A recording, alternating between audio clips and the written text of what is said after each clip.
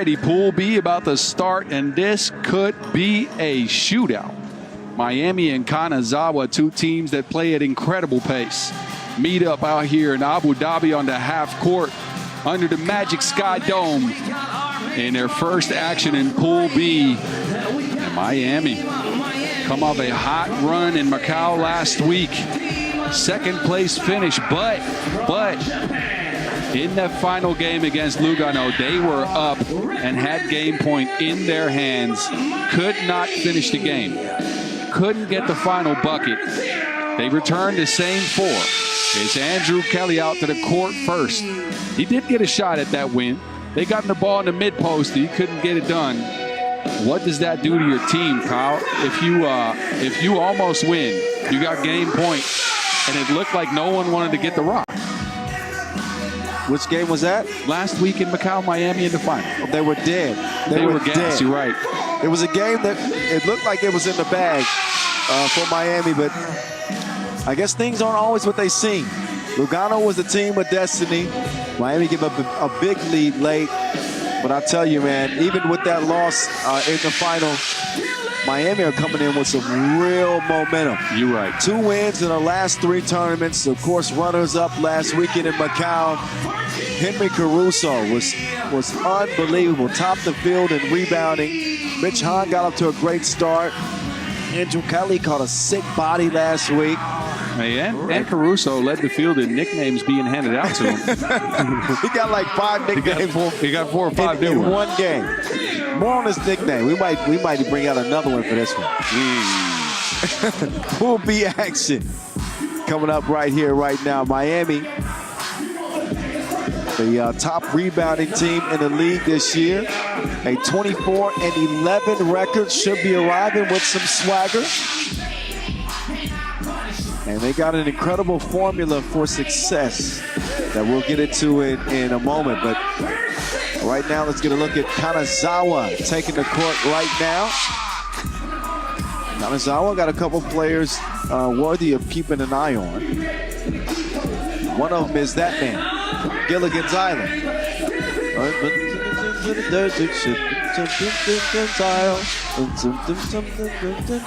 Here on Gilligan's Island. You know, no, that's a throwback. Anyway, that's but the main guy, I'll tell you, because Devin Gilligan is really good, and we'll get to him. Main guy to keep an eye out here is Giovanni Scott. It's his World Tour debut. The man is averaging 6.5 points per on the pro circuit. He's a main reason why this team, Kanazawa, won the Kaohsiung Challenger a few weeks ago. And he can go. He works well in their high-pace system because these teams both play at a very high pace. This game has the potential to just be a straight run-out. No defense, all offense. As Devin Gilligan has a non-stop motor. Scott as well. They got some good players in Dewa on the squad. Yeah, I like Dewa. Dewa's a good guy. Fujina as well. They come from the 3x3 XE leagues in Japan, where the pace of the game is usually a lot higher than it is on the FIBA 3x3 World Tour circuit. And Miami is a team that likes to play at pace. True. It's going to be a good one. Yeah, I was going to say, the formula for Miami, obviously they upped the pace, picked up a big win over Ulaanbaatar last weekend. Looked like they were most certainly going to win a final against a Lugano team that, was a huge dark horse. But ball movement, defense, they rebound the hell out of the ball, and they take care of the Wilson as well, right? They don't turn it over. Most key assists in the field by far last weekend. You're going to win a lot of 3x3 games when you play that brand of basketball in this sport. And that's what Miami's doing right now. They've got Amsterdam in their sights, trying to top the Dutch for the 2 seed heading into the World Tour final with the Masters left. And the difference in $10,000 in bonus money. And like Boz has said many times, seeding matters when you go into the World Tour final. It sure does. Anyway, not quite there yet. Just game 3 of the day. The voice of 3x3, Kyle Montgomery with you. Boz Rosendahl here as well. Possession in the hands of Kanazawa. Gilligan, not that time. Caruso over to Big City. Back to Hahn. Big City won't go. Now comes Gilligan. Whips it up top. Two-piece on the way. It won't go. Caruso with a rebound. That's surprising. Nope. Yeah, not really. Over 6 a game last weekend in terms of his rebounds. 7 points a game. He's on point like a harpoon. The real deal. That 2 goes a miss. Dylan Travis. He will draw the foul. And I believe he was in the process of the shot. Maybe not. Never mind. On the floor. On the floor. As they will get reset. Miami, that is.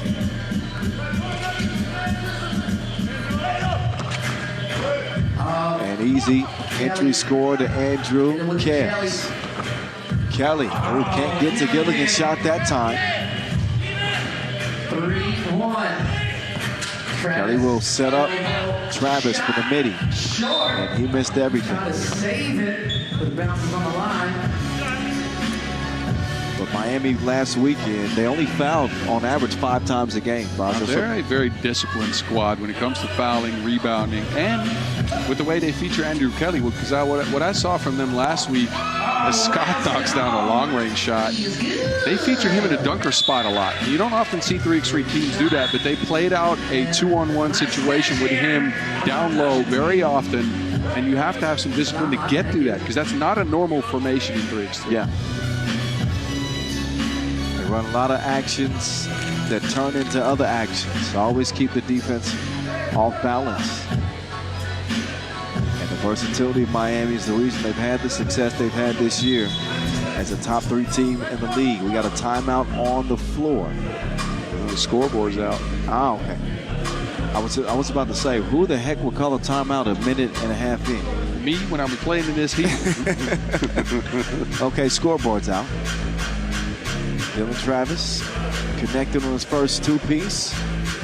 And ain't no fun if the homies can't have none. We'll find Kells on the cut. And then it's Giovanni Scott. High arc on that one. All right, it's prayer time. And that's where we stand, 3-3.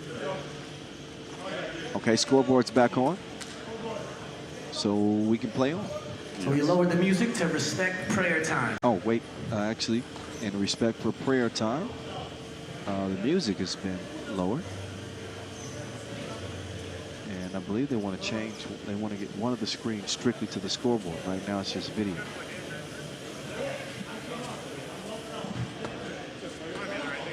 Well, okay. Yeah, I mean, they don't need to be watching the highlight to a live feed. It's making Veskovich dance. He hit the left, right. Never seen him do that. Trust me, you don't want to see Vesco dance. I got a video of him dancing one time. It is. Respect the prayer time. He would pay me to delete it. Let's just put it like that. I need to see that after the game. All right, once they get the bugs out of the system, we can play on.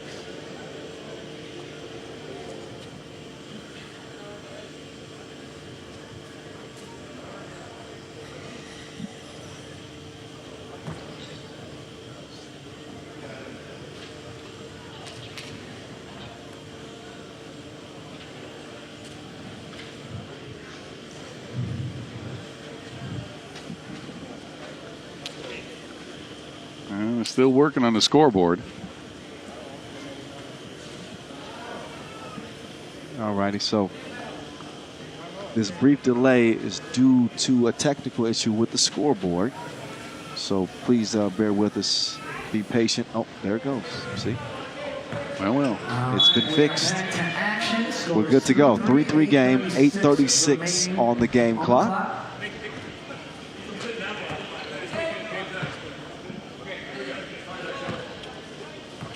Abu Dhabi Masters plays on. Big Senny.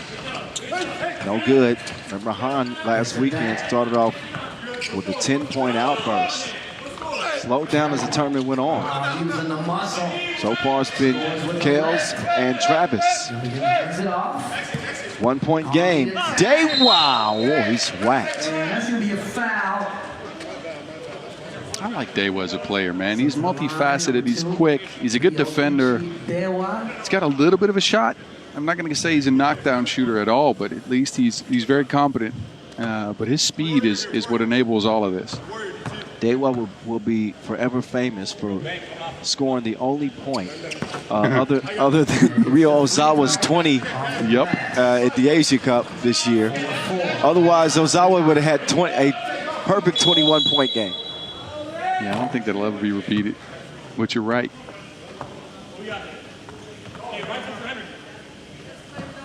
So got a whistle that will set Miami back up top. Kanazawa with 2 fouls and a 4-4 tie. Caruso streaking right, Euro stepping in the paint. Will drop it off to Kels. Great patience from Caruso. Hits the leg down low. Gilligan. Wide. Benito Mulligan. Long ranger. Another try. 5-4. Miami leading. Caruso feeling confident. Straight on. Knocks it down. 7-4. He's been doing that more often. And he might not be shooting them at the highest of percentages, but the fact that you have to respect that shot because he knocks it down every now and then means he can drive as well, and that enables his backdoor cuts. It's quite something. He refused to shoot him at the start of the year. Yeah. Caruso's, again, showing that ability this season. Last month for him. They went from a ooh to a Very good. Gilligan taking off. Man, really had a chance to yam on Caruso. He just lost the handle. Yeah, tied down just a little bit. There's your Gilligan's Island joke. The number 13 nationally ranked player in Japan. You remember Gilligan's Island's about that big guy being tied down. I thought you didn't even remember Gilligan's Island. No, I did. I just didn't remember the jingle. I think I read the book. It's Marianne and what's the other guy? The professor.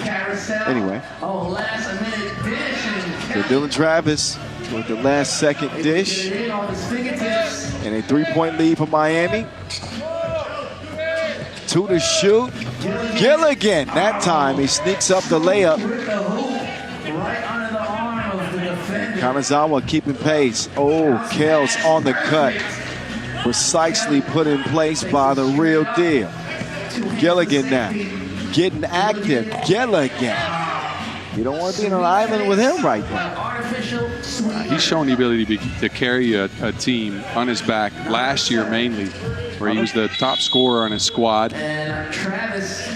He's led the way today here with Scott not really showing up so far in his World Tour debut. Well, he's hit 1-2. Meantime, it's Andrew Kelly who scored 5 so far for Miami. And a 2-point advantage from Abu Dhabi. Not many 3x3 locations that we've gone to for 10 years.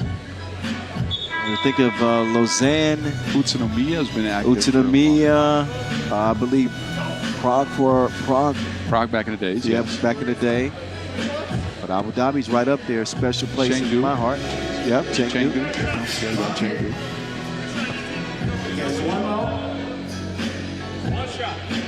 But elite company as far as LOCs go and 3x3 destinations, the real deal. Yes, indeed. 11-7. Gilligan. Off the tween. As he cross. Gilligan. Drug the pivot. Looks like his pivot foot switch. So a 4-point lead for Miami. Possession Miami.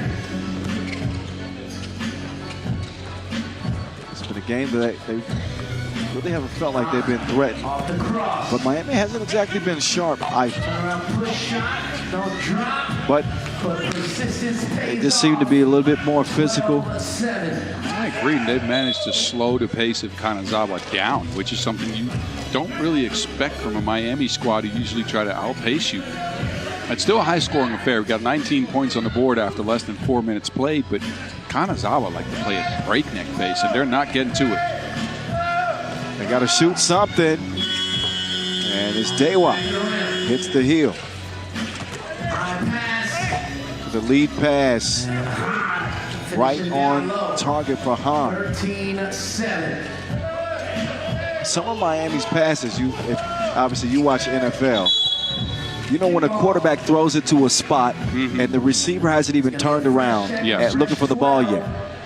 There's so much in sync that you'll see Miami kind of,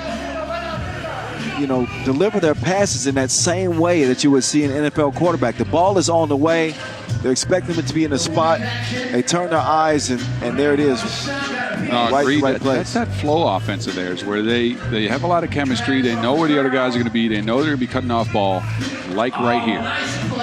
There's Caruso showing off the athleticism. And it's been, guess who? Dylan Travis.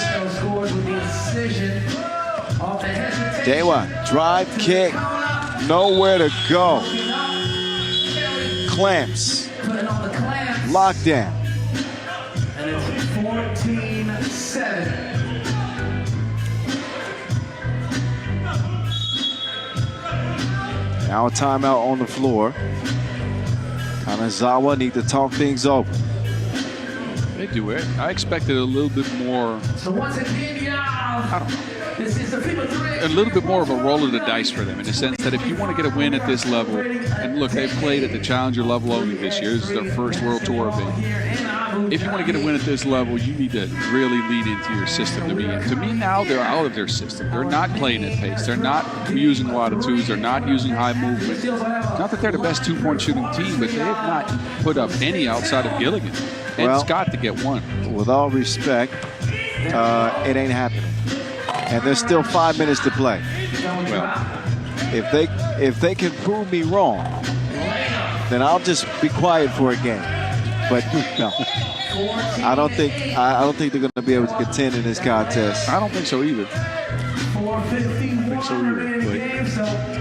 again, that doesn't take away from the fact that they could be playing in a different way. Yeah, and there's nothing really overtly against them right now. They only got 3 fouls, and it's just a 3-possession game.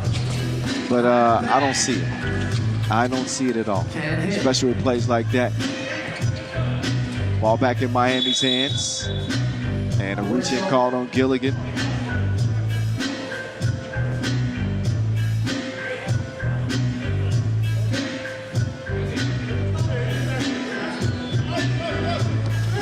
A fake, real deal. Tried the pocket pass. Gilligan to the crib. So Gilligan is taking it upon himself to be the aggressor for Kanazawa. And he will shoot a free throw as a result. High energy player. Playing against his countrymen. Yeah. And I was going to say, somewhat of a journeyman. He's been out of Japan for a couple of years now, bounced around between several teams, but he's really found his home there when it comes to 3x3 basketball. Well, he didn't get the free throw to land home.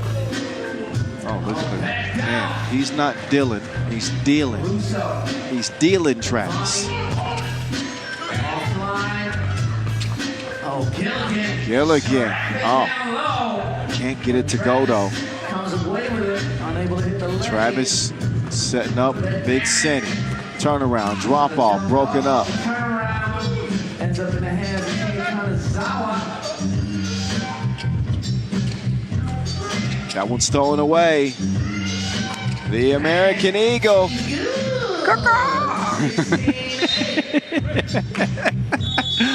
Don't hurt yourself. He's showing off that talent again. Henry Caruso with the 2-piece that extends the lead. 17-8. You're right. I'm going to take your advice. That could call kind of hurt. I barely got that one. No, I saw that. You struggled with it. It's good, though. I like it. No struggles for Miami, though. It's 17-8. They are running away with this thing. Henry Caruso playing well on the offensive end. 6 points for him. Goat MC, Noah Lazarus on the mic. Shout out to him, 3x3, the high. Dewa, crossing. Dewa to the crib. Nice move past Travis. who's running low on gas. The real deal. Euro stepping, missing, whistle, late, however, on the rebound attempt. Again, one of the biggest attributes for Miami this year. On average, the top rebounding team in the league. 15.2 per game.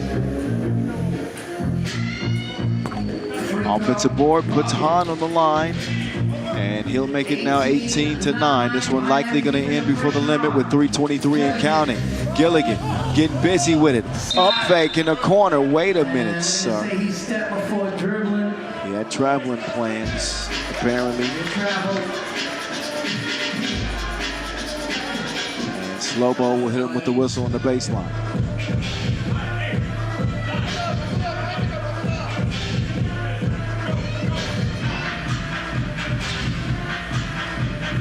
Kills now to the free throw line where Caruso is waiting. Almost.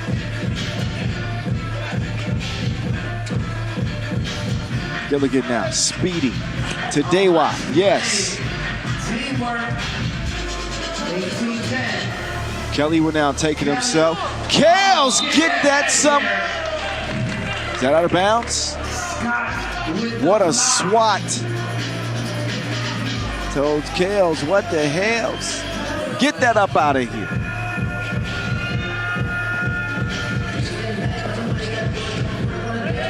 (18-10). Gilligan bringing some punishment to Caruso. Uh-oh. So that's Giovanni Scott and Kelly. Bumping legs, it seems. A little bit of a knee-to-knee action there.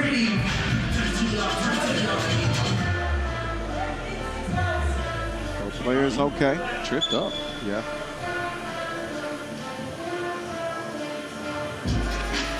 Ball to Miami. Kelly is out. Giovanni will stay in. Scott goes to check on Kelly to make sure everything is good with him. Good sportsmanship as we'll get back to the action. 2:45 to go. Caruso gets him started from the logo. Game number 3 of 12 on the day. Who'll be opener? Has been all Miami all the time. Looking to close this thing out strong. Dylan Travis, no. Caruso all over the glass. Travis, 12-footer. Money in the bank. 19-11. Gilligan now will drop it off. Up fake. Force 2. Ooh. Absolutely not. No. Kanazawa again. Even though Gilligan's been really good and Dewa's done his job, they've had no help. None. Outside of that 2 that Scott hit at the start of the game. Oh, Dennis Green. They are who we thought they were. That simple. Point game, Miami. Scott, no. Too strong. Caruso can end it. Caruso, 2-piece. Offline, no signal. Well, just 2 minutes left. Less than that. Long attempt. Big Senny. No, sir, but, oh. Caruso will get a late whistle. Definitely saw the contact there. Caruso went up for the putback. So a tournament leading 30 rebounds last weekend for Caruso. A couple of MVPs in the last 30 days. Dongguan challenger. Also Shanghai. And he will deliver the finishing touch in a blowout W, 21-11. Miami. Team Miami wins over Team Kanazawa. Let's hear it, y'all, for Team So after a brief entertainment break, we will check ball between Ulaanbaatar and Taipei Wanbao. That's officially 8 minutes from now. We'll get back on the mic here in a few minutes and get you set up for game number 4 on the day. Pool A coming at you from Abu Dhabi in less than 10.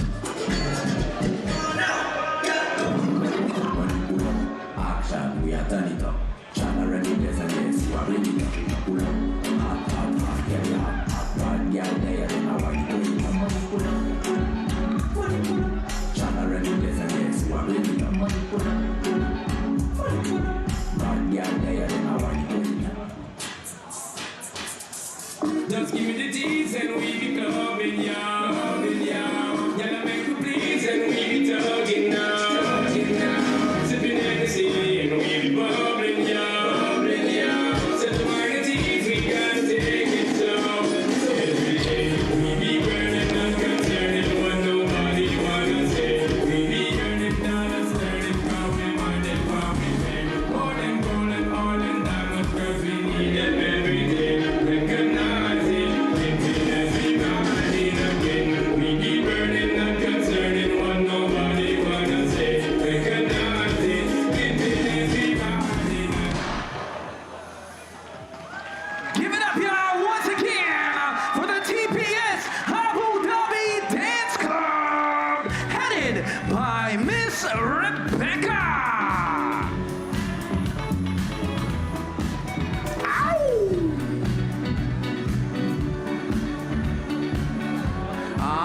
Yeah, so coming up next, we got 3 more games of the main draw before our session break.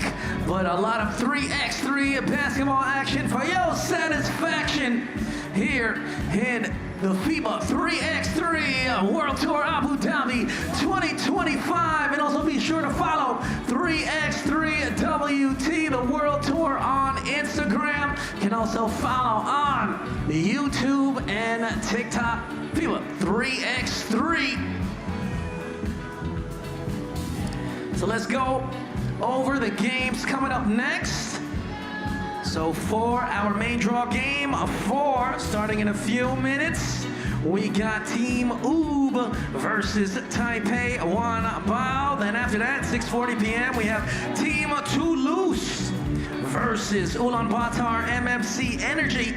Then at 7:05, we have Team Amsterdam Rabobank versus Team Lugano.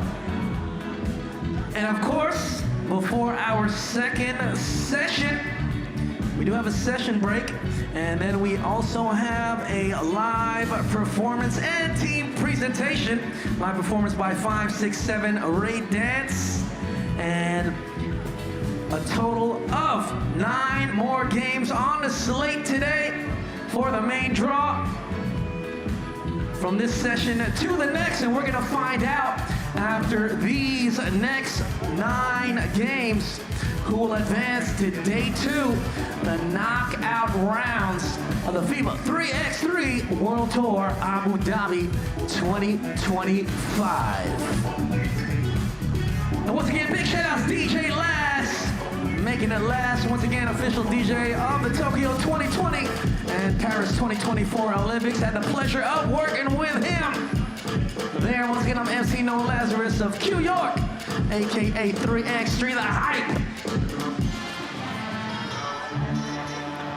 All right, so coming up next, we got All right, straight on over to Pool A. A couple of minutes later than expected. We were working out some issues with the scoreboard, but we are back with you from Abu Dhabi, and we will get our first look at your world number 1. It's Ulaanbaatar, who are up next. A bit of a subpar result from them last week. They finished 3rd in the Macau Masters with only a 2-2 record in that tournament. For them, they bring back Mr. Robot, Stefan Stojicic, for the 2nd week in a row, added to the team before last week's event because some injury issues. It's Nenad Naranjic, who is not with the team in this one. So it's Mr. Robot joined by Nim Diesel, Nemanja Barac, and he's back. Marko Brankovic, one of the unsung heroes for the Zoom team, maybe. I think Steve's starting to pick up on the MVP discussion for him, though, Kyle. I would say so. If the season ended today, Marko Brankovic, in my opinion, would be the MVP of the league. That is no shade to Dr. Strange, the world number 1, but Branquilla has been that damn good this year. His brother wasn't too bad last weekend either. Mr. Robot, 6 points a game. Last weekend, he shot the heck out of the 2-ball, 35%.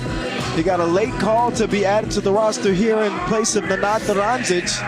So a smaller lineup than we're used to seeing from Ulaanbaatar. You know, semifinals last week, not bad. But they want that 7th Masters title bad this year. Bad. Record, they would break their own record. You're right. They would break their own record of 6. They want it badly. And they also want to make sure they head into that World Tour final with the right mentality, the right form. They've been building towards that. They've had a long month, though, Kyle. Think about it. They've been on the road for forever. I think they were on the road for 5 weeks, then went home for 2 days. Yeah, I think this is their 5th tournament in the last 6 weeks, which is insane. A lot of wear and tear on this Ulaanbaatar team. Brankovic, who had a slight injury, missed last weekend's competition, but he had been the only player on Ulaanbaatar's roster this year who had not missed a single tournament. So either way, it was a deserved rest for Branquilla, who's back now. And we'll see how Ulaanbaatar will start off things here against Taipei. Taipei, who we saw last weekend in Macau, although briefly. They were not able to emerge from the qualifying draw, so here they are in the main draw, hoping that they can at least contend against Ulaanbaatar. They got close in that qualifying draw last week, right? They had a play-in game against Rifa. That one went down to the wire. And I think this Taipei team has something. They at least have Petr Ivanovic and Dorje Simeonovic. Those two will go at everyone. And look, they'll play pick and roll every which way. Either Ivanovic handling the ball or Simeonovic handling the ball. Simeonovic is one of the oddest builds in all of 3x3 to me. Yeah, well, the man is as wide as he's tall. He doesn't have much lift, yet he can dunk. He has a laser shot which goes in at a high clip. Yes. Nonetheless, he's over 40% on the year. And he had 11 points in that QD win over Port Dixon. Yes. He's a bucket getter, but don't sleep on Petar Ivanovic's ability too. I like Ivanovic's ability to slash and finish at the rim. You know, I look at those two guys as being their 1-2 punch. They are. But I think that you're going to need not just a 1-2 punch, a 3-4 and 5 punch. You might need Floyd Mayweather in this one. You're going to need a one-punch man punch if you're going to beat Ooh, some anime references from you. Did you watch? That's right. Well, no, but my son loves One Punch Man. Branquilla on the drive. Fouled on the way there. In case you've been hiding under a rock this year, Ulaanbaatar have been the most dominant team in the league by far. 6 Masters title. Top scoring offense and top scoring defense. At one point, they ran off 5 straight Masters titles. As Doc Strain sets up Branquilla inside. But Ulaanbaatar coming into this contest with the highest win percentage in the league this year, a 38-10 record. 3rd place finish last weekend in Macau. 11 Masters this year. They won 6 of 3 other semifinal results, 2 quarterfinal finishes. Could be the most dominant season of all time. Yeah, because think about it. They have the highest winning percentage, and I do believe they have the most games played as well. 80% of their games they win. That's why. And I think 62% they win before the limit, which is also why.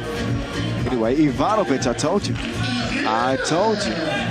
He's going to knock down his first 2. Can he keep it going? That's the question. M. Diesel to Mr. Robot, rebooting.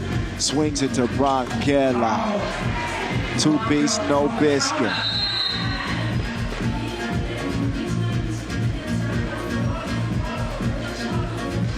So far, so good for the favorites. Just saw Miami with a runaway win. Amsterdam will receive. It's quite a different story from last week, huh? Except for the Skyliners over Toulouse. I think Toulouse would be considered the favorites in that one, but the only shot to start the day. This is game 4.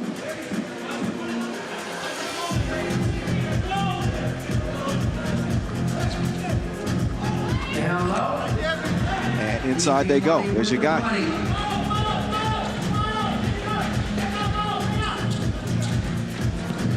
Siminovic with that last bucket. Here they call for the foul. Doc Strange went to rise up. Stay across the forearm.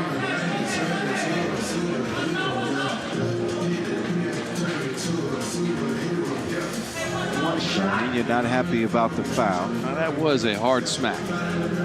But I think that was what you do if you see Strahinja come at you like that. Doc Strange last weekend, 6 points a game. Didn't miss a shot from 1. But held to just 3 points in that semifinal loss to Miami. Another whistle.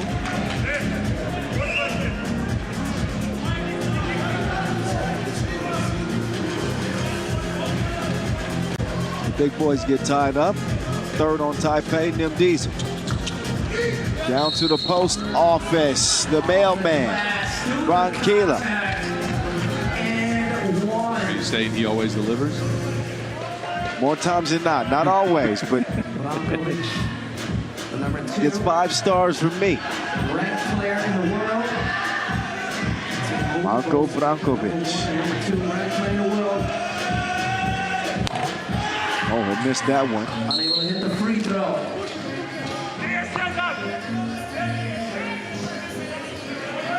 Brankovic, 5.5 points a game this year. 70% from 1, 30% from 2. Stojicic drops it off to Badac, who cannot get it to go. And we saw a totally different style of play from Ulaanbaatar last weekend. It's Ivanovic will draw the foul, but back to Ulaanbaar's style of play last weekend. Usually more balanced in their shot selection. but they attempted twos on 6 out of 10 possessions last week. Converted 38% from long range, but that was with the addition of Stefan Stojacic. Can they, I was going to ask you, can they maintain that type of system, that type of pace? Is that conducive to the way they want to play? It depends on the base action they run to get those shots, right? Because last week they leaned into the high pick and roll action with Stefan Stojacic, something he's well versed at. He's done a lot of in his career. Now they bring him back, but they are short of screening. Naranjic not with the team. So how are they going to feature him this time? Also, they only won 2 out of 4 games last week. Are they going to change things? Good point. Trying to find the balance and plan to their personnel strengths, but also maintaining the integrity of the system that they run that has brought them success this year to the tune of 6 Masters titles. 5-4, quick hands, Stojacic, but it stays with Black and leads to a lay. We tied 5-5. Knotted at 5 apiece. Only 2 minutes in here. Taipei continue to add to their foul total. Not a good situation to be in with no more fouls to give. That is undoubtedly a foul. 8 minutes to play. Saw this from them last week. Putting Ulaanbaatar on the line with the next defensive foul. Go ahead, my bad. Yeah, no, sorry. Look, you saw this from them last week in Macau as well. They try to be physical with you early in the game. They try to rack up a bunch of fouls, but it's starting to bite them now. And we have 8 minutes to go. And they're sending Oop to the strike for 2. This is what hurt them last week as well. Overly physical, ticky-tack foul. You can understand trying to set the tone and almost kind of having a mentality of bullying the bully, refusing to be pushed around, but some lackadaisical fouls are costing them at the line right now. Second free throw puts Ulaanbaatar up 1. This is one of the few times that Nemanja Barac is not the biggest human being on the court. It doesn't often happen. Look at the matchup between him and Simeonovic. I'm going to give Simeonovic the edge on leg day. Everything else is Barac. Simeonovic, 2 won't go. Ivanovic will snuff it out. Entry pass in the paint. Extra pass is made. 2 is not. Ivanovic, another offensive rebound, so another chance for Taipei. Baseline drive with Barac defending. Barac with the defense tipped out to Mr. Robot. The Stojacic bros on the outside. Mr. Robot himself rebooted and reloaded, but off target. Say to the wrong team. Ivan, 2, no. And Petar Ivanovic gets it to go. Stojacic, throws it away. As well as he played last weekend, as we'll see that 2 drop up from Ivanovic. Doc Strange will drive. But let's not forget the Stojacic, Stefan that is, hadn't played a 3x3 Masters in nearly a year before returning last week. And also can't forget that Dejan Majstorovic, arguably the greatest player ever, out for the rest of the season. For this Ulaanbaatar team. Ivanovic, Hezi, cross, trying to work on Stojacic. Not just work on, his work's done. Leads to a bucket. And Taipei lead this game 9-7. I'm telling you, man, they were competitive last week against Rifa, who is on the up and up. They're not here, obviously, today, but just to show you that this team can go. They've had some decent results this year in the Challenger circuit. Now their first main draw in the Masters. And I think they have the ingredients with Ivanovic and Simeonovic as the offensive fulcrum, and then Chang and Wang as defenders and cut guys surrounding those two. I think they have the ingredients to be a good squad and to make it difficult on anybody. I agree with you about the ingredients. The defense has been the issue. And trailing by 1. But you get the feeling that it's just a matter of time before Oob settled into this game. You just get the feeling. 9-9. It's up to Taipei to prove everybody else wrong. Simunovic doing his dance. 2-ball online, but a little bit short. He'll get it back, and he will convert it. Better get up and get a hand out. Uh-oh, that's going to count. Yep. So those are the type of plays that really hurt Taipei, who have had the momentum. They just got the score on the inside. Brankovic hits the 2-piece. And while Strahinja was fouled, he'd already let the 2 go, so a chance at a 3-point play here. Number 3, Strahinja. And smart move by Strahinja, who was at full speed and then just break. And his defender couldn't break with him. Gets a couple of free throws out of it. Bad foul. The 8th on Taipei. It's 2 away from the double penalty.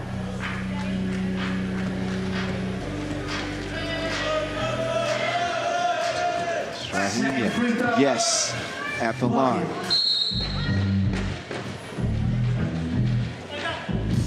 Three-point advantage for Ulaanbaatar. Been a free-flowing game in terms of the scoring. Ulaanbaatar have done a good job staying out of foul trouble. And as I say that, they pick up a 5th with Nim Diesel reaching in. Look, I'm more predispositioned towards watching the bigger players on the court anyways, but I like the matchup between Simunovic and Barac. Yeah, me too. Barac defending the perimeter now. Now here the big boys go. The battle of the beasts.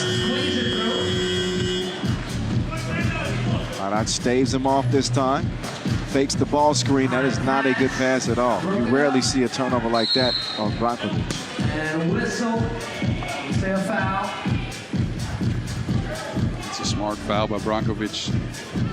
Simunovic was wide open under the basket, and he stopped the score with that foul. Now Ulaanbaatar at 6, though.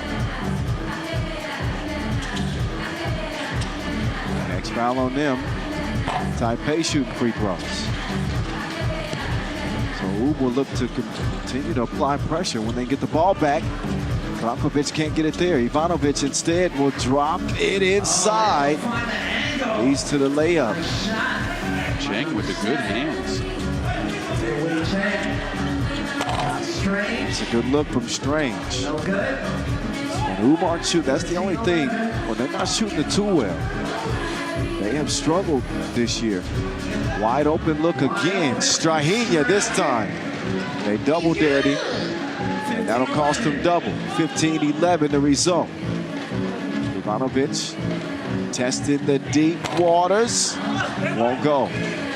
Cheng inside to Wang. Wang, no.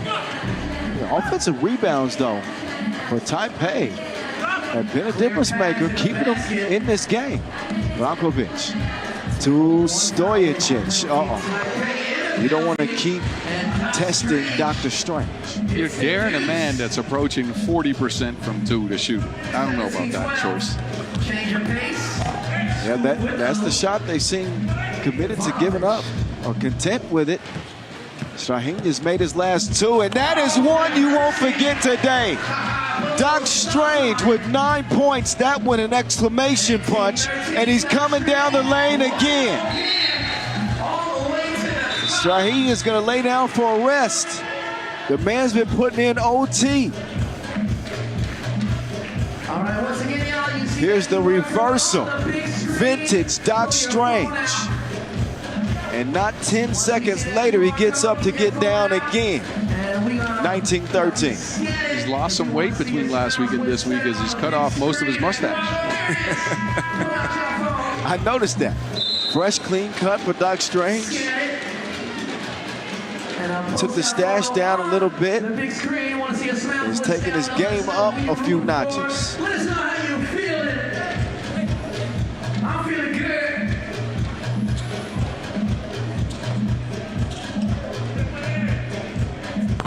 Oh, in and out.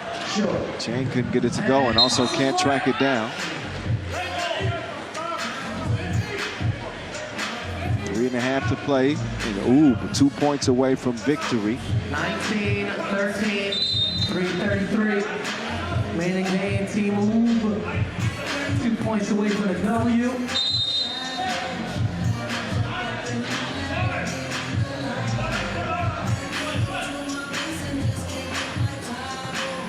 2 free throws coming up for either team with their next defensive foul. They might not even need it. Mr. Robot, no good.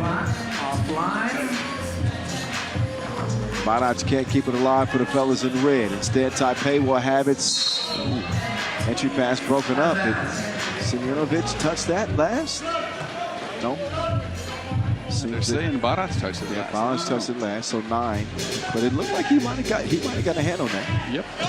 Anyway, water under the bridge now.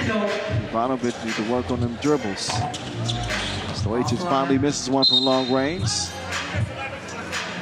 But another turnover by Taipei. And this is what you'll see with teams going up against an Oob squad that is this good. You just run out of gas at some point, right? The continuous action, the pressure they put on you, the physicality of the game. And it looks like Taipei is a little bit gassed here at this stretch of the game. Super Stojic bros share to Wilson. And Oob a little bit sloppy in the last couple of possessions. Simunovic able to clean up the mess right there. But now it's up to Brankela. Thanks for playing. 7-point dub for Oob. Light work for them over Taipei.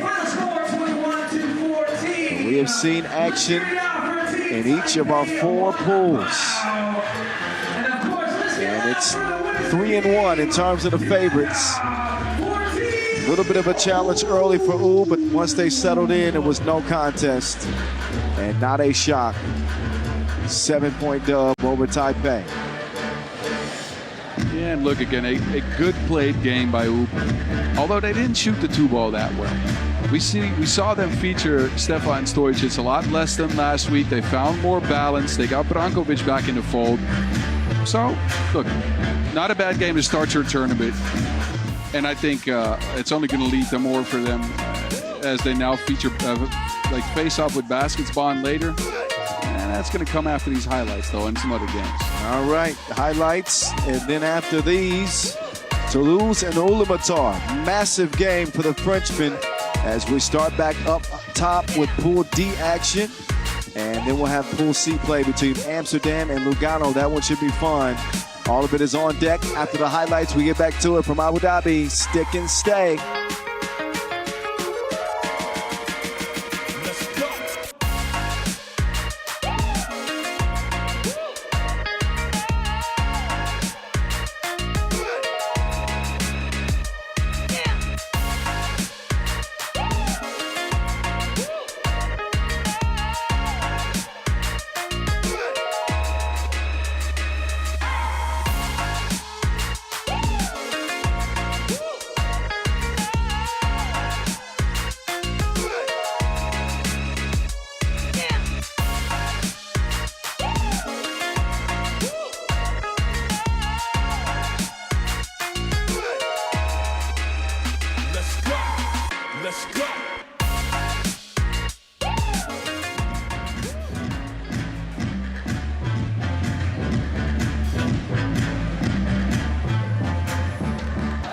This is what the pools look like after one round of play. All of the first seeds in pool pick up a win outside of Toulouse, who are up next, and they got their backs to the wall. Again. Yes. And this is a tournament that they wanted to show a different side of themselves and turn things around. Didn't play poorly in the opener. Just came away with a narrow loss. And now it is win or go home for them. Imagine Toulouse at 7th in the standings. You know, potentially getting bounced on day 1. That'll be the first time that they haven't made day 2 since the Shanghai Masters over a month ago now. Or just about a month ago. And will be the 3rd time this year. So at the moment, we have a small technical issue with the scoreboard. I don't think that it'll take long to get that sorted out. Once they do, we will get back to the action. So stick around.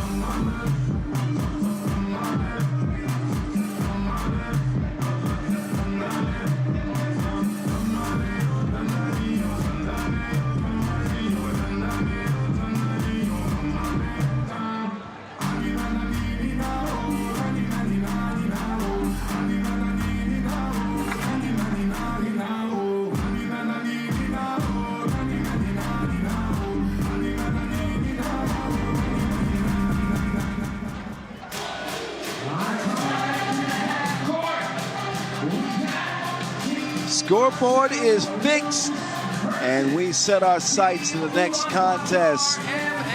Toulouse and Ulaanbaatar MMC Energy. So there is a lot to lose for Toulouse, because a loss would put them out of the tournament, out of contention. And the one thing that hurts for them is, look, they lost that game to the Skyliners, right? 20-19. Not a lot of things they did wrong in that game when it comes to statistics, right? 12 of 16 from one, which is really good. Frank Say with 9. That was really good. 7 key assists, almost no turnovers. They won the rebounding battle, but 3 of 13 from range, and they kept shooting him while the one-point game was working. So maybe some different choices in that regard for them, as they wanted to get that 2-ball up, but it just didn't happen outside of Suhar, who went 2 of 3. Joko 0 of 2, Rambo 0 of 2, Frank Segela 1 of 6. You know what? Yeah, all of those are valid points, but you know what stands out to me most with Toulouse this year is when you think back to last year in particular, they were a top 3 scoring defense in the league. They didn't give up more than 16 points a game. They're giving up about 1.5 points more this year. Obviously, they've struggled on the boards. You know, they solved the rebounding issue in game 1. But I think it's got to start with defense for Toulouse. It's got to start with defense first and foremost, and I think the offense will come along. I think the defense has not been up to par, and that's the reason why they're struggling right now. I would agree with you. They're not as switchable as they seemed to be last year. I think they're playing more of a drop coverage with Rambo instead of switching them out to smaller defenders. But it's going to be interesting to see here, because they face a team that is not as adept at beating that drop as other teams in Ulaanbaatar, who, despite shooting it well last week, got to give it to them. They shot the 2-ball at a high clip last week. Don't really have a pick and pop big guy, although Davasambu has tried. Well, you know, Ulaanbaatar, low-key now. They're on the heels of their second semifinal result of the season. Played well in Macau last weekend, honestly. They're 12th in the tour standings. They're really betting on finishing top 10. And they shot at 35% from 2 range last year. That's last week. That's very un-Ulaanbaatar-like. Yes. Right? Agreed. But it did get the archer back, and that unlocks a different dimension for them, right? Because they were playing for a couple of weeks there with 4 bigs and tried to make it work. That didn't go so well. So they go back to the archer at the point of attack. High pick and roll ball screens with Inkbatar and Nolbatar. They feature a heavy dose of Davasambu in the post, and we'll see what they can get out of Talk. If they can add the shot like they did last week, this is a very dangerous team. I would say so. I would not be looking down my nose at a team like Ulaanbaatar MMC Energy. They always bring that toughness, and they manage to find ways to win. Did you happen to see Suhar dunk it in the warm-ups? Did you see that? Did he? Yes. Did his man bun come undone? No, his man bun stayed intact. Well. But, man, I didn't realize Suhar had some bounce like that. Is he going to do it again? Yes. No, he missed it. No. No matchup between these teams all year long.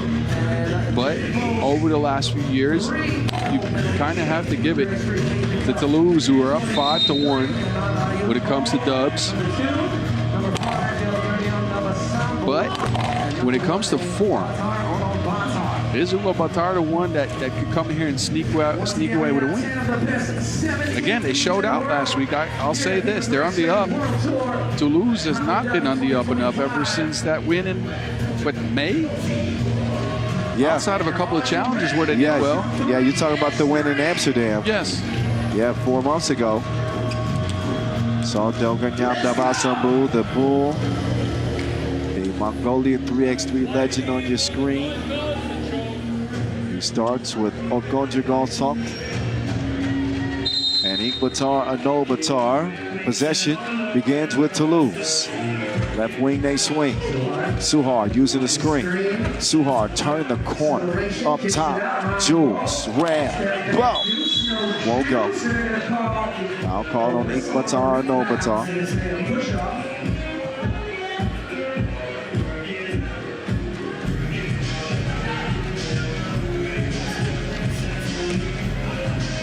From the elbow they go. Rambo and Suhard shared. Rambo will set the screen. Suhard, pass is broken up. Damasambu with the good defense. Quickly out to the archer. Arianbo swings it inside. That is now stolen by the Joker. Mullet Proof up to Boss. Back to the Joker. Back to Mullet Proof. Rambo inside. That'll start the scoring in this 10-minute affair. Damasambu, 5.5 per last week. That might be the most high percentage shot in 3x3. Him within 5 feet of the bucket. Yes, it is. In any case, Joko will score, picks up the foul, first on the French. 2-1 start. Best thing is 5 feet within 5 feet from the basket, but it's always a contested shot, and he managed to get him down in an unorthodox way. I don't even know if you can call them contested because he just holds the ball away from defenders. There's no chance of them blocking the shot. There's only one person I know that can do a grounded windmill. That is true. He must have some Dutching. That is in the Bulls' background. A grounded windmill. I've been to the Netherlands. I get it. Thank you. 1 point start. Francais inside. They're going to feed the beast. Rambo makes it 3-1. Francais with a steal. Extra pass. Unselfish play. Suhard off the square.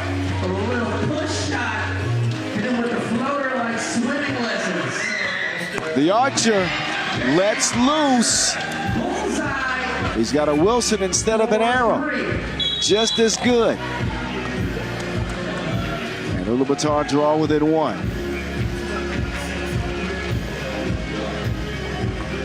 Game number 5 of 12 back in Abu Dhabi for the decade celebration.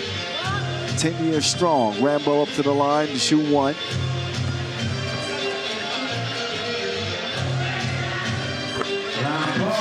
Swishes the free throw like mouthwash. 5-3. 2-point advantage for Toulouse.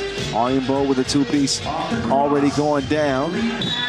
Maybe a little too unselfish on that pass attempt. Arianbo, you can see him starting to come into his own, but finding that balance in between being a killer and being a facilitator. Sometimes he's shooting too much, and sometimes to me he's shooting too little. Yeah, and the thing is, there's a lot of people in his ear telling him what to do, I think. So he's always second-guessing the decisions he's making. You can see him doubt himself or his choices every now and then on the court, whereas I think he's at his best when he's just focused on one thing. Arianbo last week in Macau, 6 a game. 2 shots, the first one, bucket. And his first of 2 free throws will go.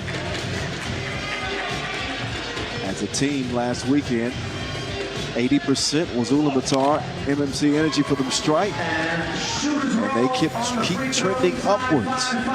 Joko, quick step, can't finish with the layup. Arianbo uses the screen. ISO game with Suhard in his personal business. Jab step from the Bull who charges at Francais. Goes off the iron. Odgonjogo talked. He's going to get called for the foul. Offensive, drop the shoulder. Odgonjogo, who has a similar physique as Damasambu, but you see him use it differently. Damasambu is rarely going to drop that shoulder. He's just going to put that weight on you. He's going to hit you lower, too. Yeah. If he does drop the shoulder, he's able to get really low to the floor, and he's going to hit you in your midsection where you're not really able to take a charge because you got to take it to the chest. Talk, not as low to the ground. He gets whistled for the offensive. Forces the Mongolians to try to slow down Toulouse. And a 5-5 tie. Rambo. Tough layup attempt. And he's fouled. He is fouled. Move to the basket. Rambo, who missed some time. They may a roster decision to elevate Raphael Wilson. Rambo, 85% from the field this year. The problem with him is he's only averaged a rebound and a half. Not the best rebounder for his size and position, that is for sure. That's the challenge for Rambo. He's going to do away with Arianbo, but he didn't do it legally. Offensive foul.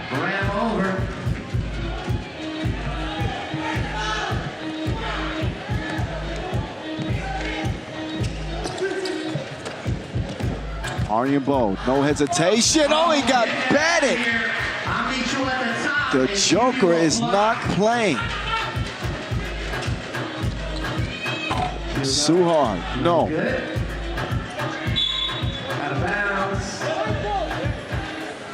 But what a vicious rejection from the Joker. Possession arrow favors Toulouse. 6-5. Toulouse leading over Ulaanbaatar. Round comes Suhar with the handoff. Suhar with a hezzy, nobody home. Just froze him with the stop and go. He is such a masterful pick and roll player. Slight hesitation, you got to respect the pass, and it leads to a wide open layup. Yeah. Snatches the cookies too. Joko. Oh, Joko getting tricky with it. Nice move from him. Good to see. He's looking to make a point out of attacking with Gunja Gold soft. Help defense comes in. Oh, the patience from Gavasan Bull was the Bull was the matador that time. He had two players go ole. Suhar on the baseline. Suhar. Oh. Not a narrow misses for Hugo. 8-6 Toulouse. Oh, the ball. Bad shot. Suhar is gas. He's saying, Francais, you go get it. He says, okay, monsieur. No problem. You mentioned Toulouse's defense at the start of this game, and it's looked like they've come in with a different mentality. They're more physical, they get more deflections, and I think that's the main thing. They're sticking a hand out, trying to make every pass difficult, which leads to Ulaanbaatar not being in the flow of their offense. They're not getting to their spots. They're forcing up weird shots, somewhat out of their system. It's looking good so far for the French if they keep this up. Yeah, they're also gassed though. Toulouse noticeably fatigued. That foul by Suhar was definitely a fatigue foul. He needed a rest. They have recharged a little bit, as has Ulaanbaatar MMC Energy. In a 9-6 contest, the fellas in yellow have the Wilson in hand, and here we go.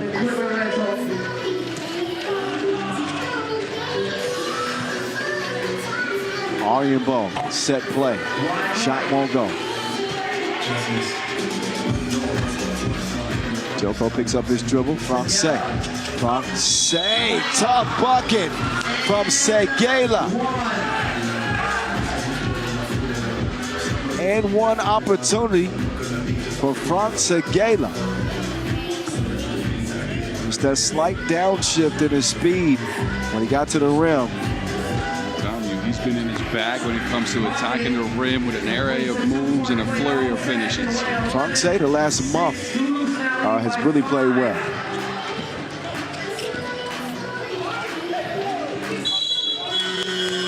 Foul on the floor. So Arianbo took a bump. So Toulouse have opened up an 11-6 lead. 5 fouls apiece, 5:32 on the game clock.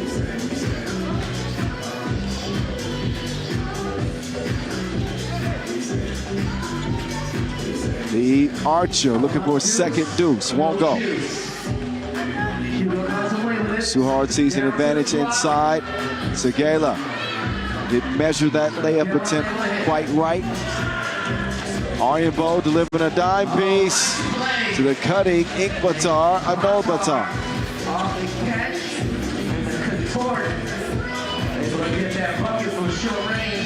Suhar's stroke is still broke. One of the top 2-point shooters last year. It's not been the same in 2025 for Boss. Rambo with a thievery. And they're sagging off of Suhar. And he's still going to find Rambo on the inside anyway. So it's a fairly sizable lead for Toulouse.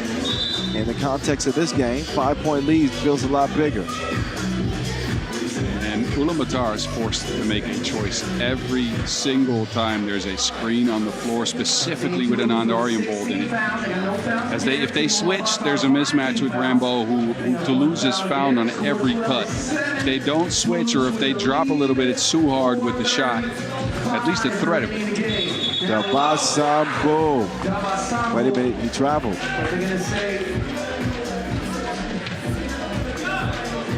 So Joko breathing a sigh of relief. That was almost certainly going to be a bucket by the Bull.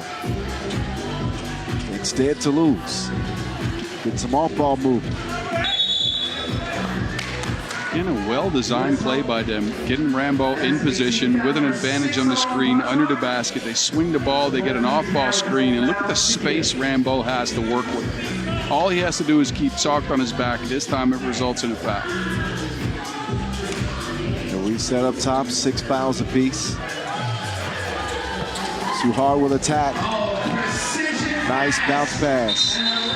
Pocket pass to Rambo.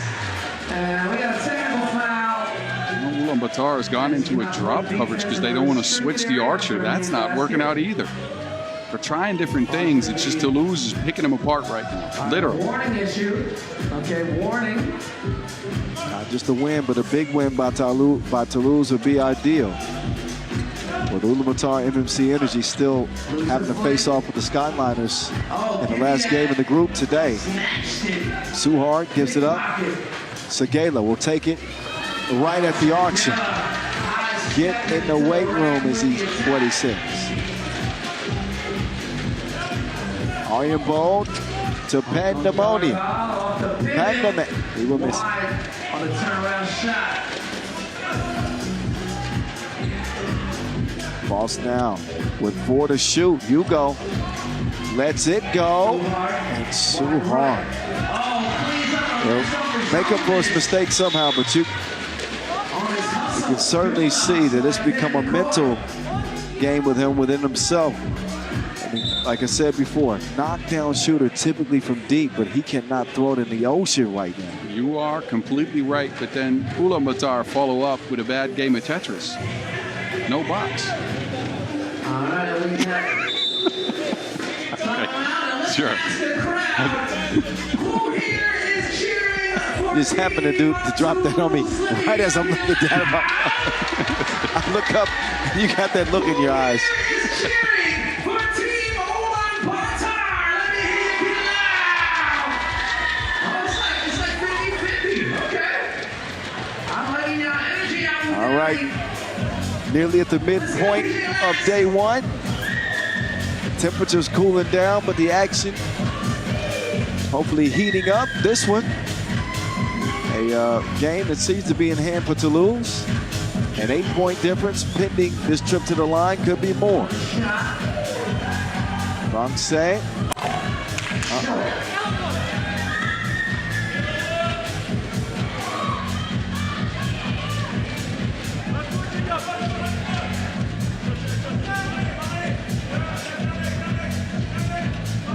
Aryenbold. And Toulouse's defense is pretty much had everything that Ulaanbaatar want to do snuffed out outside of ISOs with Davasambu. They've been willing to live with that in exchange for an 8-point lead. Even without shooting the 2-ball, great. There's that ISO to Davasambu, counted almost every time.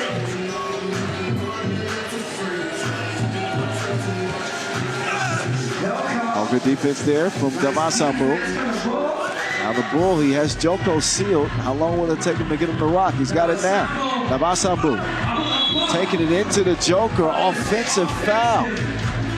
Looking like a wrestling match down low.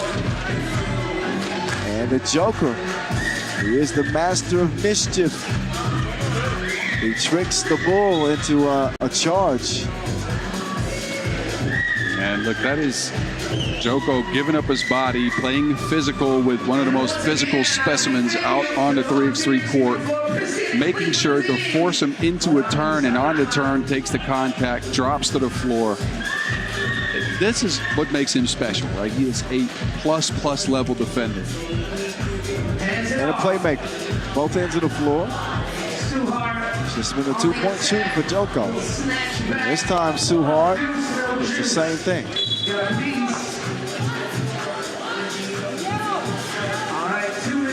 Luckily for Toulouse, they got a 7-point lead. So they may have some time to sort out the shooting woes with Suhard if they can get to the quarterfinals. 2:30 to play in this one. Just trying to hold off Ulaanbaatar now and not pick up a 7th foul. That's the priority for Toulouse. Suhard up top now. Here we go. Off the change of pace. Up top. Francais. Two-piece, no biscuit. 17 to 9. Now, Suhard with thievery. Putting on the gloves. He's going to put it up top. Let's get ready to rumble. 9-point lead.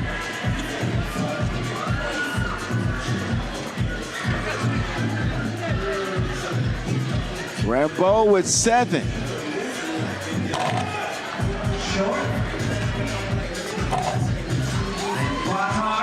And Ulaanbaatar will get into double figures at least, but it don't look good. They tried to oop again. That time broke it up. This time, Francais. Tough lay. So Segela with 7 as well. Two-piece will go, but still a 7-point difference.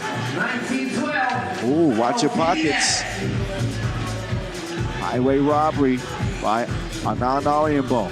He'll find a wide open Groot. At this point for Ulaanbaatar, it's just try to get as many points up on the board, right? Look, whether you get close to a win or not, in case of a 3-way tie, you need scores. You need to get points. But nothing's going right for them on defense, which is what I think is concerning. Toulouse has them figured out. They are killing the drop coverage. Off ball is where the discipline's not happening either, as they're getting open shots and cuts for people that should be guarded away from the action. And Ulaanbaatar is not coming up with any stops. Any stops, and scores are few and far between. What a combination that we've seen from Rambo and Segela. 7 apiece. And a 6-point lead for Toulouse. At 3x3 the voice in your ear. At 3x3 the mountain here as well, providing the insight and the analysis of this day 1 here in Abu Dhabi again. Boss, Hugo, step back, 19-13, 40 seconds. Nice hezzy from Ariambo. Oh, nice fake. Take advantage with a wide open layup. Baseline driver like an But time is not on Ulaanbaatar's side. Francais with the ball fake, backdoor. Cut is broken up, kicked actually. So an all-new shot clock for Toulouse. 28 seconds left in the game. There's the kick there.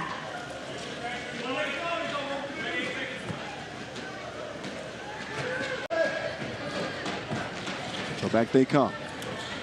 Suhard. Hugo. Ball screen set. They're going to let the Joker let it fly. Rambo. Gets the board. Rebound for him. Suhard. Finally hits one. His first of the game ends the game. 21-14 Toulouse. Beat down over Ulaanbaatar MMC Energy. So Hugo Suhard, who could not find his shot anywhere. He finds the courage to keep on shooting. And that win might send Toulouse to the quarterfinals. We will find out. But they drop by 1 to the Skyliners and bounce back with a 7-point win over Ulaanbaatar MMC Energy. Yeah, and again, look, they did it through their defense first, right? They came in with a different mentality, picked up on switches, deflected the ball a ton, made Ulaanbaatar get out of rhythm, frankly, and forced them into a lot of one-on-ones, and I think that's what you want to see. We'll see if it's enough, though. Ulaanbaatar still with that game against the Skyliners, still to force a three-way tie. Another game left in that group, and another game left here before our session break. We'll get to Pool C action. Is that right, boss? It is right. Yeah, that's right. We'll see right. Amsterdam. Pool C, Amsterdam, and Lugano. Yes. I knew we had a big one coming up.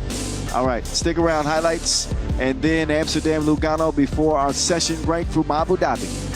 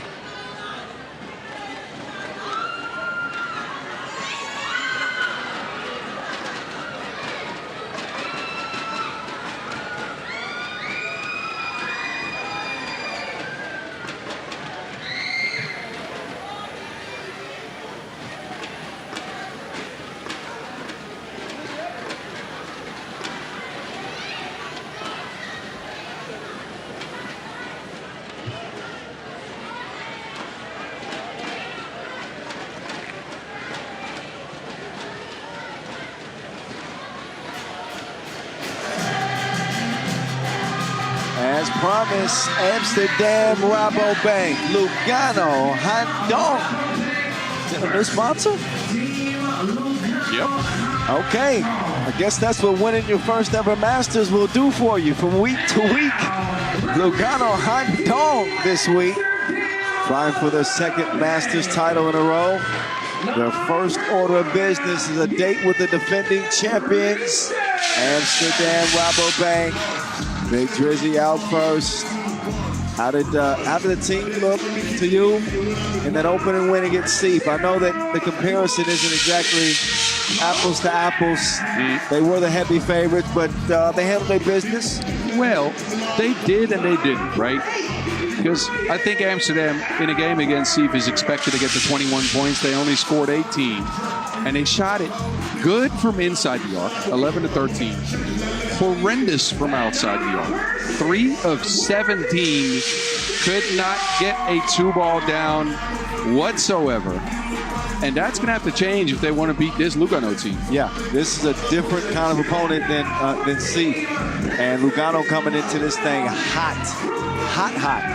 And confident as they've ever been. So the 2-point shooting woes for Amsterdam, they're going to have to rectify that with the quickness.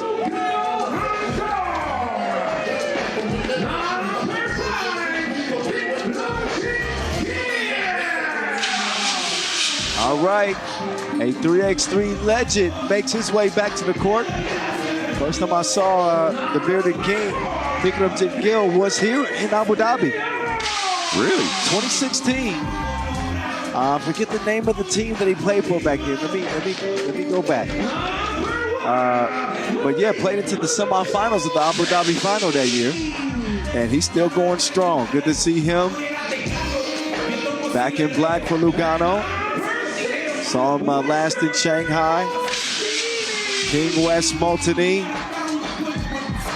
13-year 3x3 veteran. One-time Masters winner with M. Holla, Malik Kalujawecki, and Adris De Leon. What you got? I got the team. What was that team? They played for a team Hamamatsu. Hamamatsu, that's came right. In second. That's right, Hamamatsu. Hamamatsu. Yeah, he played out there with the general. Yep. So Inderbin Gill. Yep. Amjad Singh Gill as well. Of course, shout out to both of those and dudes. Chihiro Okeda. I remember that squad, man. The early days of 3x3. They ended up beating Novi Sad Al-Wada in the semifinals. Think about that. I thought it was a semifinal run. It was they made the final that year. Yeah. Bearded King in that game against Novi Sad with 10 and 8. I'm telling you. Well, look, Bearded King he's had some memorable moments in 3x3. And he's very much a part of the fabric of the league. Shout out to him. Holla. How good was Ulaanbaatar last weekend? 7 points a game. He did forget his jersey in the semifinal. I forgot they gave me a nickname to give Ulaanbaatar for this one. I got to holler at King West. No jersey leak or something like this. It was something like that. Wow. But they were great. Nobody better than Andres De Leon, by the way, who won MVP. 41 years old, believe it or not. I told this to my wife, who was in Macau. Yes. And she said he looks like he's about 23. Shout out Kirsten. Sorry, I missed out on the tour, man. Well, I was supposed to see some of the ethnic stuff. It's all good. We had a late night as well. Don't worry. Don't worry. I was happy y'all didn't do it. De Leon he was actually headed back to New York. But Mike F.F. Berha, the straight bucket getter that we've seen this year, unable to play in this one. So he had to make a quick turnaround and come back out to play in this tournament. So here he is, and there they are, and here we go. Lugano, Amsterdam, Pool C, quickly inside to Bick, who blows it. Gill this time, he'll convert. Got his arm out there, and inadvertently clotheslines Worthy. So Height gets it started. He'll get the Wilson back in his hands. B, smooth. Nope, not that time. The two-point shooting's been an issue for Amsterdam. They'll try to change that trend in this one. Ulaanbaatar short arms him. Tracked down by the Bearded King. Who's the real king of the castle? We got two kings on the Lugano team. King West and the Bearded King. King of my castle. No, never mind. What is that song? Y'all don't know. That's a European one. Oh. It's EDM. You wouldn't know it. I'll let you listen to it after the games, though. I'm sure some of the people listening. No, I'm sure they are. Y'all show by some support. Hey, I rarely sing. I got to try it. But look, what Bikramjit gives Lugano, though, is an added dimension in the paint. They get a post-up target. They get a better rebounder, I think, than Jayun. They lose out some of the shooting, though. Yes, that's true. But they do have a player that they don't have to give instructions to every possession. That sounded like a stray. Did I fire a stray? Slightly. I'm sorry. He played well. Shout out to the young fella. He did really play great. Happy for him.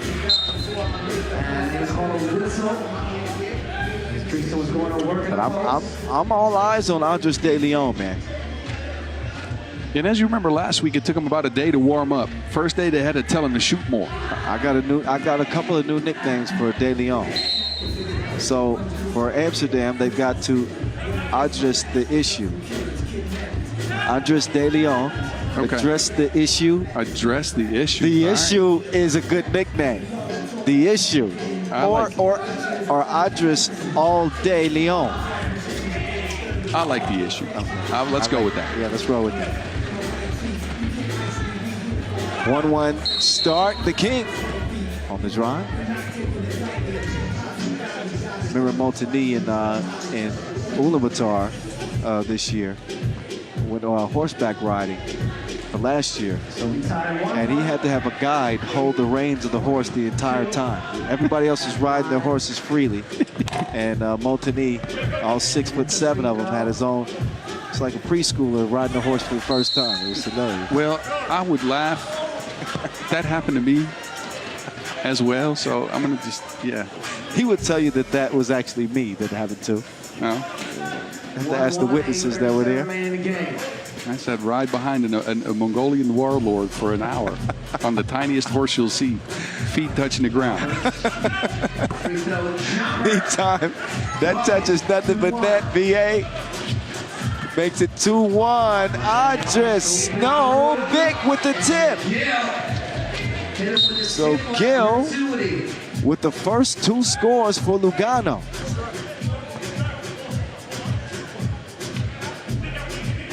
Yeah, and the quick hustle too. First of all, deflecting that pass going out for Amsterdam, then snatching it and getting fouled. So Lugano, our most recent Masters champs, big winners in the casino capital last weekend as M. Holla converts on the layup. That their run to winning that final last weekend. I mean, that was more shocking than the season finale of The Good Place. I mean, it came out of nowhere. Nobody picked Lugano. You watched The Good Place? Have you? I've seen it. Okay. I haven't watched the recent seasons, but I like it. We'll check out the season finale. All right. And then you'll get that reference. No, I haven't watched it. Okay, just to answer your question. It's coming out straight. But I heard the finale was good. All right. 3-3. 3-3. Ooh, nobody home. Layup line for M. Holla. 4-3. The connect. Gets it back and scores it past West. Nice display of passing for Amsterdam. Oh, that pass out of reach of Multini. De Jong. Target practice. Payet. 6-4 advantage. Luchawecki put the brakes on De Jong and broke him off some. Luchawecki playing with a lot of confidence these days. Just celebrated a birthday recently.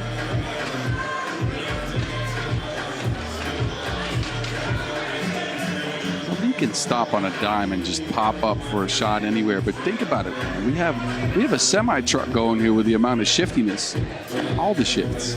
Worthy, Marta, Malik, Idris, BA. Yeah, facts. Yeah, some serious ball handlers out in this game.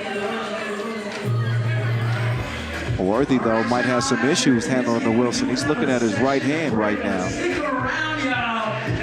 And both teams will enjoy our first media timeout. There's De Jong getting the 2 to go. And just because it hasn't been falling from deep, they're certainly going to take their chances when they're wide open. And maybe decrease the volume some. 17 2 attempts last game, making just 3. That's also due to the defense. Seif was playing. They sag off. But you do want to find the right balance, right? Foul connect, you already know this is going up, and it's going down.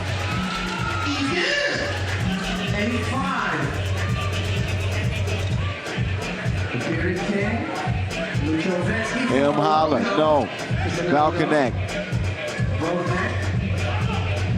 They'll go to work now. Inside to Drizzy. 4 to shoot. Big Drizzy will elevate. Will not score. Quick clear. They're trying to. West wants him to reverse it. Malik is going to walk it over. And that's not a good possession for Lugano. Dreesen to the cutting foul connect. Here comes the connect. Tick, tick, boom! The connect beat him in the trap. It's going down. Martin Balconnect. This is creative arts. One-legged runner. Just the sheer confidence to be able to just shoot that, right? That means you got the greenest of green lights. He's a gifted scorer. 10-5. Not a lot of guys with the skill to hit a shot like that. 10-5. Amsterdam enjoying the start to this one. Ulaanbaatar. M. Holla 2 for $1, and Lugano are back within 3. Wow, that shot was Ulaanbaatar. I thought about that too. Ulaanbaatar with 5 points in this one, by the way, as Dreesen will try to assert himself and use the power on the drive. He'll get a whistle. And you can see Vikram Gill out of position. That will put Drizzy on the line. Drizzy, second in the league in block shots this year. Averaging a meager 2.5 points a game. 58% of the line at the line, so you can understand that miss. 10-7, it'll stay.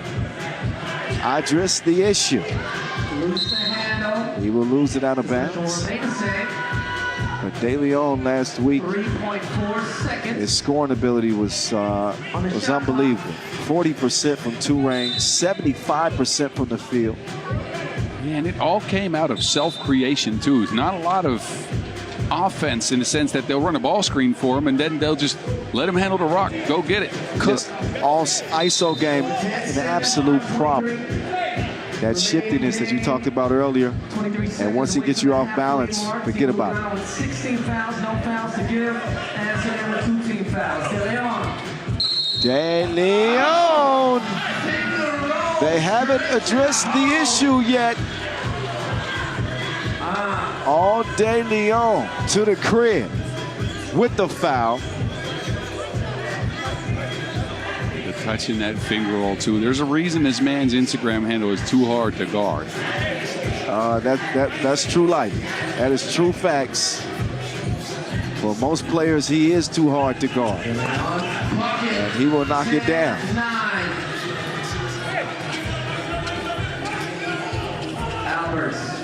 BA. So Alberts, his cold spell from D. Persist in this one. The issue. No good.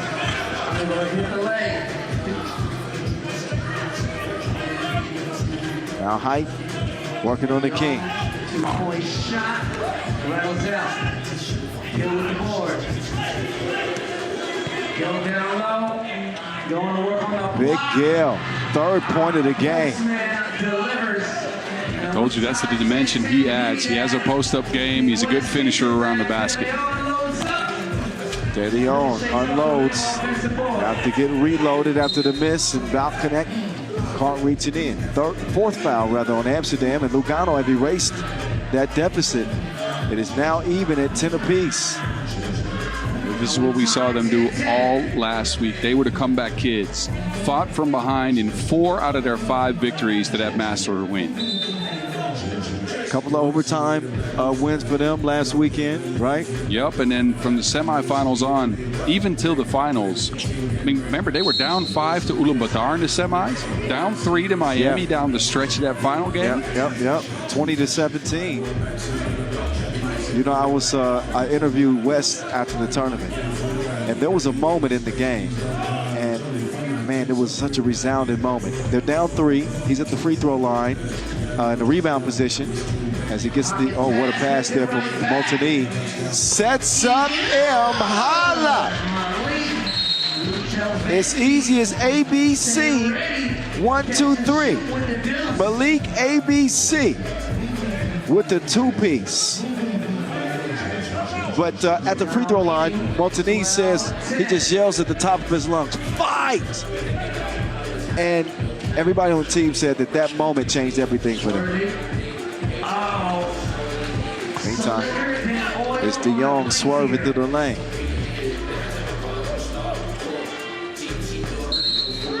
And Worthy poking it away from Montigny. 4.7 seconds left to shoot. Olujuweki has been the spark offensively for Lugano with 7 of their 12 points. They lead it by 1, 3:54. This ain't safe. And Amsterdam are learning that as this game goes on. Yeah, and look, if they don't unlock a consistent 2-ball, right, as they haven't. They've knocked on a couple, but they've missed a bunch as well. This Lugano team is hard to figure out because think about it. Lugano's got 12. Adams doesn't even have that many points yet. Their best scorer hasn't featured. That's a good sign for Lugano because De Leon can heat up with the quickness. De Leon going up against De Jong, and he out-hustles him for the rebound. De Leon. That was an interesting entry pass. Works out for Lugano. They get another steal. Look at Lugano. Big Gill up to 4 points. 7 for Ulaanbaatar. Davion on the scoreboard as well. Be smooth, not so smooth.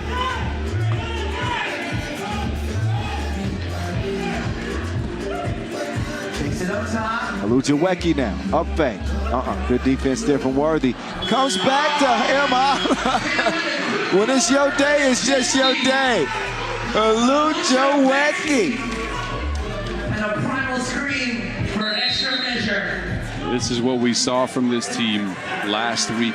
They scrap, they fight, they get deflections, and they stay engaged for the full 12 seconds of the shot clock. You can't sleep on these guys in a rebound. You can't sleep on these guys getting a hand on the ball. And in the context of the race for the World Tour Finals, Lugano have an outside shot to get in. Yes, they do. Points-wise even, I think they still have a shot to get the 10th. But mainly the performance slots is where their biggest draw is going to be at. I don't think they qualify for Bucharest. They do not. So this is Lugano's last opportunity to improve their standing and improve their chance to get into the World Tour Final. So this is a meaningful tournament for them coming off that Masters win in Macau. 15-12. King West. Ulaanbaatar. He will not stop. We've seen Ulaanbaatar had these type of games before, though. Oh, he probably should get a whistle there. Yeah, that's an offensive foul. Yeah. So 9 points for Ulaanbaatar. But think about the deflections and the defensive plays like this. And once again, big thank you. He's been the thorn in the side of Amsterdam in this game. Second stop he's gotten on Jan Driesen as well. I'll tell you, he may have a half throw, but he's going full steam ahead. He's giving a full effort for his team. I told him yesterday, I said, that's not an afro, that's a half throw. Looks good. Don't y'all go tell him how I talk bad about it. I like it. 16-12, Lugano's loving this lead right now. Ulaanbaatar. Nope, not that time. And there's Balkanek. He had his chance to dunk it. I don't want to hear it. It's another hard layup. So both teams now in the penalty. But no free throws, as it was a double foul. That's where the double foul happens. It's Malik and Jan, which is the primary matchup for Malik in this game, it seems like. They just trust him with defensive matchups that you wouldn't expect him to get the better of. Well, he's not an easy post. I know he's typically what you would consider a guard. But Mile is strong, too. Man, he's low to the ground, so as a bigger guy, it's hard to move him because his center of gravity is it's kind of below yours. But Lugano playing like a team that believes. And stepping right in the square here with the defending champs and leading by 3 with 2 minutes to go and not letting up bully ball on the inside. Ball to connect. He's able to get a whistle with Molteni underneath him. 2 free throws were going to be the result anyway. So foul connect, yeah. You'll see him do that a lot. Pop up right behind the screen as he's being chased over. That leaves the defender no space but underneath him. Smart play. Now he's got to convert it to strike. And that is not a problem for Balkanek, who again has been an 85% free throw shooter on the year. He's got 9 points in this game. It's been a shootout between he and Ulaanbaatar. Problem is that Amsterdam haven't had as much help. We've seen Big Gill have a big game. De Leon sprinkled in some, and of course Molteni's always going to have his fingerprints on the game. Only 3 points in this game for Worthy.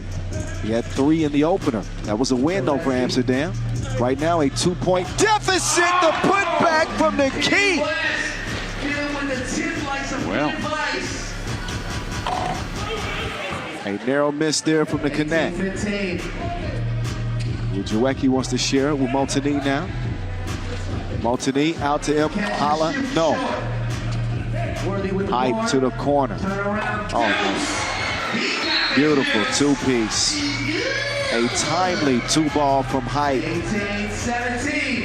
That'll get Amsterdam within one. But Worthy with a smooth stroke, two-ball corner pocket. Just what Amsterdam needed.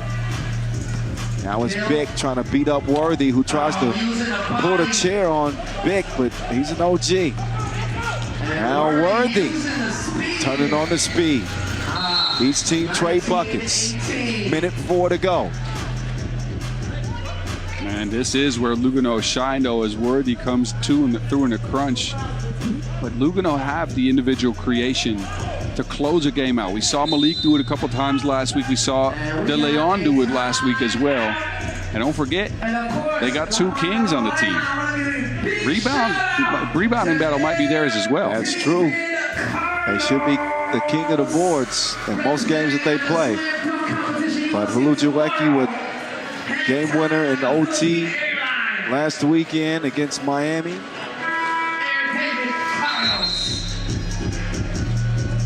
De Leon with a game winner in the final. And here are your leading scores. Valconnect, double-digit performance. Ulaanbaatar with a masterful 9 minutes of play so far for him. Just a minute to go in this one. Lugano need a two-piece to put it away. They're going to get it to Ulaanbaatar. No. That's the look that they wanted. Can they get something from Alberts? They'll stop from 10 feet and it still won't go. It's not been BA's game, that's for sure. BA has been MIA. Meantime, Ulaanbaatar forces that up. Oh, Dreesen and West hit the deck. They leave Worthy. Worthy's going to kick it out for 2. Smart play by Worthy, but Alberts has just not been stroking it all. I would have gotten a layup there. Maybe too unselfish. De Leon gets it back. Kicked out. Ulaanbaatar. Uh-oh, Dreesen. He's going to come for the foul. And, well, I could see that Gill is up off the bench. They want to look at it because that could be an unsportsmanlike. I think there was a play on the ball there. It just grabs him. I think that might get upgraded. 10.3 seconds remaining in the game.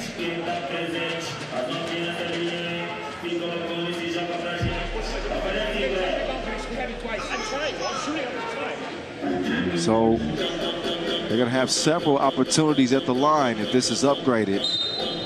And that is exactly what it is. So two free throws from the unsportsmanlike. And I believe 2 free throws after that for the 9th Amsterdam foul. I don't know. Was there another foul? I think it was just this foul. And sportsmanlike count for 2, no? Yeah.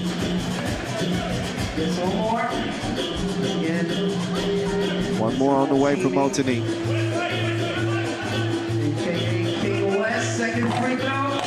Oh my goodness, Multini misses ball, but Andres! Several opportunities. Worthy to the crib, it's even. And overtime we go. Multini is beside himself. De Leon could have won it. Worthy seizes the opportunity, 7 points. An unsportsmanlike foul late that Lugano could not take advantage of. 2 missed free throws. And you don't want to be going to overtime with Amsterdam. Nah, not usually. Not usually, especially with Worthy on the team and Balkanev playing the way he's been playing. They do run BA out there as well, who has been ice cold in this game, even from mid-range. They go with a short lineup against the length of Lugano. Lugano's got their two most sizable players on the court, and Idris is not even in the game. Worthy mishandles it. The connect, swings it over. Hype, Worthy, no! Oh! And Worthy can't believe it. You will not get more open than that for a game winner. But new life for Amsterdam. And Worthy's had a lot to do with that. Started off slow, but finished strong. First team to score 2 here in OT is a winner. Vic gives it up. M. Holla, whoa. Lands in the hands of the King. Montani will miss it. Tip won't go at first, but the bearded King does get it. 1 point lead, Lugano. Big Drizzy. No, look at Worthy's effort to get the offensive rebound. Worthy won't go. Back to Alberts. Trust Worthy. That's his new name. In OT, ice water running through his veins.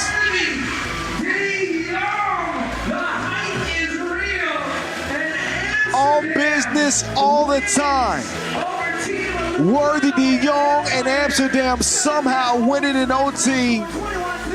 Lugano and Dong shoot themselves in the foot.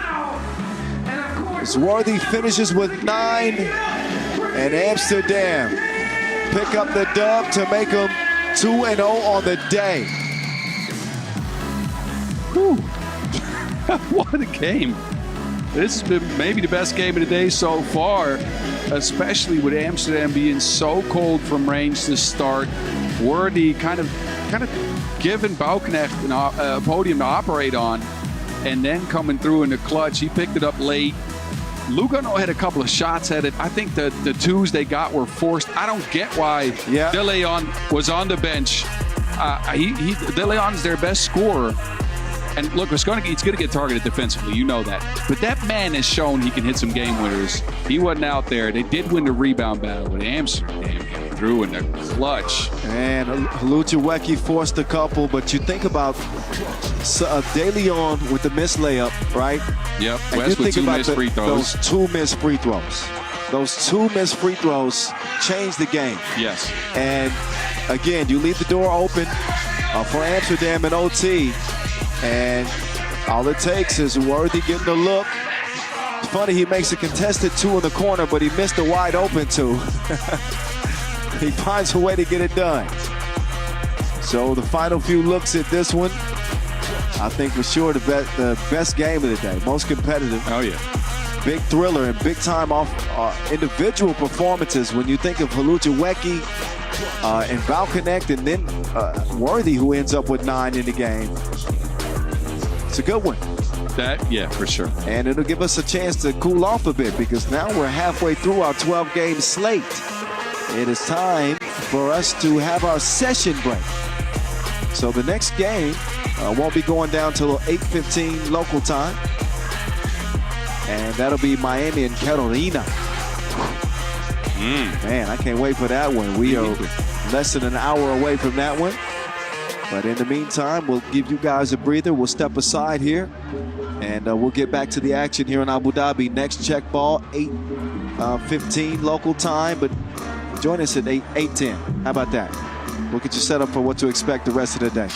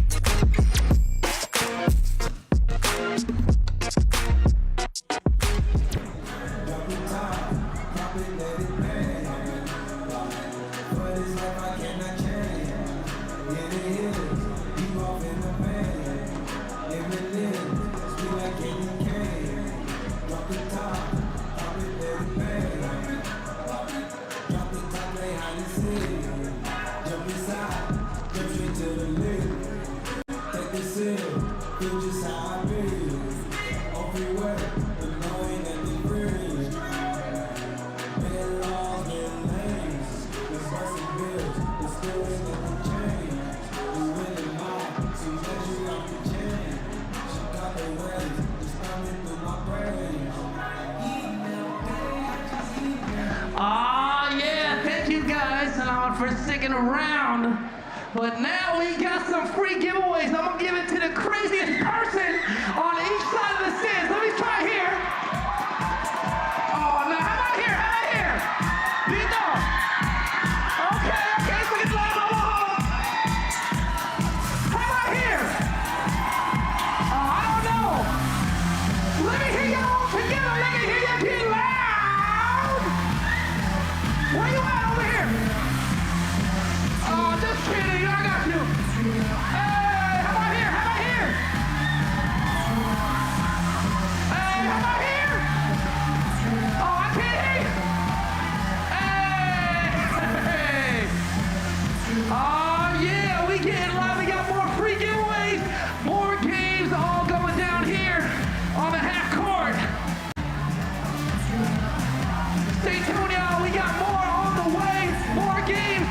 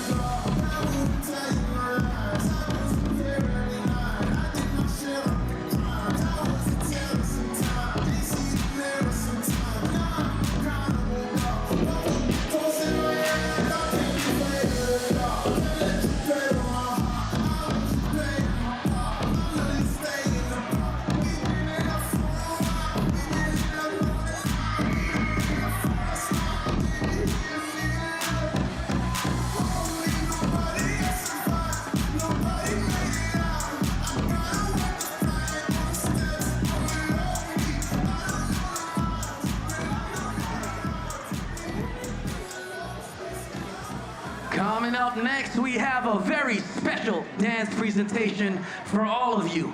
Choreographed by Rhea Harmouche, bringing rhythm, style, and pure game time fire. Put your hands together for the 5, 6, 7 Ray Dance Company performers!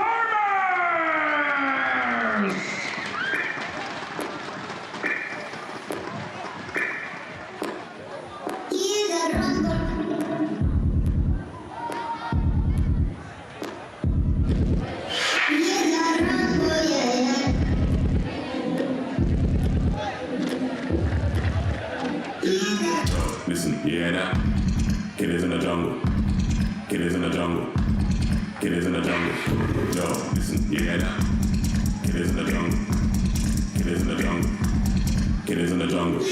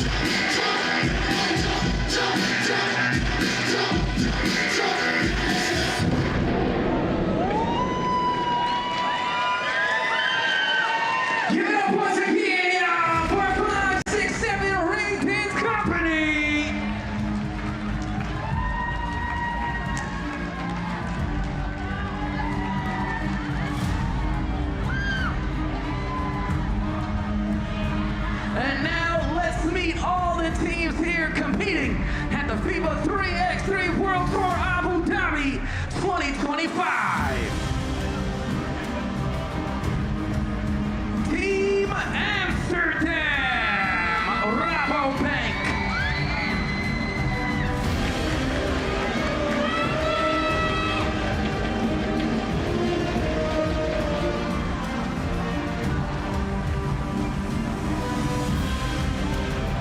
Team Basketball.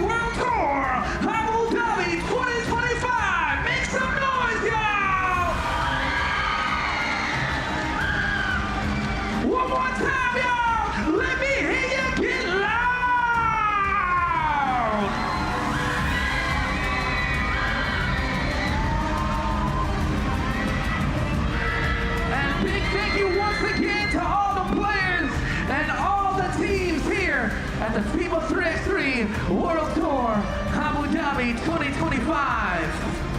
Thank you so much.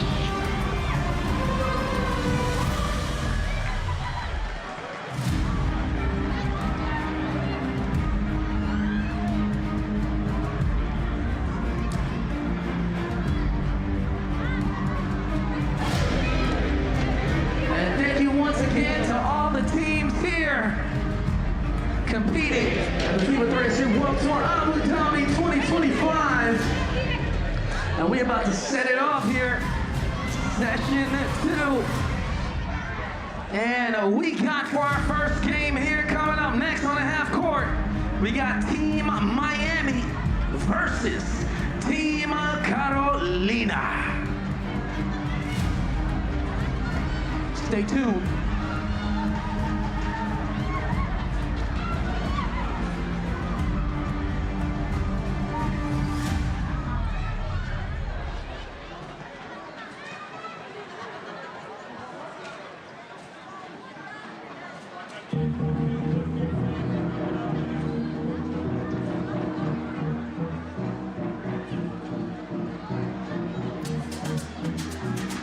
Alrighty, ideal conditions as we get back to it. The session break is done, and we will get right into one of the biggest games of the day. Marquee matchup on deck.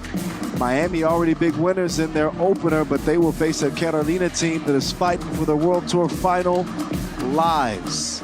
Few opportunities left for the Puerto Ricans to make their way to the biggest event of the year, and it starts now against Miami, who come in with plenty of weaponry in their arsenal, led by Henry Caruso and Mitch Hahn. Of course, Dylan Travis was pretty impressive in that opener as well.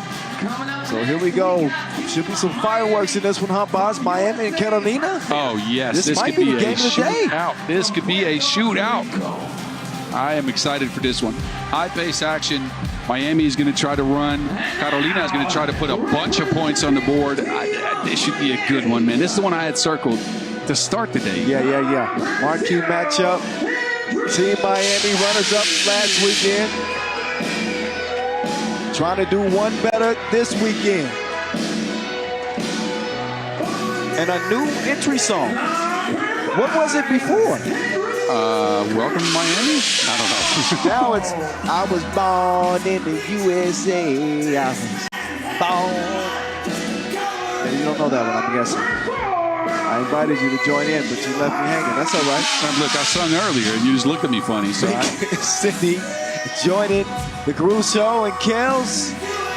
And the real deal, Dylan Travis, the American Olympian. Last but not least, balanced effort for the Americans. Miami with a 10-point win over Kanazawa to open things up. Caruso with 7 points, 8 rebounds. Travis with 5, Hahn with 4, Kells with 5. That's how they do it. Representing a team of Carolina. Now it's Team Carolina. It has been a while since we saw these boys. But they will bring out El Precio. That is Luis Coasco. LA.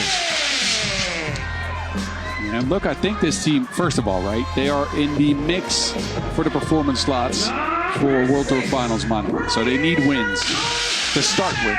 And I think they went with their most aggressive offensive lineup in this one. No shade to Nate Dogg. He's more of a defender. I think Kwasku might bring him the same type of defense, a little bit more offense. Yeah. Allende as well. And this with Relat and Gonzalez on the squad, that's 2 weapons from 2 that mainly in the sense of Relat shall not go unnoticed. He's going to put some points on the board, I'll tell you that. That is without a doubt. Lotto locked in, ready to go. Happy birthday to him as well. Celebrated his birthday today. How old is Lotto? I should ask Rachel. He looks about 18, maybe 20. How old is Lotto? Relat. Okay, we're going to find out. I'll find it. Anyway, feliz cumpleaños to him. There's official slow-mo. 29. 29. 29. Whatever you say. 29 años. Hablo español muy bien. Oh, yeah, you didn't know that. Anyway, Yeah. let's get warmed up. So once upon a time, well, Rachel's telling me 25. I don't know who to believe. 20, he says 29, you say His 25. profile on FIBA needs to be changed. Anyway, there's Lotto. We don't know how old he is. We just know it's his birthday. And we know he's a bucket getter.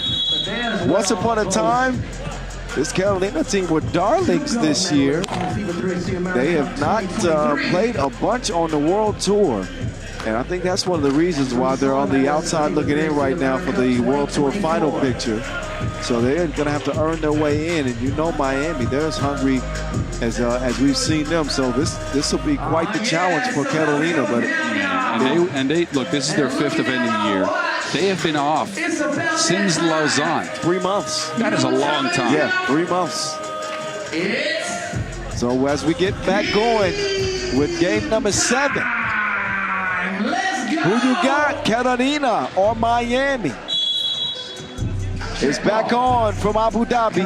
The voice of 3x3 in your ear with my partner in crime, Boz Rosendahl. Luku Kwasku with a nice ball adjustment for the opening score for Carolina. Around comes the real deal with Ralat defending.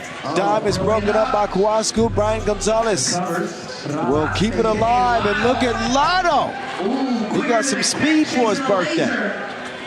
Turns on the turbos for that last bucket.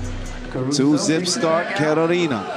Ball moving around the perimeter for now for Miami, but active hands, pokes it away. That'll leave Miami with 5 seconds to shoot. And again, 5 points for the real deal in the opening win. DT won't go. Lotto. Oh, lost his footing, but he got some help. Travis can't believe he gets called for the foul here. But I was saying earlier, once upon a time, Carolina were darlings of the 3x3 season. Ralat was the leading in MVP voting by the experts, which is us. Give yourself some credit. All Yeah, right. so shout out to the Word on the Streets podcast. Replace the E's with 3s.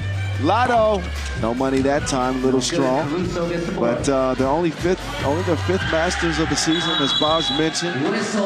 First since Lausanne. They have this Masters and also next weekend in Bucharest to push their way into the World Tour final. 17th in the standings, so about 140 points out of 10th place, which is the last direct qualifying spot. They need 2 very deep runs. Meantime, it's Caruso mishandling it, getting the Wilson back, and putting the round thing in the round thing. BG.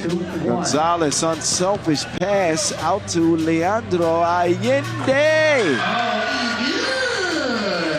Oh, look at Dylan Travis.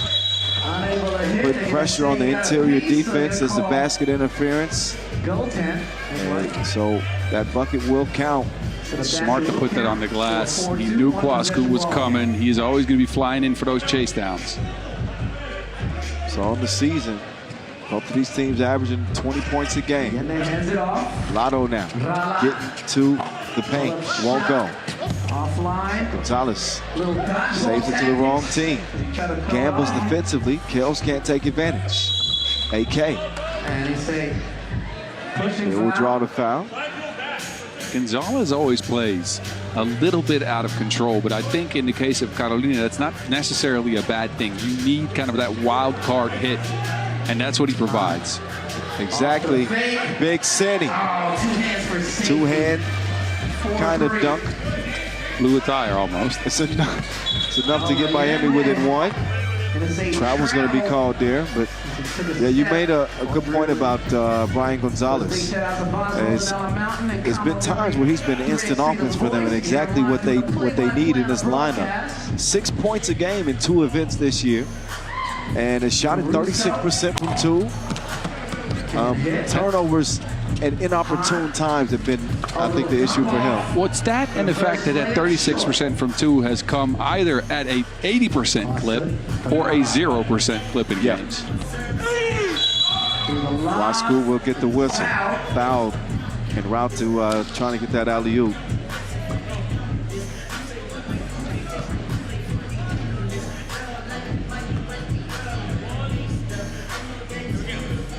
So Kwasku Minister of Defense for Carolina. Presidente. Too strong for the line. Real deal. Dropped it off to AK.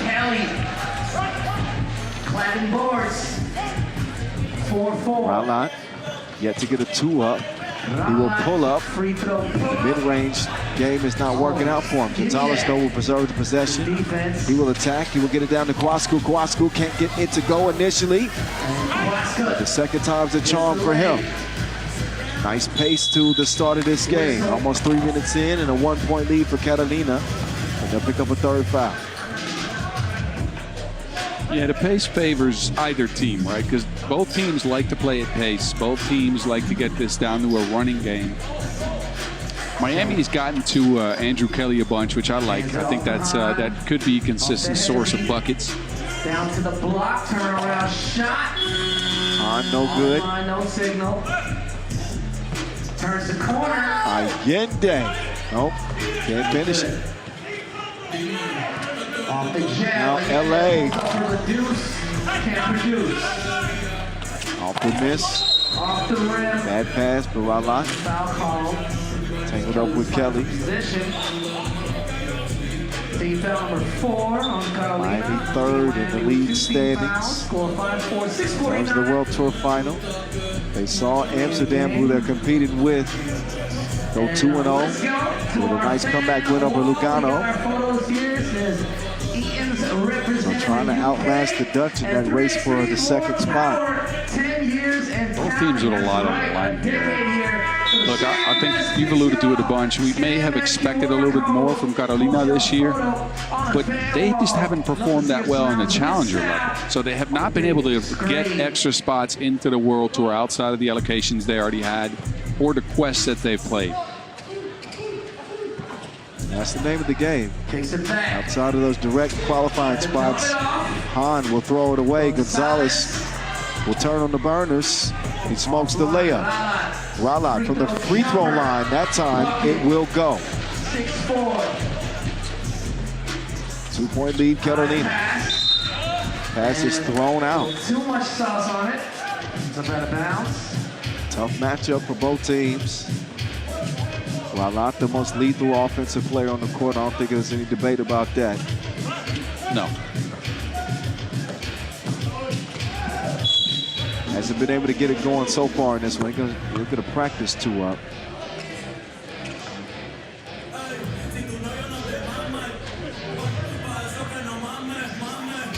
Travis defending Lotto.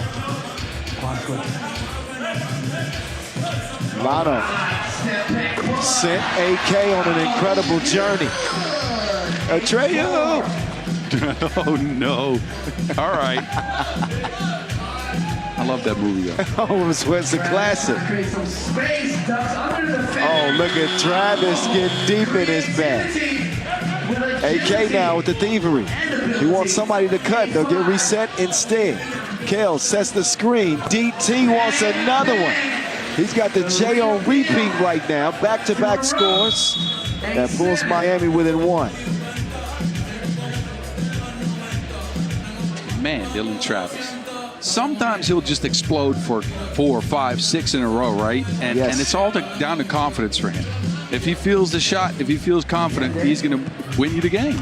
You know, Travis really feels comfortable in that Captain America role, right? The facilitator. But he's a scorer when necessary. Dylan Travis, an All-American. And he is not let up. Finding an angle like a protractor.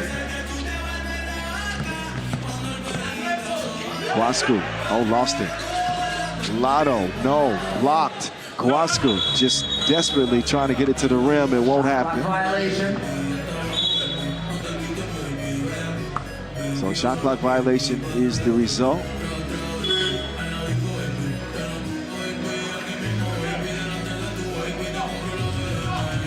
Nice crowd here in Abu Dhabi. Our favorite of the Emirates. Back for the 10th straight year. There's 7 countries that represent, that make up the 10 seconds Emirates. away from the halfway mark. Yeah. Okay.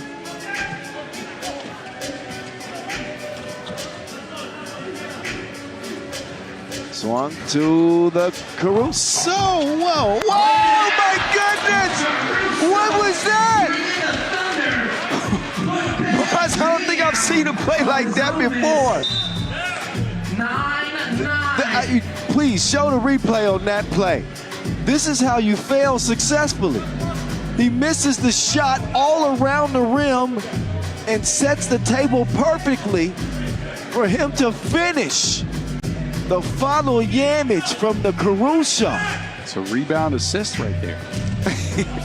He padded the stats on that play. It was incredible. First of all, the effort. Caruso had to think that might trickle in, but he didn't leave it up to chance. 9 apiece. Lotto and kept him under wraps. Nice finish. But that's going to leave Hahn wide open. There's Big Mitch. Big Cinny. Deep 2-piece puts Miami up by 1. Allende now. Spinning, attacking. Off the glass and off the mark. Tip won't go as well. Loose ball tracked down by Big Cinnamon. Here comes Hahn. Cross court. Kells now. Tries to attack the smaller Lotto, who will get on the ground and try to save it. Caruso will sprint behind the 2-point arc. It won't go. And a holding foul. That's a smart foul. Took a point off the board with that one because Miami was going to get a score in the rebound. Not a bad foul on Carolina. Well, going all the way back to that Lotto layup, he ran all the way out of bounds. That's why Hahn got such an open look. So they were kind of on their heels from that moment on. It is the 5th foul on Carolina. Miami also have 5. And the game has been as good as advertised so far. Although Lotto, on his birthday, has not been, he's been okay. He's been okay. But this is a guy that's averaged nearly 9 points a game this year. I think he's quietly up to 5 already, though. It's took him a while. Oh, look at that. It's gratuity. What a tip from Hahn. Wasku putting the pressure on Mitch and left him in the dust. Around comes Travis now. He's more offensive-minded, but he doesn't get the shot to go or the whistle. That's no problem, though, because Hahn's got his back. Hahn on the deck. Extra pass is broken up. Look at Travis, the extra effort. That prevented a wide-open look for Gonzalez, who's a really good 2-point shooter. Agreed, and it's the extra effort for Miami in this one so far. They've dominated the offensive board, gotten themselves a lot of extra looks. And it's plays like this that make Dylan Travis so special. He reads the pass, understands he can't really get there. He plays 2 because he's stuck between 2 players with Hahn on the floor, deflects it out of bounds. And then, well, we've already seen this a bunch. That was another one of those offensive rebounds I mentioned. It's all the effort plays, although Carolina's been diving at loose balls, but most of the effort plays, rebounds, as well as deflections have gone Miami's way. Caruso has been an animal the last month and a half. Uh-oh, looks like we got a third broadcast partner trying to join in. Meantime, don't distract us from AK. Taking off Kells. Uh-oh, that's Worthy DeYoung, by the way, ladies and gentlemen. It's the deepest voice he has. Their body of work is done today. Amsterdam 2-0. Listen, this is our job. You're not taking anybody's job over here, Worthy, please.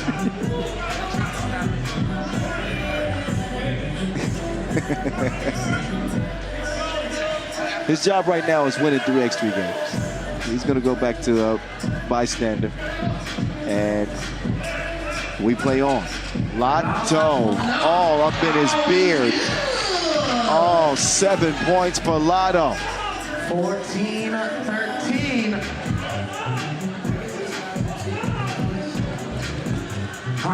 Hahn off iron. Caruso can't keep it alive. Gonzalez will get it over to Lotto. Gonzalez hands it back. Lotto lines up another one. That one's a no-go.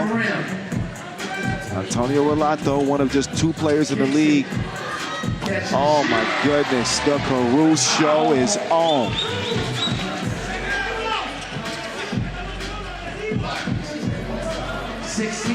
And Gonzalez takes advantage.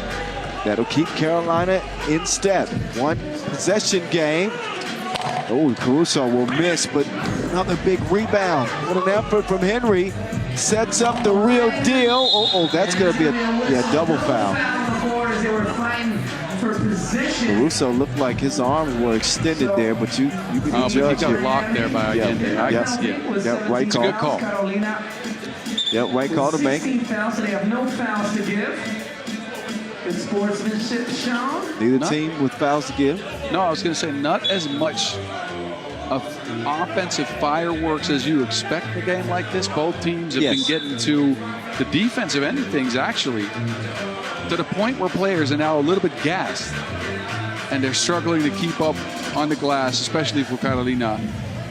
Although I got to give credit to Gonzalez. He's undersized, but he just out-rebounded Caruso, who's if not the best, one of the best rebounders in the league on a couple of occasions. I think right now Caruso's competition for best rebounder in the league is on his own team. Could be Kelly. I know King West is the game's all-time league rebounder, but man, Caruso is he's always a problem on the glass. They'll swing it across. Lotto, that not a good decision. Either shoot that or go to the hole. In any case, DT will throw it away. Miami wasted an opportunity. This one is a turnover. Buck 45 left. Would you believe me if I said Caruso is not top 10 in rebounding? He's picked it up as of late. Well, because his action was limited. He missed a bunch of tournaments to start the year. I don't think that's going to be the case next year. Lotto, no. Layup won't go. Crunch time now. Buck 30 to play. Travis trying to get rid of Kawasku. Misses it. Sticks with it. Now Kawasku. He's got to defend the real deal. Way out on the perimeter. Up top. Here comes Hahn. Nope. It's 2 offensive rebounds in a row again for Miami. Oh, with the bump, count it. How about the real deal? Just turned it over. Gets Walat in the air, draws the contact, and off the glass and in. 2 free throws upcoming too. Takes a lot of skill to take a bump like that and still manage to get that shot up off the glass. That's some Halloween trickery. That's for sure.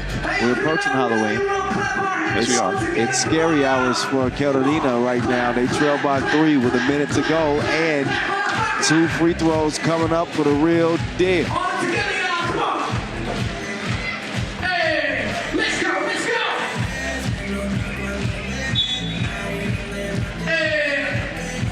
Travis with 6 points, trying to get up to 8 in this one with this trip to the stripe.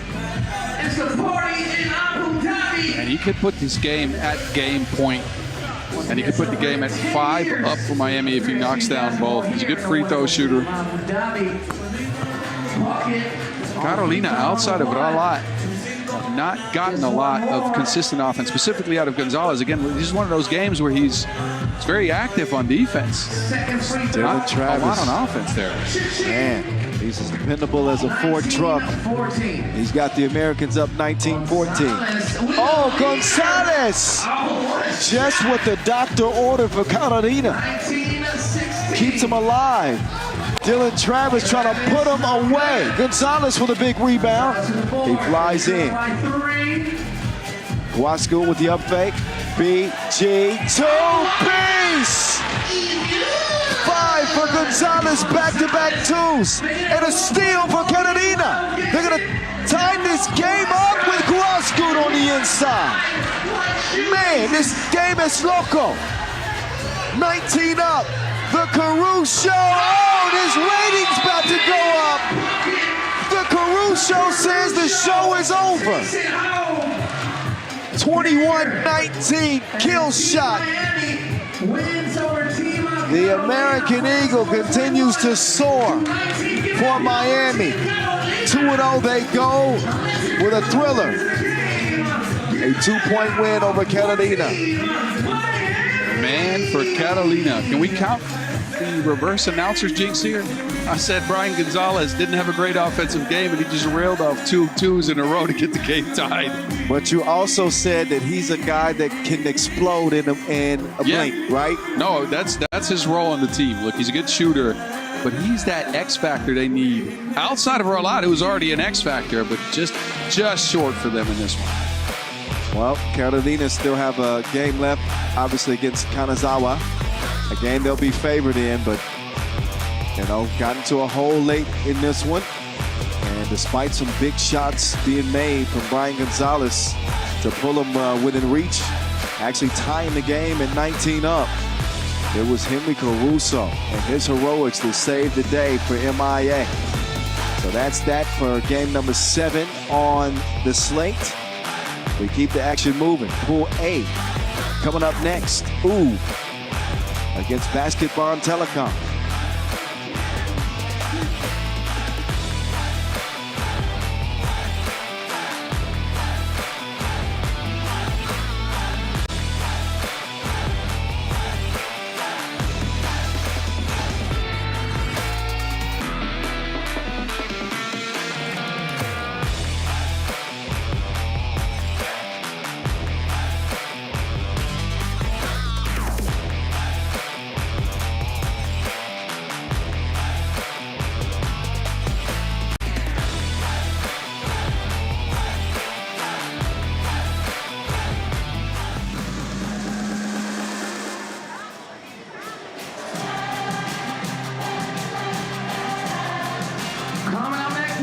All right, time for a Serbian-German clash here in Abu Dhabi.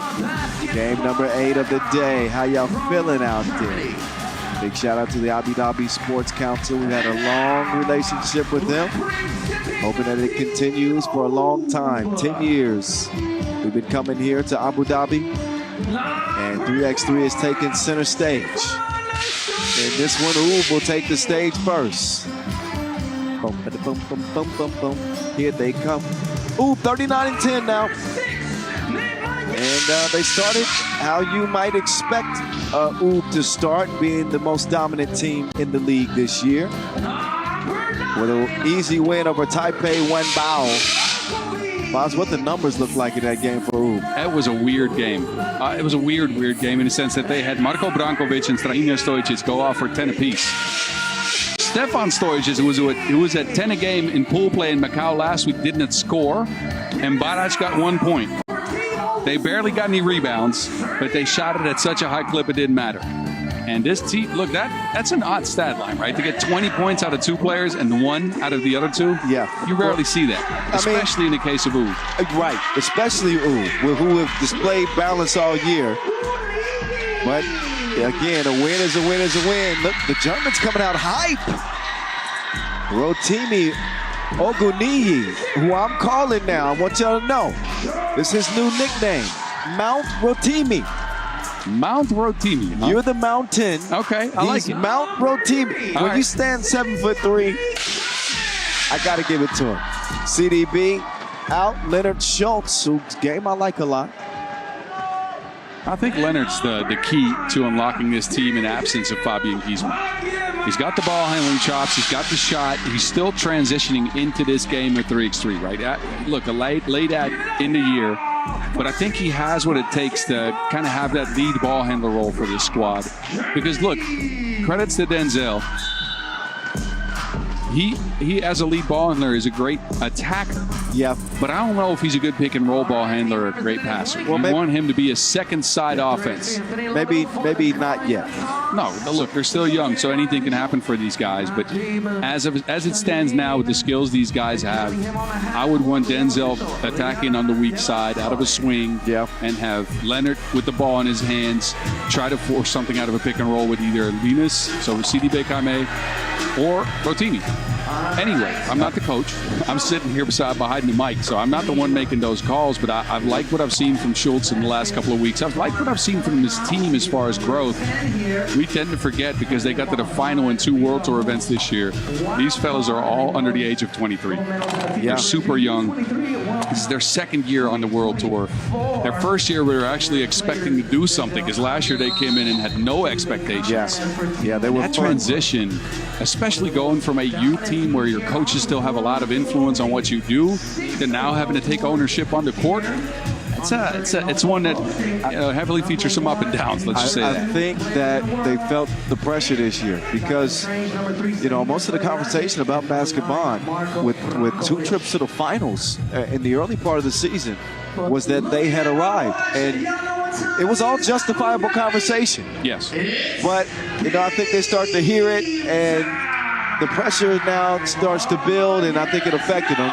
And obviously not having Fabian Giesman changes everything. But they got their shot here and now against Ulaanbaatar. The G-Man takes the assignment of Dr. Strange. Doc Strange over a G-Man.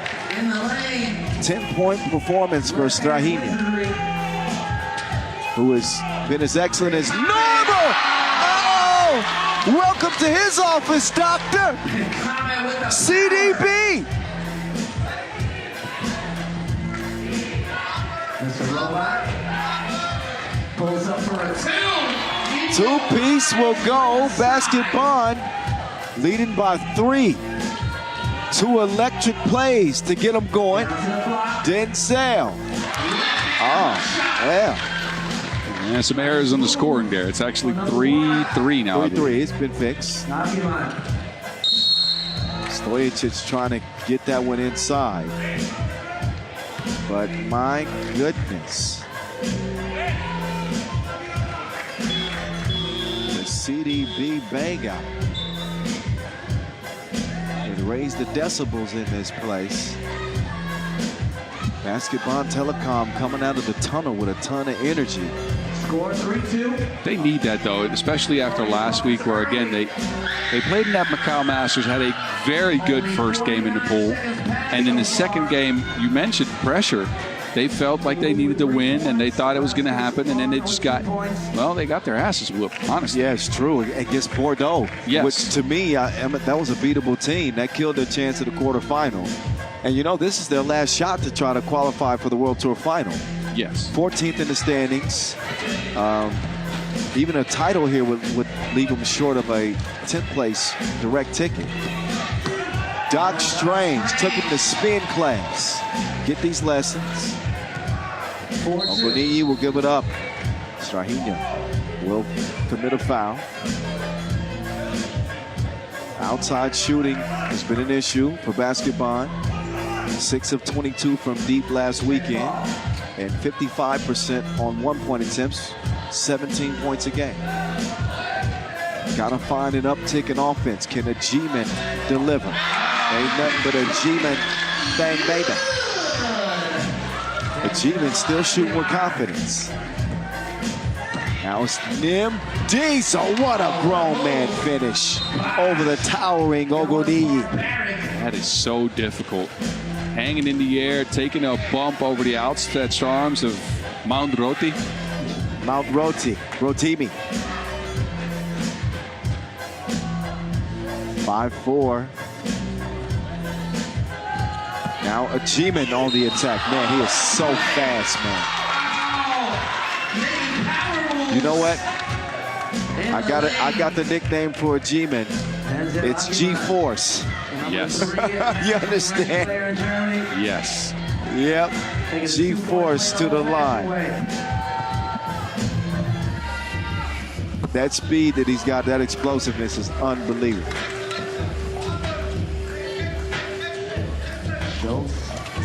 Leaner from Branquilla won't go. Schultz got to take care of the ball. He's forced to foul Strahinja, who was en route to another bucket.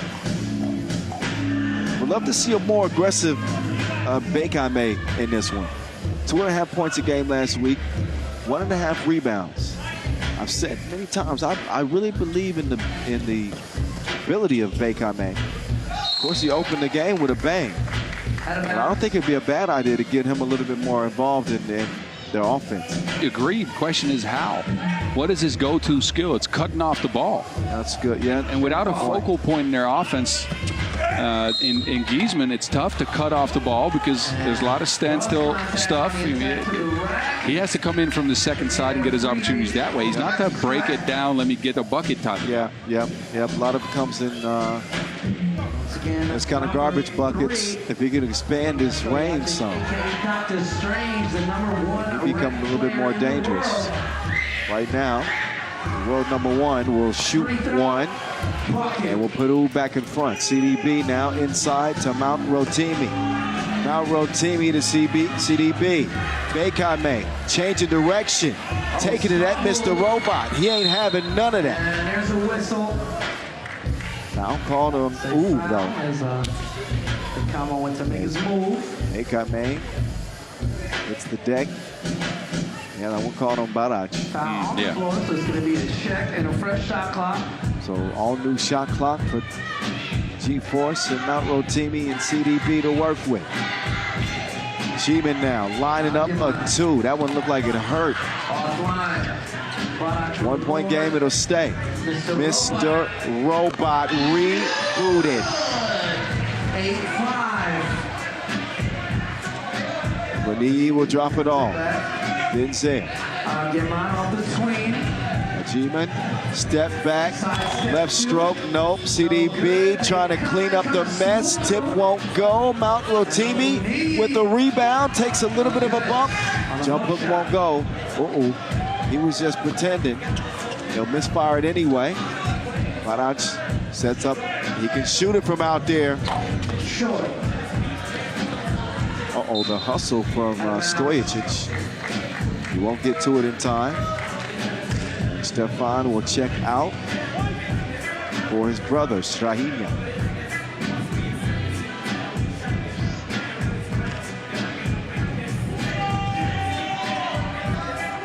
Three-point game. Schultz. He'll try one from deep. You need that from him, right? You need him to work behind the ball screen and try to see if you can get one. Brand new ad to Basketball and Telecom this year. They can't get it to Rotimi.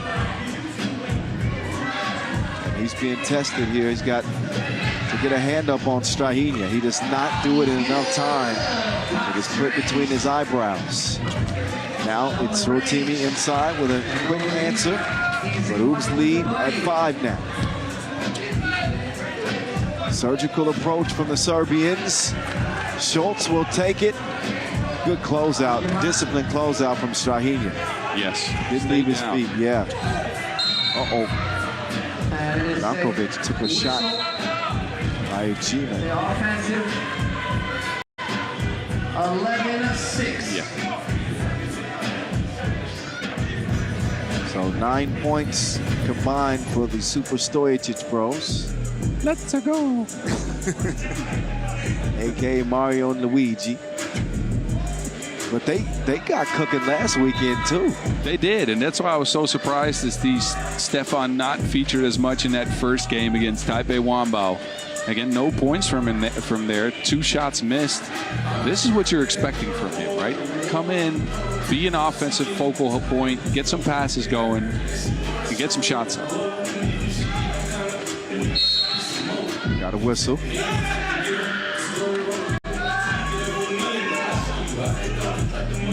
There's Ulaanbaatar, De La Torre, and Najib Chajidin. Schultz down. Shot goes up, but off iron. Brankovic has left the building for the moment. How the ball ends up out of bounds. Over 4 minutes eclipsed in this one.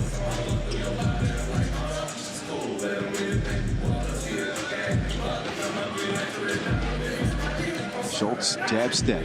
Oh, what a creative find! Finders, keepers, losers, weepers. Schultz set the table for CDB.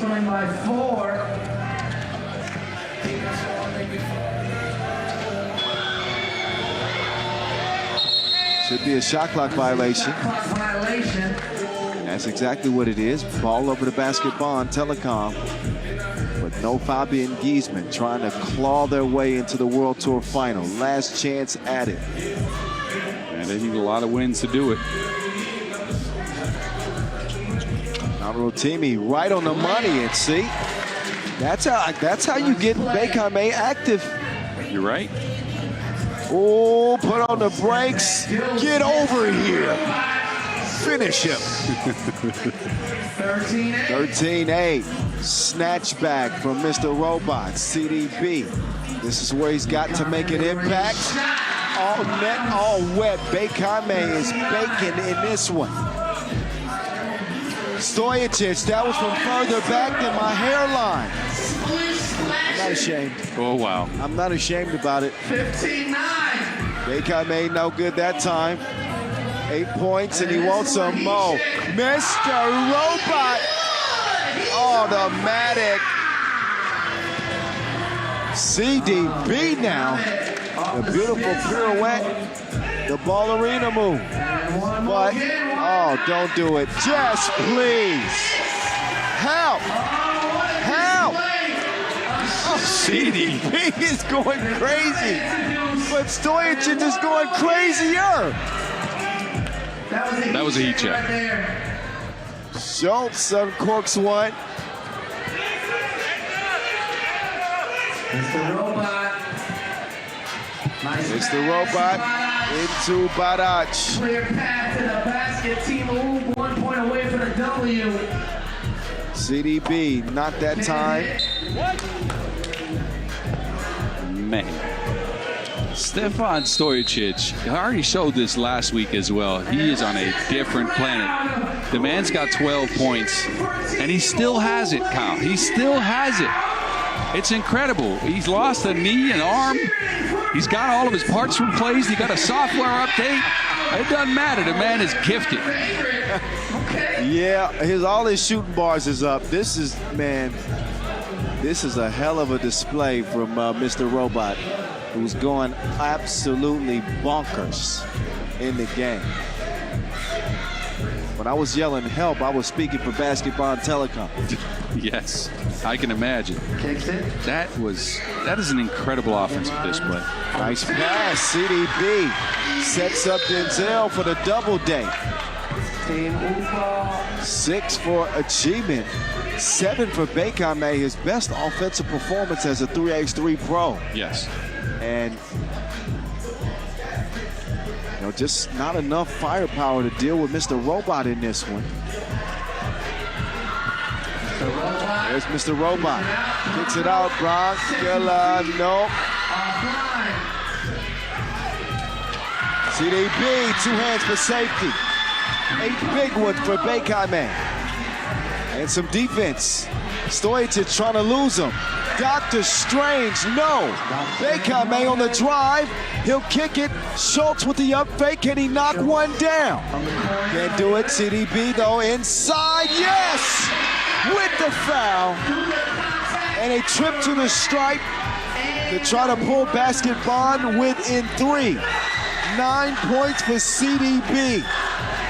Man, I got to say, I might be wrong on this kid. He can create his own offense. I just hadn't seen too much of it.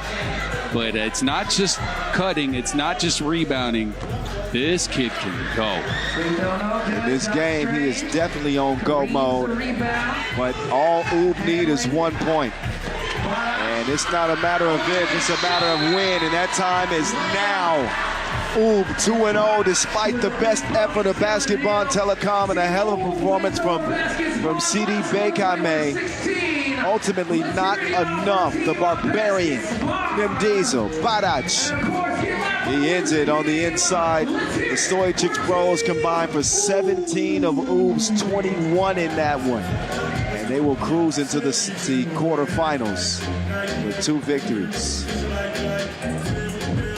Man, efficient play by them, but mainly it's just Mr. Robot who threw on a performance. He just picked up, like he didn't score 0 points in that first game and just started knocking down shot after shot after shot. I didn't think robots could drink like that. All right, I'm out. You ain't going nowhere. Sit tight. Y'all sit tight too. Enjoy the highlights. You know we got some more coming at you from Abu Dhabi. We'll show you the standings, and we'll get to our next contest in about 7 minutes time. So see if the Mongolians can get back on track as we swing things over to Pool D action after the moving pictures. On the way from Abu Dhabi. All right, y'all, we're gonna have a game here in the audience. So who wants to play? First two to stand up. Who wants to play a game on the court?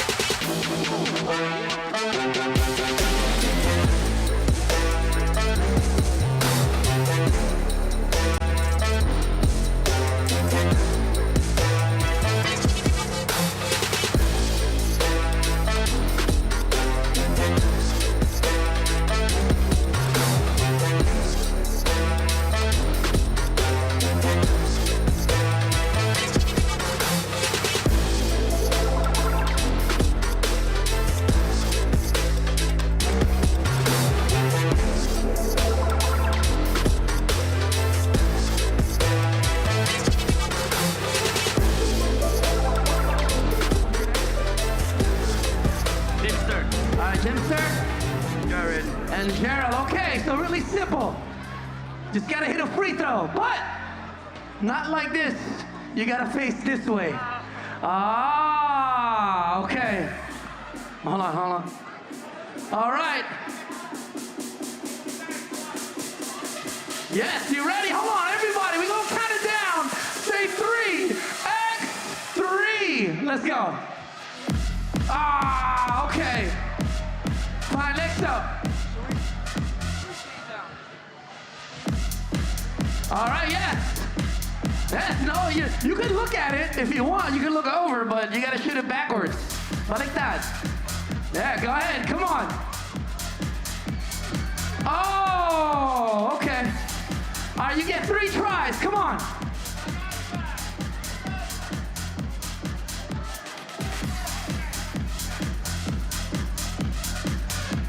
Oh, okay. Next up.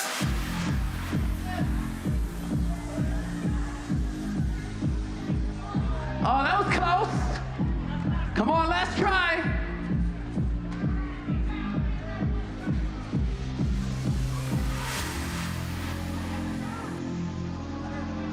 Oh.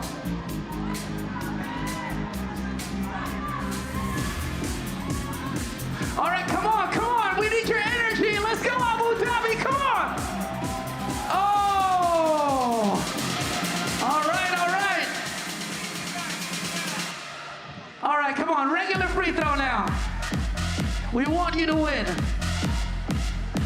Here, let's just say, come on, you join in. Regular free throw. Come on. Just go. Come on. All right, let's go. Regular now. We want you to win. Oh, no. All right, we're going to do it like this, a game of tops, all right? Whoever makes it stays. If you miss, you go away, okay? Let's go. Now you can face it. Go. Oh, okay. Come to the side. If you miss, come to the side. Oh, and we have our first one to make it. So we have our winner. Here you go. Congratulations. Hey. Give it up, y'all, for all our contestants.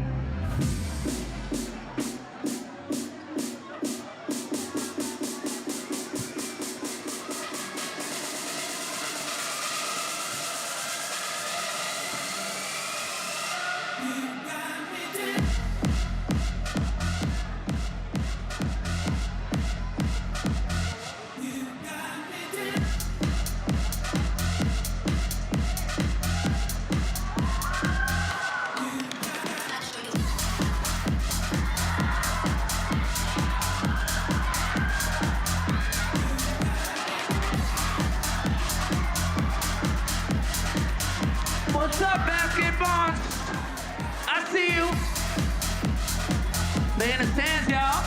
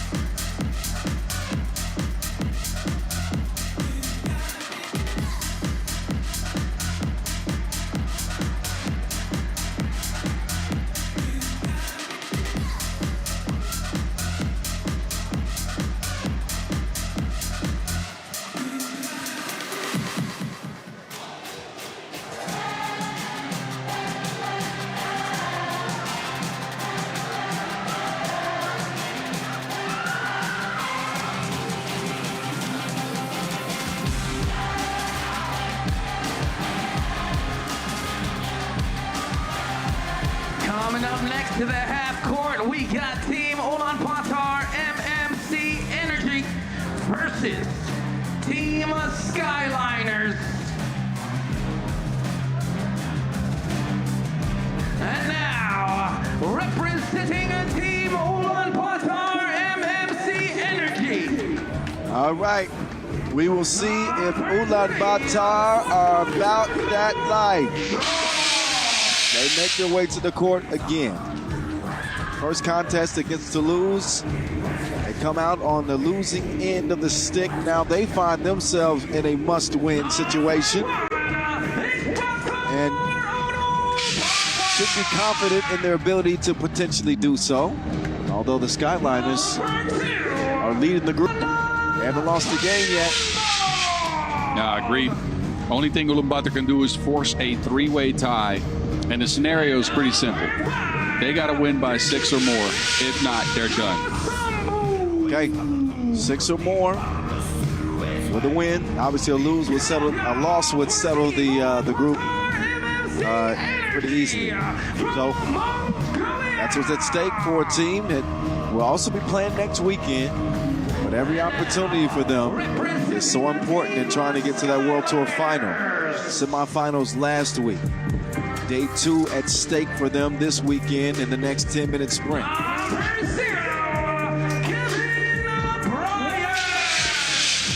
Yeah, and they're taking on a team that's picked up a couple of, should we say, improbable wins? Maybe not improbable, but at least come from behind victories where they looked like they were down and out. Down 5 in the play-in game in the qualifying draw against Ulaanbaatar's Hop Transport Skyliners. Then down 4 to Toulouse going into the last minute and 30 seconds. They bring those games back to a tie, and they make their way out of both games with a dub. And Stefan Kojic has been cooking. The chef has been cooking. 7 points for him in that win over Toulouse. Knocked down the game-winning free throw as well. Nicholas Kropp had 7. Yeah. Went 3 of 8 from range, but they featured him heavily. Haven't seen too much from Leon Fatigue today. We'll see if he can get back to his standard of offense. He's mainly been a facilitator. Well, it takes the pressure off of him offensively when Kropp is giving him something. You're right. You know, that they haven't seen that a lot this year, but Kropp is playing with a lot of confidence.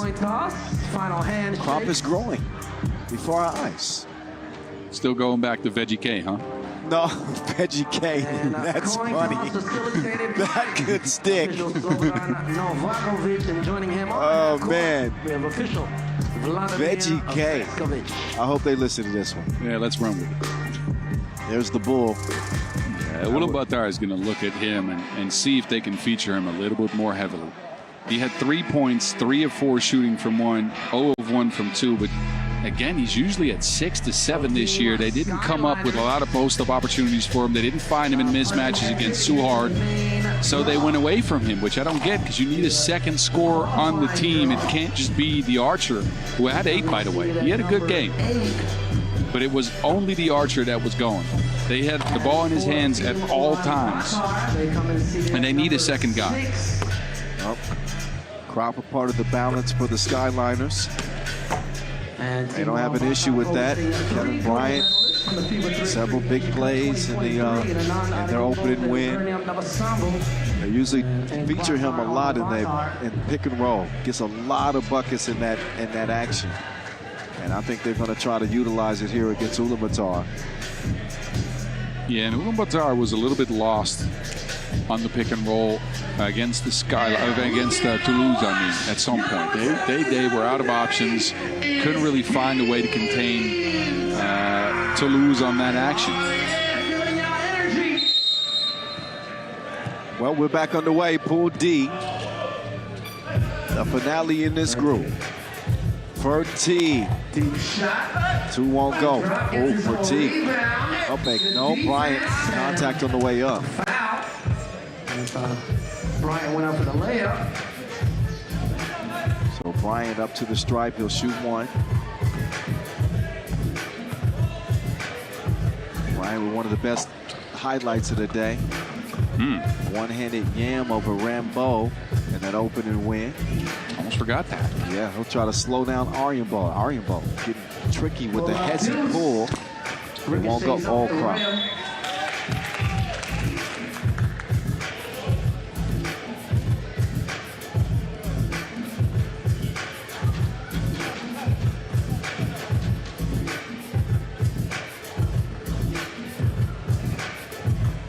Top to Devasambu for 2. The bull. Bull's eye. Ulaanbaatar on board first. Collision between Ulaanbaatar and Bryant. Somebody's got to be called for the foul here. And it is going to be Ulaanbaatar, it seems. Ulaanbaatar out. So is Krop. There's a look at the crash. As Fertig gets it to Koya. No bucket, no whistle. Ulaanbaatar tipped. Voyage is down. Quick find down to Bryant. And Bryant off the fake with the make. Skyliners on the board. Devasambu wants another 2. Oh my goodness. He's really added this to his game as of late. Devasambu with a steal. Now he wants it on the inside. Devasambu is dominating this game for the Mongolians. He's got 5. The Skyliners got 1. You can see what the message was before the game. Get Delgarnium the ball. Yeah.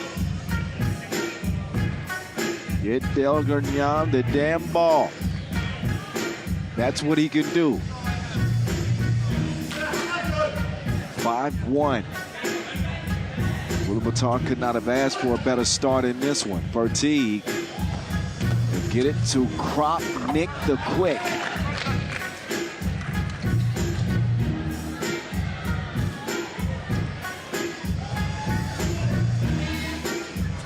Oh, delivery inside. Heady play from Krop to the cutting Fertig. 53. 2-point lead for Ulaanbaatar. And then most lethal scores on the bench. Look at the distance that he covered on the Euro step. Ulaanbaatar with a special move. Oh, good defense too. Pandemonium flies in there. Ulaanbaatar will steal it. The Archer now with a 2-1 advantage. The 2 goals in Ulaanbaatar, Ulaanbaatar. Batman. Ulaanbaatar with a flurry. This is what we saw from Ulaanbaatar last week. Where was the Archer looking on that play, though? I'm not quite sure. But looking at the score, I didn't see Ulaanbaatar starting like this, but Devasambu, a torch. A couple of 2s for him. Ulaanbaatar and Ulaanbaatar nails 1. Ulaanbaatar doing his thing on a drive, and here they come. Krop says, I think not. Devasambu. Not that time.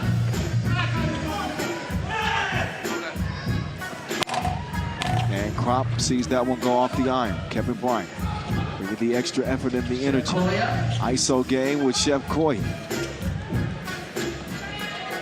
Chef Koya with the dish. He is the chef. With a wide open lay down Leads low. to the 5th score for the Skyliners. Too much attention being paid to Chef Koya. Yeah, you have to, though.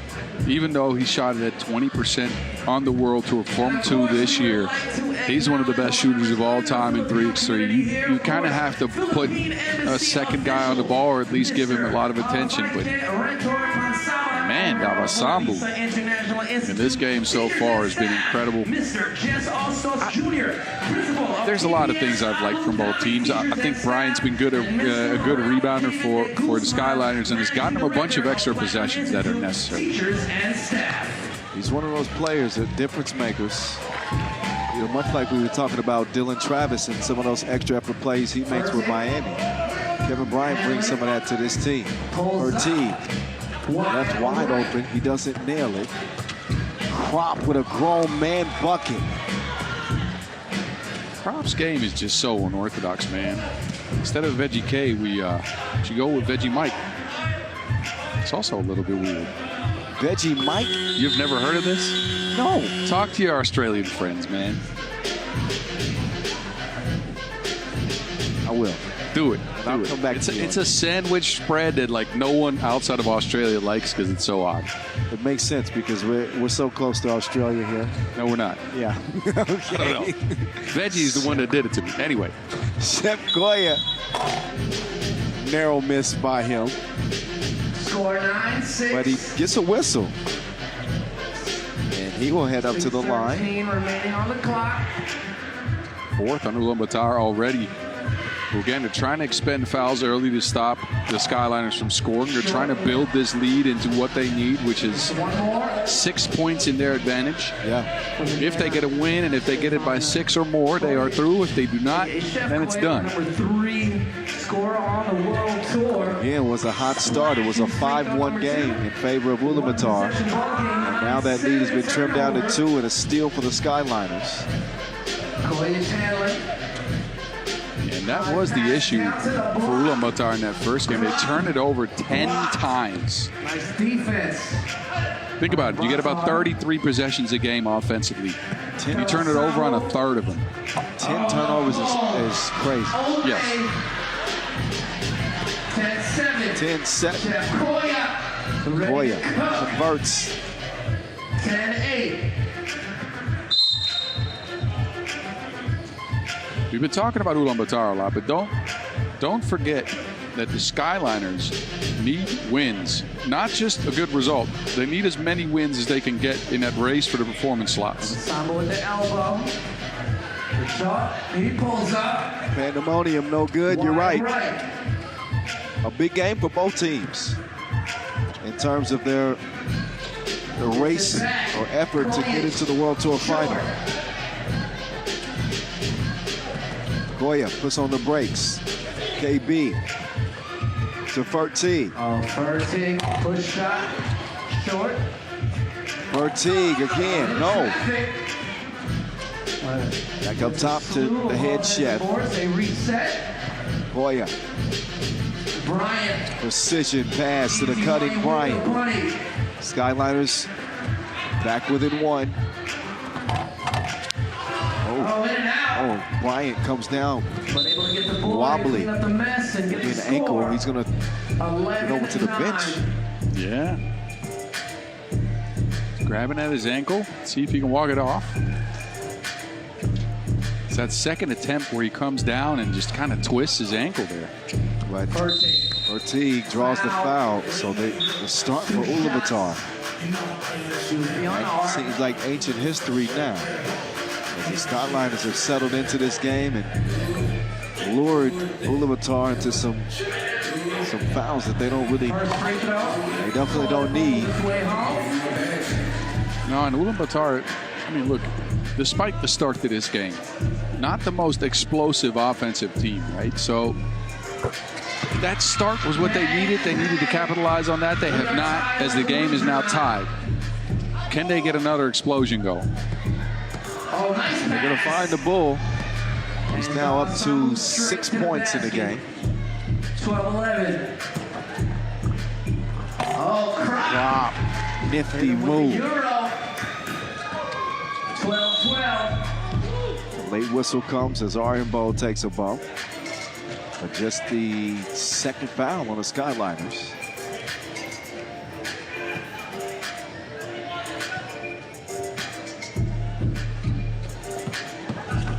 And Navasambu cruises in for the score. 13-12. We got a 1 point game. There's that pick and roll. A couple times now with Kevin Bryant. His ankle's okay, I think. But it's Chef Koya who's just an offense onto himself, right? Give him the rock, let someone screen, something is going to happen, and it most often is positive. That's how he becomes Chef Koya, because he can both serve dishes and cook you. With his 2-point shooting ability, we've seen him light teams up, but when he turns into facilitator, standing at 6'7", sees over a lot of defenders, and he has that line of vision, that line of sight. Yeah, and it's so hard to kind of keep up with what's going on, because he can play behind the screen with his shooting ability. He doesn't have to force like a drive or anything. He can just kind of take his time. You're going to have to commit at some point, and that's when he makes the right choice. And even now at 13 apiece. Nice active hands, got a piece. Active shrubbery there for Crop. 3.6 seconds on the shot clock. Shrubbery, no. Active hands, never mind. Active hands. I said shrubbery. Shrubbery technically isn't a crop, boss. Oh. It's got to be a product, some produce. Corn, celery, pumpkin. Come on. Vertique, nobody. Who called a SWAT team? Nice swat. Vertique thought he had a friend. No.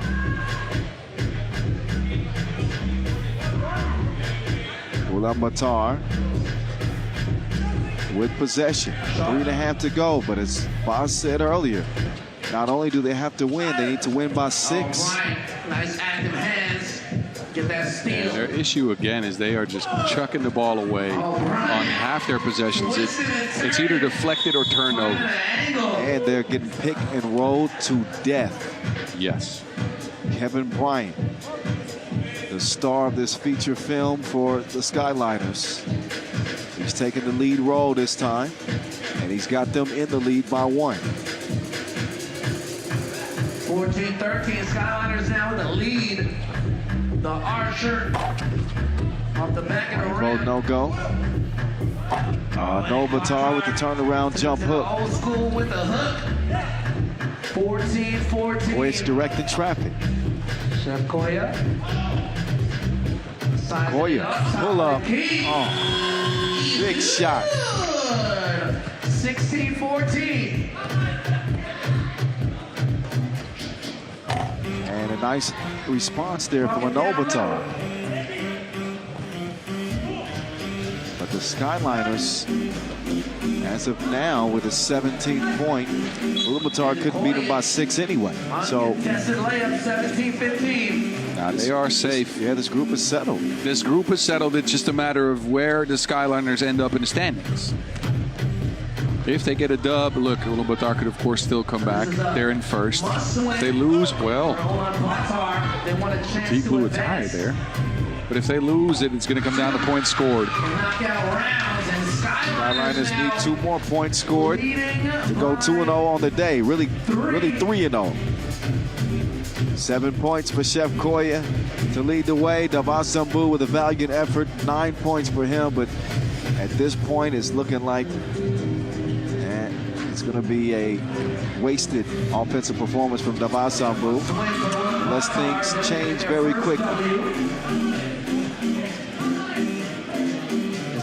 Split their games. But also, in in the race for the World Tour final, wins matter. So Wins matter a lot. even if even if Ulaanbaatar are able to win this one, they won't get in on points. But Well, they're far behind on wins too. Like I think their only chance, logically, is getting into the top 10, and they needed a good result here. Look, it's not out of contention yet, but they have a ton of points to make up on Vienna, who currently stand in 10th. Both these teams will feature in the last World Tour of the year, and they are behind, I want to say, 51 points, which means they have to have a good result in Bucharest and Vienna do bad. Unable to keep a handle on it. yeah, we need a lot of help. Boy, it blows a tire turning the corner. And it's going to be a defensive foul on the floor, though. Oh, yeah. However, Team Ulaanbaatar now with 16 fouls. They got no fouls to give. Ulaanbaatar has been pretty disciplined in the fouling category. They could have used a couple early to stop the runs, stop the momentum. Haven't done that. Not in a bonus yet, though, with a minute 22 to go. But as far as that win, it's not looking all that good. We'll get reset for one more shot at it next weekend in Bucharest. 2 weeks from now, no? Is that 2 weeks from now? You get some time to kick with the fam Oh, my man. and actually record a podcast where you're a part of it. That's right. Yes. I hate to miss the last one. Ooh, crossover. Pulls up for a Get two. over here and get out of here. 21-17, Chef Koya. Sizzling with the game winners. The ISO with Aryabo defending. He's a lethal shooter. He been understood. Let's hear it, y'all, for 9 points for Chef Koya. Skyliners roll into the quarterfinals with an unscathed record. And this is exactly why you go get a guy like Stefan Kojic. Look, he was up for grabs at the start of the season. The Skyliners capitalized on it quickly and said, why don't you join our team? And again, he is an offense onto himself. He can carry the load in a game. He can get you the wins you need. He got the game winner in all 3 of their wins today. All 3 of them. The chef is cooking. The chef is cooking indeed. We're going to cool off while y'all check out the highlights because we got another entertainment break. So that'll give us 15 minutes before we head into our final 3 contests of the day. Lugano and C, Carolina and Kanazawa, and basketball and Telecom against Taipei, Ulaanbaatar. That's all still left on the slate. Credit to Skyliners, who outlast Ulaanbaatar as one of our undefeateds from day one here in Abu Dhabi. See you in 15.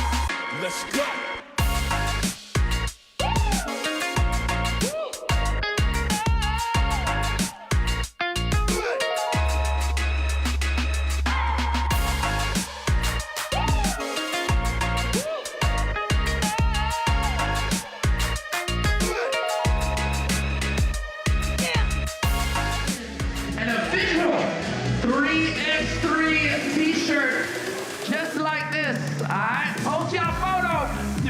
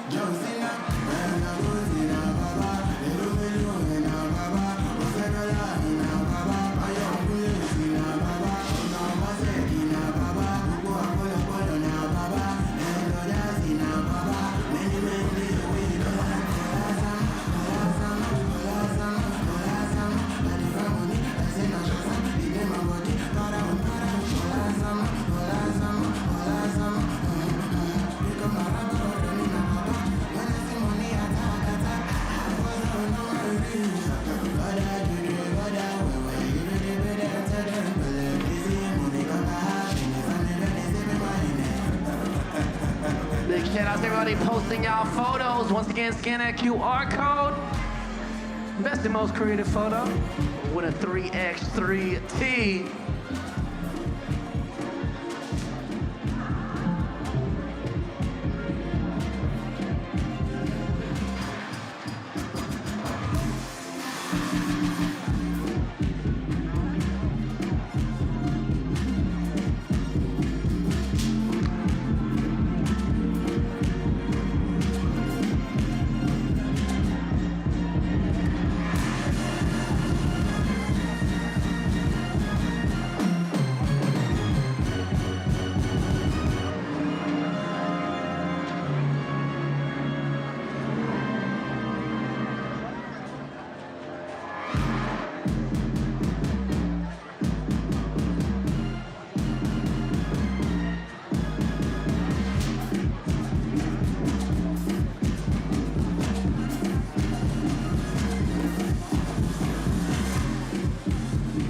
All right, y'all.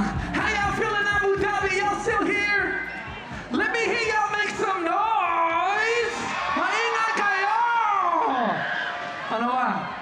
All right, so what we're gonna do right here, we want to show the world that Abu Dhabi has the best 3x3 fans in the world. So what we got is a noise meter. You guys are gonna see it on the screen, and our goal is to reach 100, okay? That's our goal all together. It's gonna take teamwork, and we need to hear y'all get loud, so I'm gonna count it down, all right? I'm gonna say 3x3, and everybody gotta get as loud as they can, because we're gonna show that Abu Dhabi is on 100. That's right. All right, y'all ready? I can't hear you. Y'all ready? Let me hear you say yeah. All right. We're going to do this all together. Ready? I'm going to say 3x3 and y'all get loud. Ready? 3x3. Come on. Come on.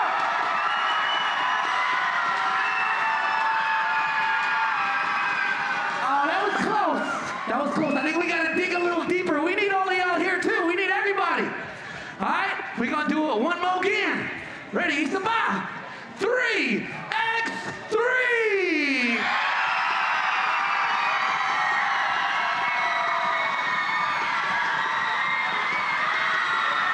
Come on, come on. All right, one more. This is it right here for 3x3. Isaba, 3x3.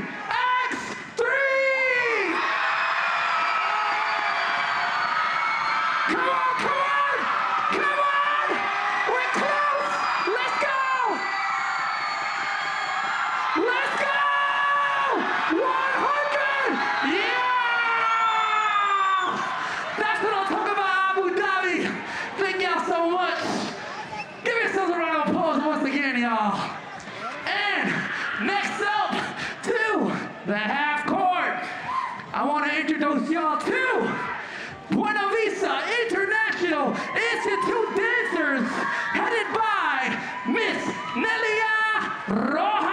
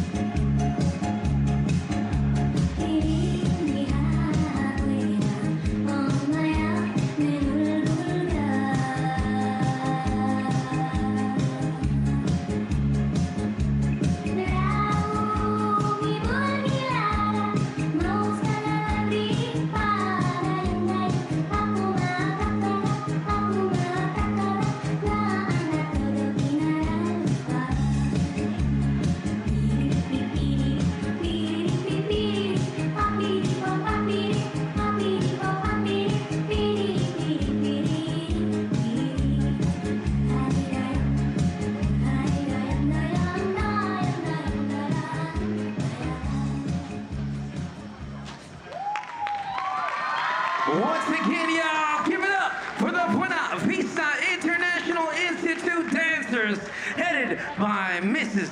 Nelia Rojas.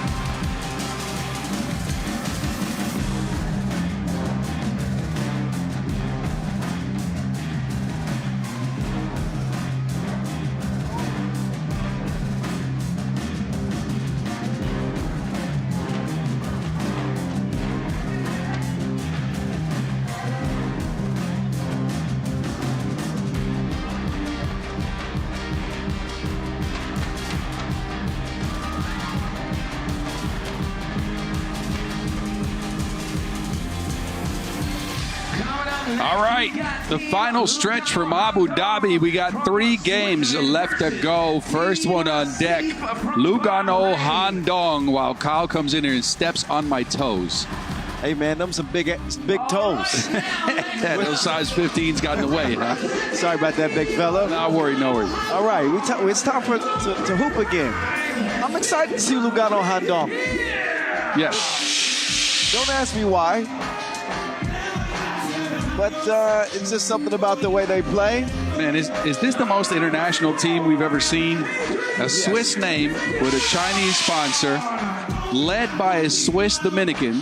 Yes. With a Canadian on the squad, a U.S. guy on the squad, and a Dominican U.S. guy on the squad. I'm lost. I am fully lost. This is the most international team I've ever seen in 3x3. Ukraine, USA, India, all represented on this squad. DR, Switzerland, a multicultural Lugano squad.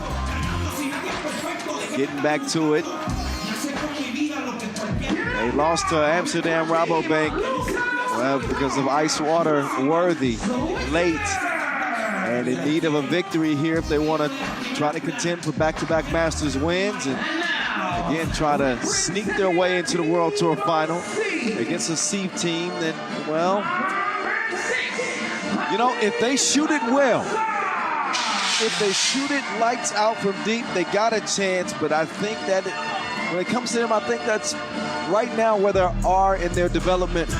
I think that's pretty much their own. They need reps is what they need. They need reps to get used to the level. They need reps to work out their offensive, well, faults to a point, right? So the stuff that they're not doing well. And mainly, they need reps to limit their turnovers because they had 12 of them in that game against Amsterdam. That is a lot. It's a lot. Oh, 12 turnovers for Lugano. That's a hell of a stat. Not for Lugano. Oh, for C. Oh, for C. Okay, I was going to say. No. Like for C to stand a chance, they need to shoot. They need to limit their turnovers. Again, this is a game where we have at most 40-some possessions to a team offensively, and 40 is a lot. You usually get around 33 to 36. Yeah. 12 turnovers out of 33 possessions, that's a lot. And you can't have that as a team in development, as a team trying to climb their way onto the World Tour circuit, be featured more often to get the skills and the reps necessary to become better over time. You don't need those turnovers at all, and they're going to come up against Lugano, a squad that wants to force turnovers, that wants to limit or make you make mistakes, that wants to play one-on-one. I'm curious to see what they will do. Well, for Lugano, even in that OT loss to Amsterdam, they had some big-time performances. Primarily Malika Lujiweki with 9 points in that game. He didn't shoot it great from Tulane, but it didn't matter. He had 9 and Big Gil had 8. So look for Audrey De Leon to get a little bit more involved this time. Montanini with 11 rebounds in that game. We had a discussion about the best rebounder in 3x. He's still up there. He's still up there. You got to give him credit, man. But you know what? That might be a debate for the podcast. It is. It will be. Replace the Ease with Threes, by the way. New episode out with Boz and Vince. And a little bit of Kyle. A little bit of me.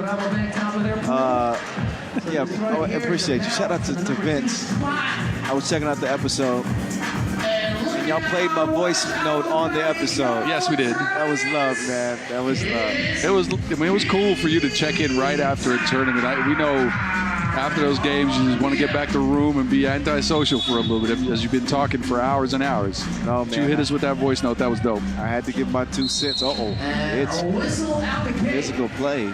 Big Gill was trying to get free. He's actually going to draw the foul and get Lugano reset. The voice of 3x3 in your ear. Maz Rosendahl here as well. So is Big Gill, picking up where he left off with 8 points in the opener with the opening score for Lugano. Low T. No, sir. I believe that touched Malik last.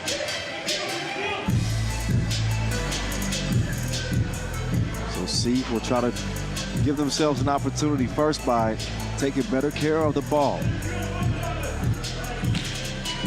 The best teams in 3x3 are going to average less than 5 turnovers a game. The really good teams are going to be around 3. That's where your Amsterdams reside, your Miami's, teams like that. Idris, no. Al-Musawi trying to get rid of him. Travel on the baseline.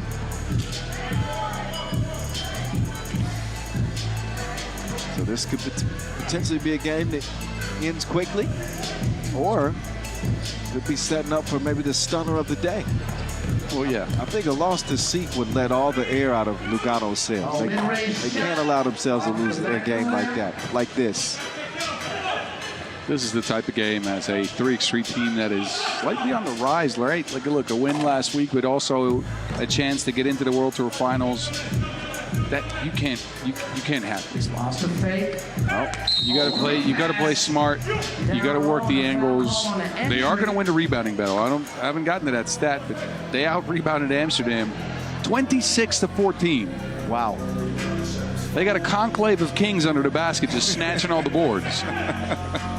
With Vic Gill and Montague. Ooh, boy. Al-Musawi with the swattage. Not impressed with Idris De Leon. Al-Musawi can't get it. You know who can get it? That's West. He gets the rebound, but he throws it away. Oh, Montague. Uh-oh, left his feet. That's going to be a foul. First foul on Lugano. And Chukrala up to the line. Sold the fake well to Montague. Converting at the free throw line, taking care of the ball and getting a few twos to fall is the top order for C. And they failed that first mission. The free throw won't fall. Mhala on the move. Up fast. Where you going? Nice play. Man, it's crafty. 2-1. And he is. He's been that way since three-ball Omaha. But Al-Hassan cleans it up. Ball fake from Vic. Straight to the crib he goes. No.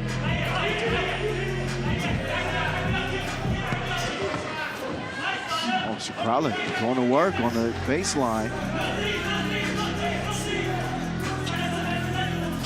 Swung over. Really on. He has not done much at all, getting his pocket picked.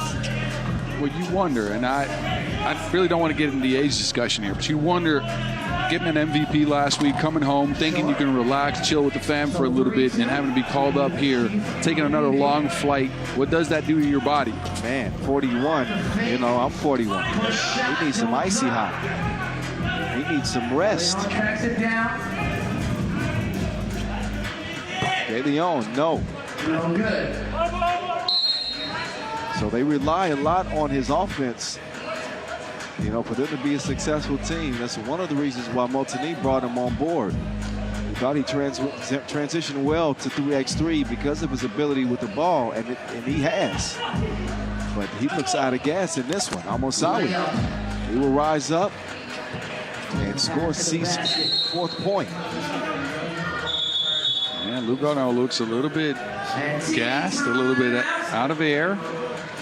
And that, look, for a team that look, the point I want to get to, it took me a while to get there. But the point I want to get to is I think this is a team that plays up to the level of competition. They compete with teams they think they have to compete with. For them to come in this flat means they are taking lightly the opposing side here. I thought the same thing. And I don't think you can do that. They cannot afford that in the race that they're in. The race for wins, the race for the World Tour final. They need to take every game seriously. You don't want them to see them take anything lightly. No, they don't. They can't afford it. Maybe a little bit of a first final hangover. De Leon drives and kicks. Montigny. Oh, De Leon still off the mark. Montigny, though, will finish what De Leon started. And Rodgers will get called for the foul. Out of New York City.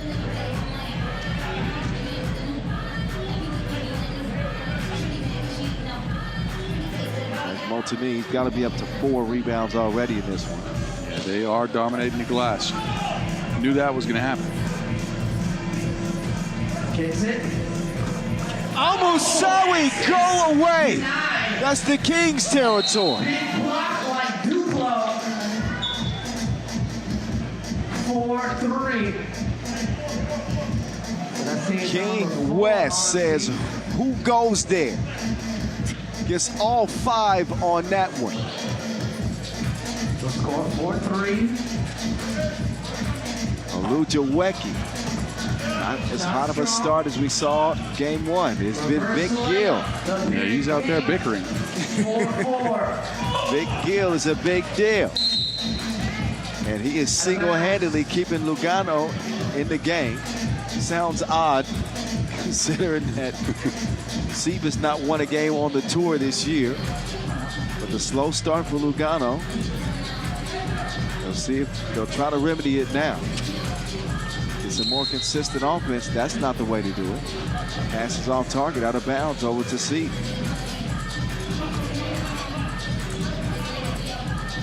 They just don't have a lot of pop. They don't have a lot of juice. This is when you want Malik and Idriss De Leon to take over, provide you some offensive spark. It just isn't there. And Sieve, meanwhile, they're just going to the basket at will.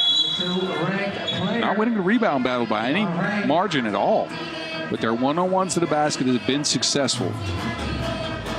You think this is shaping up? It's still, I mean, we're almost midway through. Do you think this is shaping up to be a dangerous game for Lugano? Yes. With the energy they're playing right now, anything is dangerous. West will get that one to trickle in. Ties the game at 5 apiece. Chakrala. He's going to drag that pivot and get called for the foul. Like a deck of cards, his feet shuffle. So it's going to be possession. Lugano handball.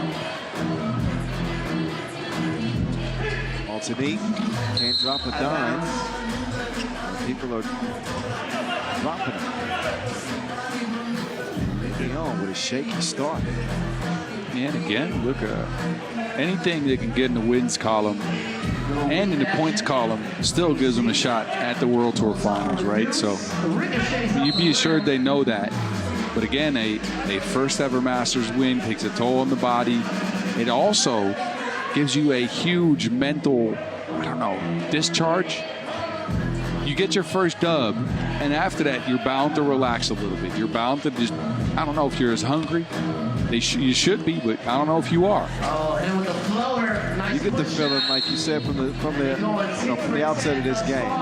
And Lugano kind of walked into this game counting as a win already, expecting to win. And what they've seen so far is that Sieve have come to fight.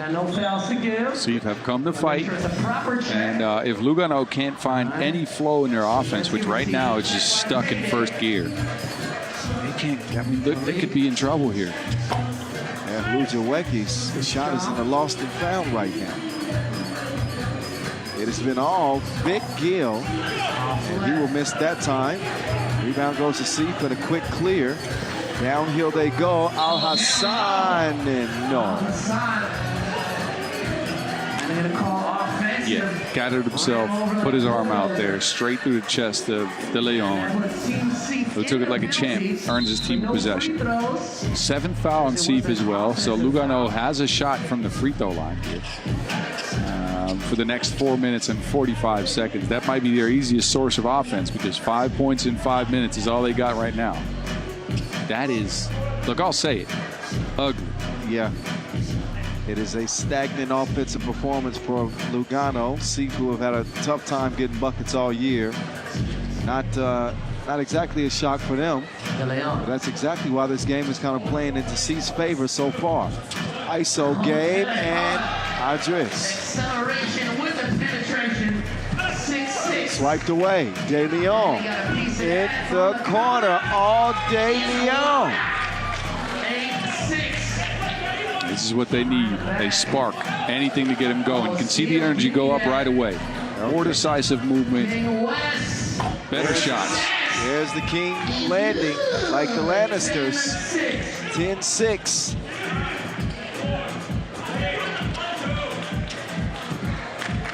Why?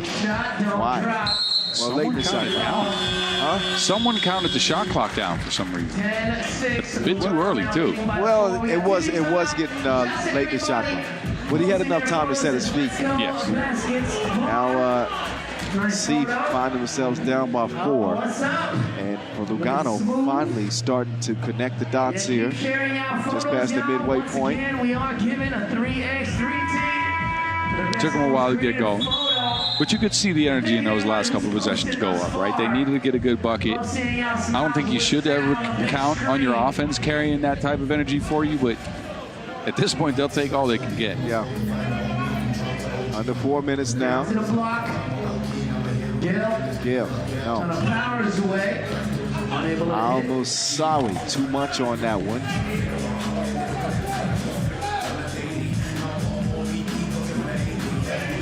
Now it's ISO game.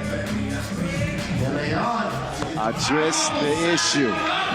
Uh-oh, he's woken up. He's woken up. He's barking at dudes. Yep. They repeat what he said. It's the family show. They're trying to ignite some energy. Now he wants ISO game again.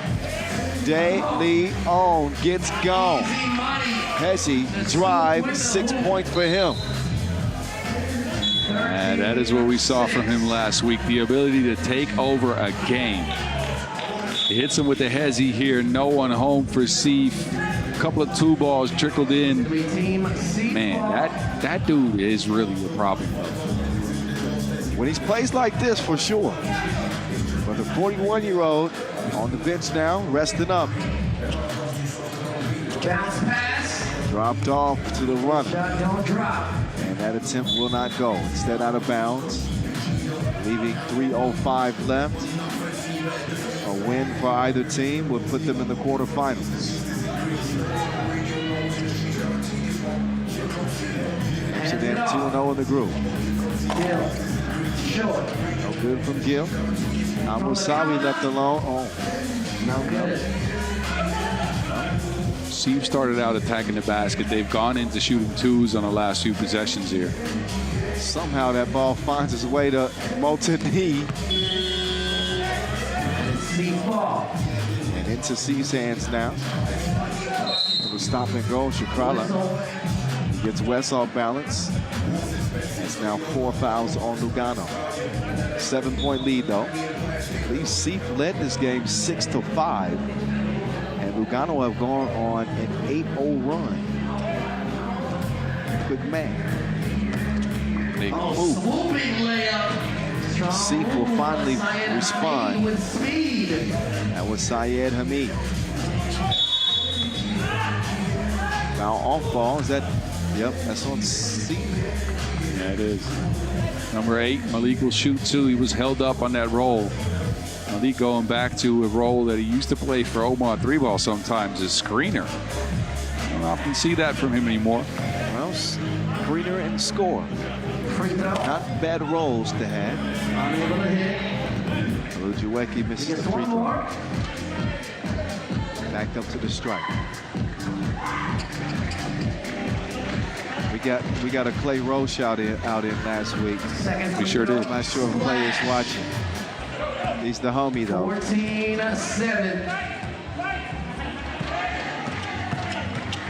On me. Nope. Can't hit. From the counter. Short.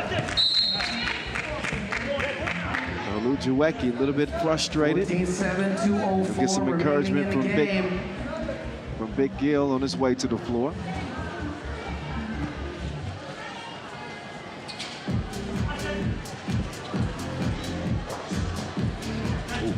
De Leon from deep. No. Good idea by the King, but the execution left something to be desired there. At this point in the game, Lugano can afford a couple of turnovers. 7-point lead. Minute 50 to go. Started off shaky, but have got the train back on the tracks. Have righted the ship. And we'll be looking at a quarterfinal berth for tomorrow if they hold on here. Which leaves us. I think they're going to be meeting up with Ulaanbaatar there. Yeah, should be an interesting one, depending on which version of Lugano show up. Yeah.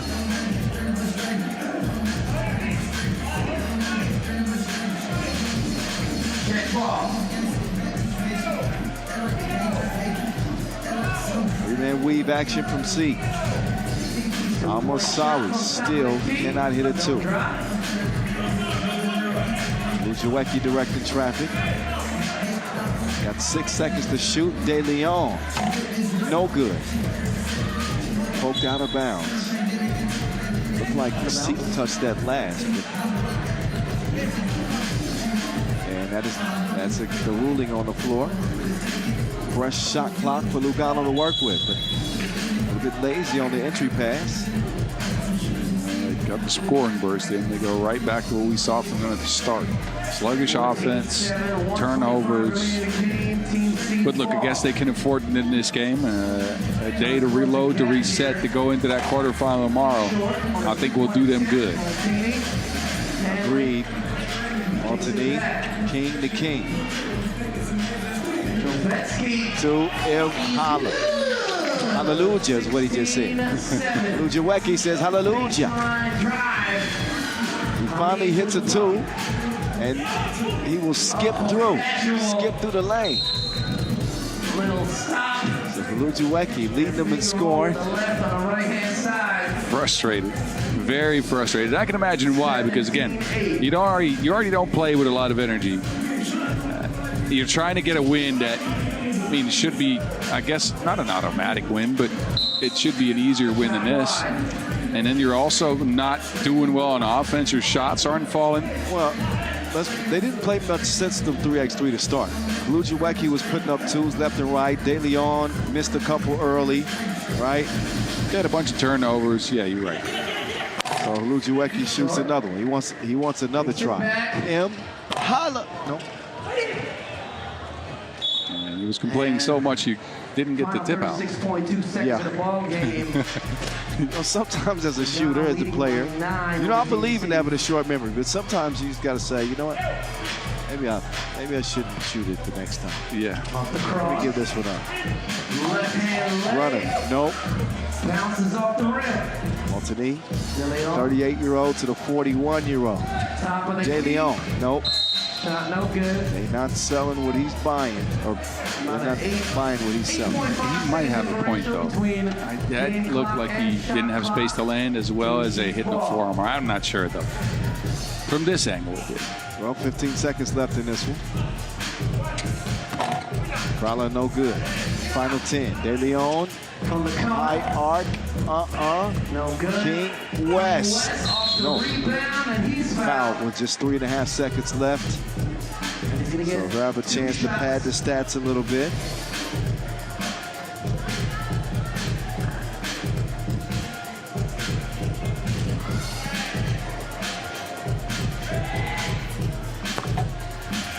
It's the first one. Makes it a 10-point game. It's already in the bag for Lugano. Body language, Dr. Boss here.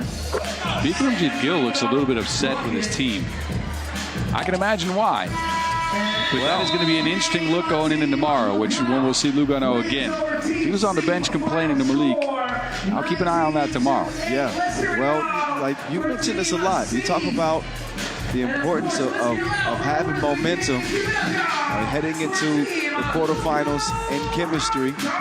It's a win that they'll certainly take, but not the most impressive W that you'll see from Lugano. But they are victors in this one.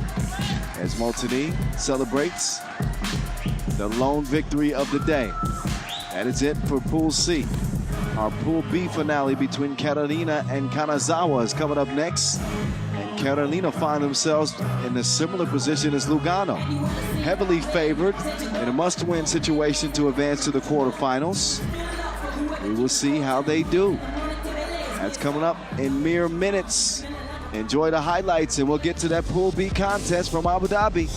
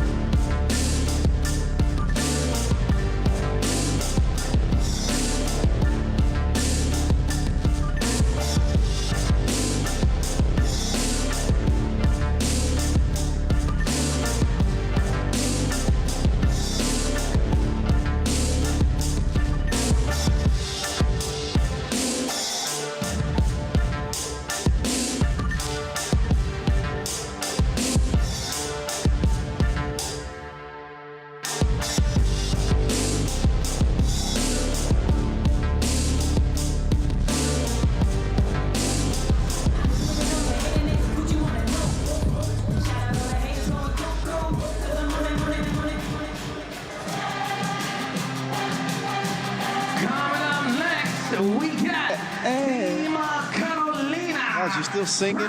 Yep. It's been a singing type of day. Carolina and Kanazawa. Sweet Home Carolina. You can hit it. Yeah, if they won, I was going to sing that. You just stole my thunder a little bit. Thank you. I apologize. All right. Here we go. Carolina, who did not play a poor game against Miami, but it was Henry Caruso who spoiled a late comeback for Carolina. Now the Boricuas will come out focused and ready in this one against the Kanazawa team that aren't as heavy underdogs as we saw Seep with Lugano, but they are underdogs. I think this is up to Carolina playing their game. If they do, then it should be a win for them. If not, biggest shock of the day. It should be, but I need to get Brian Gonzalez involved earlier than in the last minute of the game, please. He had 1 point until the last minute of action against Miami, and that guy can go. He hit some crazy shots that made they almost complete a comeback.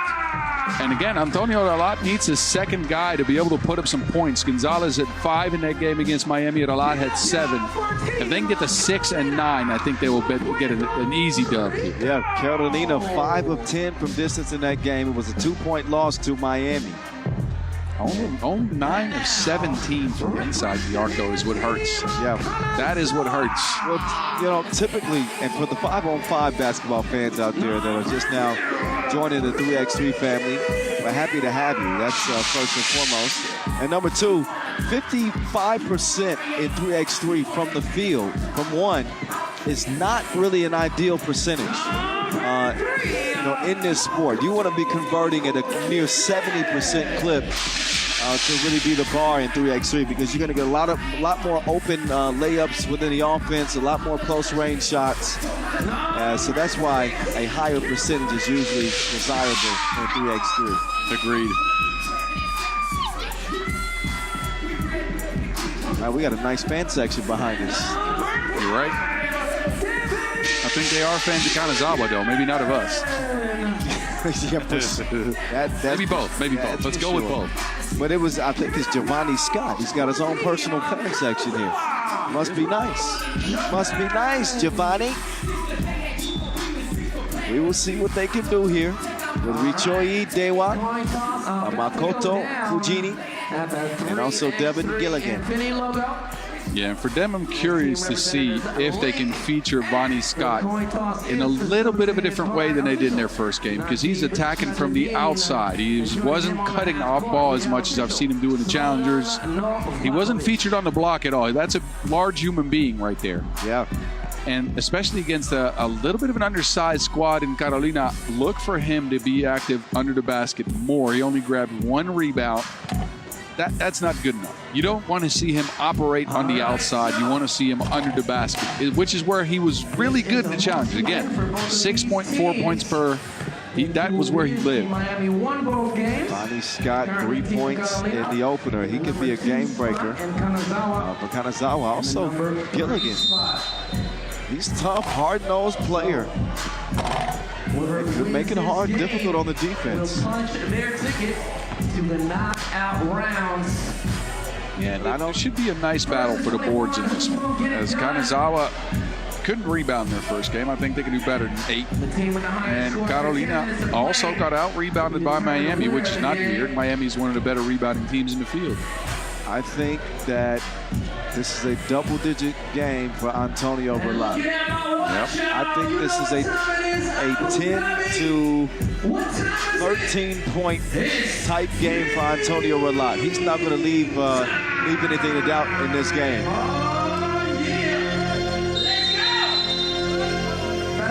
So we've given our prognostication. Now we find out who really wins it. Game on. Pool B finale, day 1 from Abu Dhabi. And a travel called on Bonnie Scott.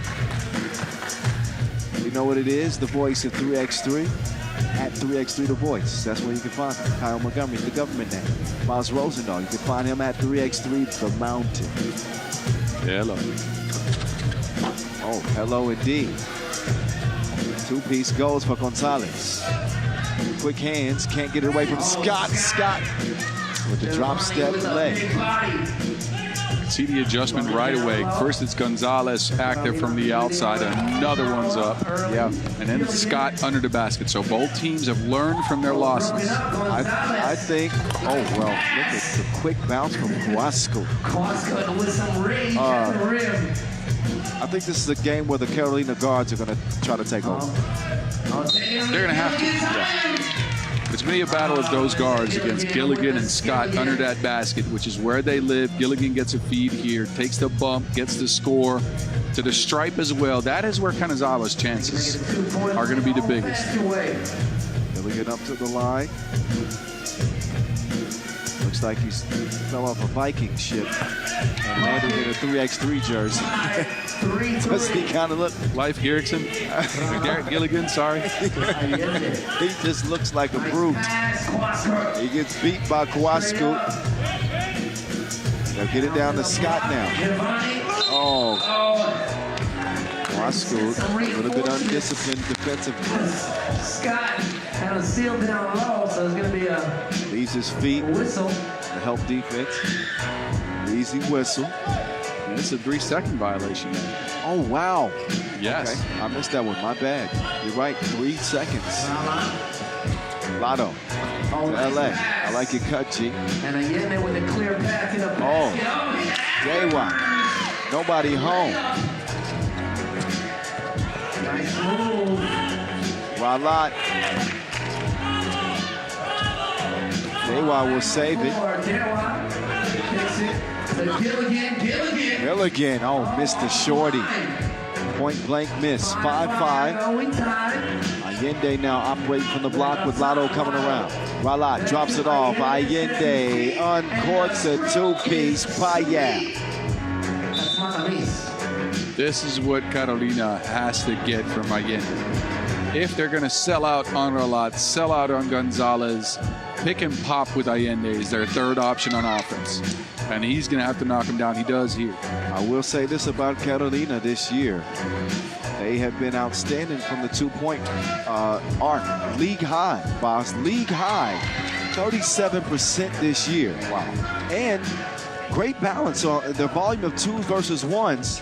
60% of their possessions are 1-point attempts. 40% 2. Exactly So it's what you want. It's not like they're just chunking up a bunch of them. You're right. They just hit them at a high clip. you play in the numbers game? Well, you know, occasionally I delve into the numbers. All Proud right. of you. You know, At the line. you're the analytics guy, though. You got some stuff that's crazy. Number 5. I try. I got the basics. Allende, fundamentally sound at the free throw line. Dewa can't land it. Tracked down, however, stays in possession of Kanazawa. Gilligan knows one direction only. Forward. 8-5. Draws the second foul on Carolina.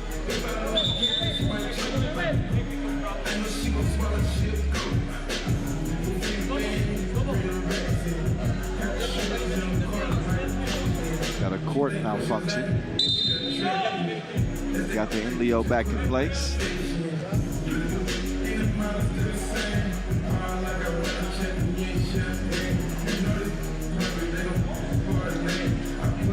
And back we go. Ooh, quick step and the finish. Makoto Fujin. Pedal to the metal. Risky pass to Lotto. Right back at He got places to go and buckets to get. you. With the quickness, he will make it 9-6. Gilligan, tough finish. He plays with a fearless energy that is contagious, man. He just goes hard at the basket every single time. Has not stopped yet. And Lonnie is going to draw the foul. Nice strong move in the key.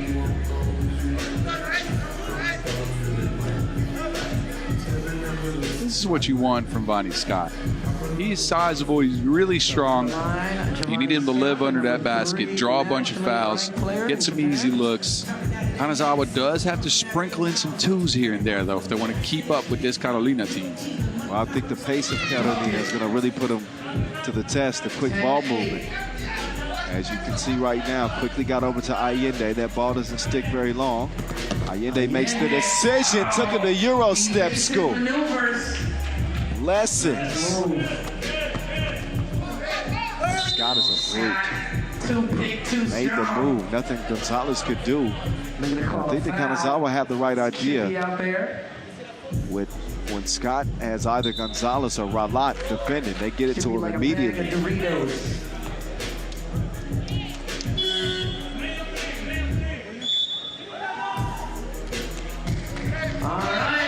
TV timeout. Scott will shoot a free throw after the first break in action. And it's going to be interesting to see how Kanazawa deals with the referees here. Thinking back on, look, they are used to playing in the 3x3 XE series in Japan. Different style of games, a lot more speed, a lot more shooting. This is where you usually see guys like Ryo Ozawa make a huge difference, right, for the Japanese squads. Referees are also different in that league. Mind you, not a lot of the referees from that league make it out here. A couple of them, not all. True. So they have to deal with a whole different set of circumstances than they're used to. Well, they'll get no better than this. This is the FIBA 3x3 World Tour from Abu Dhabi. Pro regular season coming to a close. It's one of just 2 regular season masters left before the final. Carolina, one of the squads trying to fight their way in. Shot doesn't find this mark by Ralat. Out of bounds, it'll go.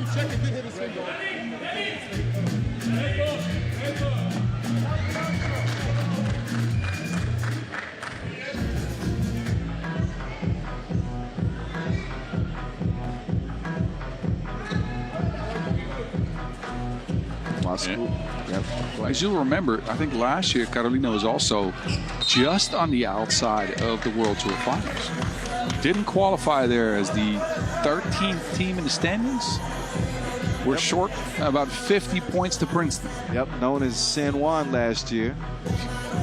Made the change to Carolina this year. And they don't want to be in the same position as they were a year ago. But as of right now, the odds not really in their favor.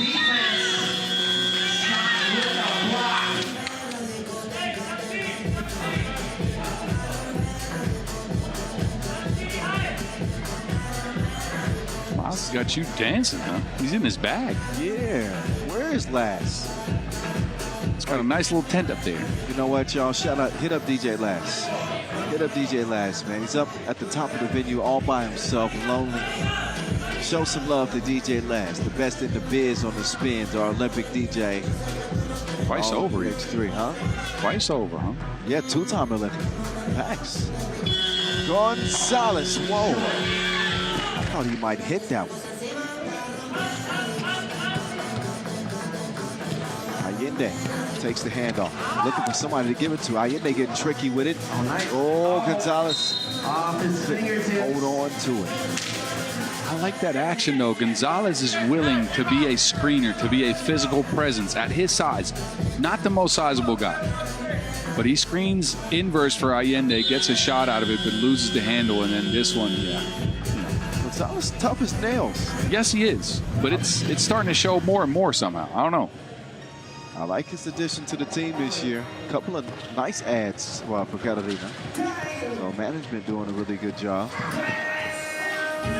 Step back, two ball, won't go. Out to Rala, the birthday boy. With Gilligan on an island. Lotto, no, got locked up. Gonna get it to Scott. And Bonnie, light work on the inside, he delivers. Wasco trying to sneak through a couple of defenders. And it'll still be Carolina ball, 7 seconds left on the shot clock here. Credits to Kanazawa. The last couple of possessions, they've really put the clamps on Carolina. They forced them into contested looks. Lotto has been quiet. Oh, Allende did the man dirty. He need to clean up his act. Ooh, Rala nearly could have got called for a foul there. Lotto won't go. 1 point lead for Carolina. Off the spin. Oh, what a shot. Crazy from Fujini. Off the spin. Finishing at the rim. Nice. Oh, yeah, Kwasku. He will earn the foul. A 12-12 game. That's what I'm saying. Kanazawa has clawed and fought themselves back into this one. And it's been their defense mainly. They've been scrappy. They're forcing Gonzalez, Ralat, and Allende in some tough looks. Carolina, you can't be comfortable this late in the game. Pass down low. I think it's, He left his feet. He gets called for to travel. He's claiming he didn't leave his feet. Oh, it looks like he might have. Yeah, he definitely did. 12-12, all tied up in a knot. A lot telling his team, vamos. He wants to get them going. Down to the block, Antonio. He survives another possession. That's a win for Carolina. Wasco. He will get it back. Wasco, no, denied. Rattles out. Dale comes away with it. Toss it. Gilligan applying pressure. Another foul on Carolina. Kanazawa's kind of found their stride here. Carolina's slowed down. Kanazawa's going into their strengths, which is Devin Gilligan under the basket, Vonnie Scott under the basket, and they're getting good contributions out of Fujine and Dewa, both offensively and defensively. Speaking of Fujine, he's got the ball in hand right now. Trying to do something strange to Allende. Fujine. Series of moves, has to get it off. Oh my Lord. A running hook to beat the horn. Foul called on Dewa. That shot should be called Run DMC. It's tricky. Here we go. 80s throwback. Another look. Oh, this is the foul. We want to get so Mars can drop that bar again. What a shot, running hook. And it puts Kanazawa up by 1. Second weird shot we've seen from Fujina, right? He's got 2 points, both of them. Yeah, been crazy. Very hard. Hard-earned points, let's just say that. Yeah, low percentage attempts, but they've gone for him. Camera making its way under the Magic Sky canopy as it walk across from the Marina Mall. Ralot has not hit a 2 yet in this game. Usually, you know, when I say that it's kind of an eerie feeling, it's Carolina that are, you know, challenging the team. But this one has an eerie feeling to me. The other way, huh? Yeah, the other way. I mean, Carolina going flat right now. Oh, look at, see, those are the ones you got to finish.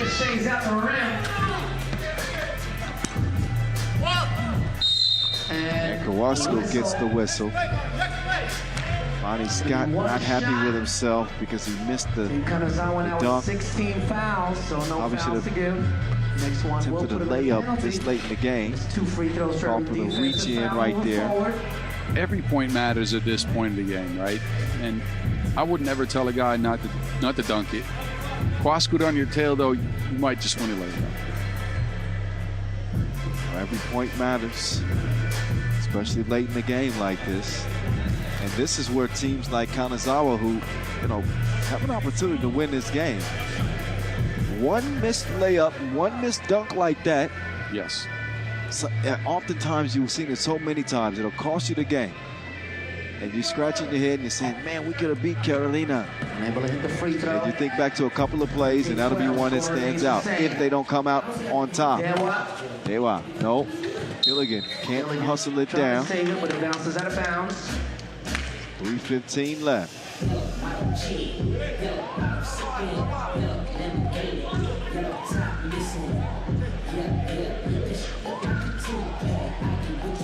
Gonzalez and Ralot.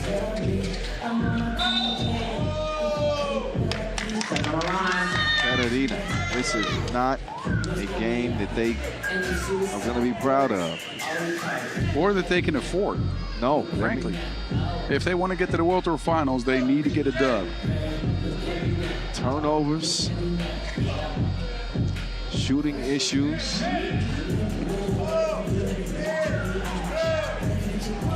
Another crazy shot. That one does not fall. But right now, they're not getting to the rim or finishing. Well, Ralot must have heard me. He leaves the game up. Gonzalez, not a whole lot he could do with Scott, but he misses another one point blank. Otto called for the reach in. 6 fouls now apiece. Yeah, Lotto reaches in there. Too much physical contact. I already thought there was a lot of physical contact on that Scott play under the basket. They let that one go. 6 foul on Carolina, who now tie Kanazawa and are both at the bonus. Kanazawa in possession. Bonnie Scott moving left. V. Scott. It's like a V8. Throws it off with Quascoot, but they're going to have less than a second to get a shot up. Scott's showing a lot of frustration, but the last couple of offensive possessions for him have been kind of disjointed. He's posted up a couple, but now he's starting to attack from the outside again. Yeah, I kind of want to see him get in position under that basket and against this smaller defender. He has. He had Gonzalez backed up a couple of times. He's just missed the layup. He's kind of rushed the shot.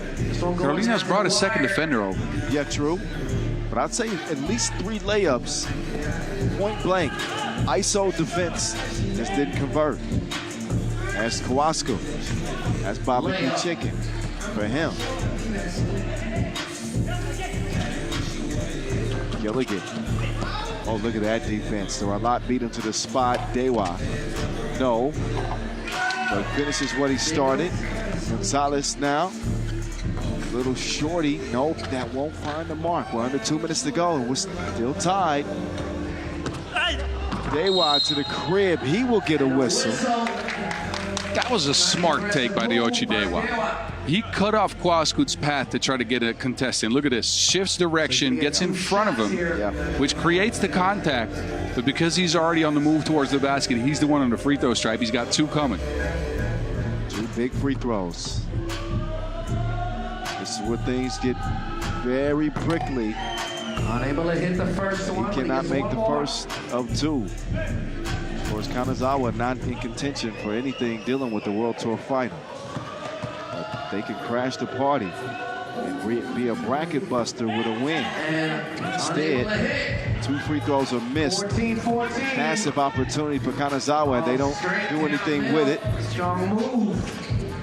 Allende will give his team the lead. Minute 30 and counting. Bonnie Scott, big body, need 2 lanes. Lotto is offline. It's one of those games for Antonio Rolat where he is not hitting the mark from anywhere. Mid-range is off, long range is off. He's finished under the basket on a few of his attempts. He struggled defensively too as well. Yo, Gilligan, strong take. Look how much energy Gilligan still got this late in the game. That man has a motor. My goodness, non-stop. Takes it straight up. Gilligan wants to rock, he's sprinting over. No. Dewa, nope. Gilligan, no. All over the place, a tornadic spin. Kanazawa leads 17-16. Lotto gives it up. Allende in for the smash. Dead even.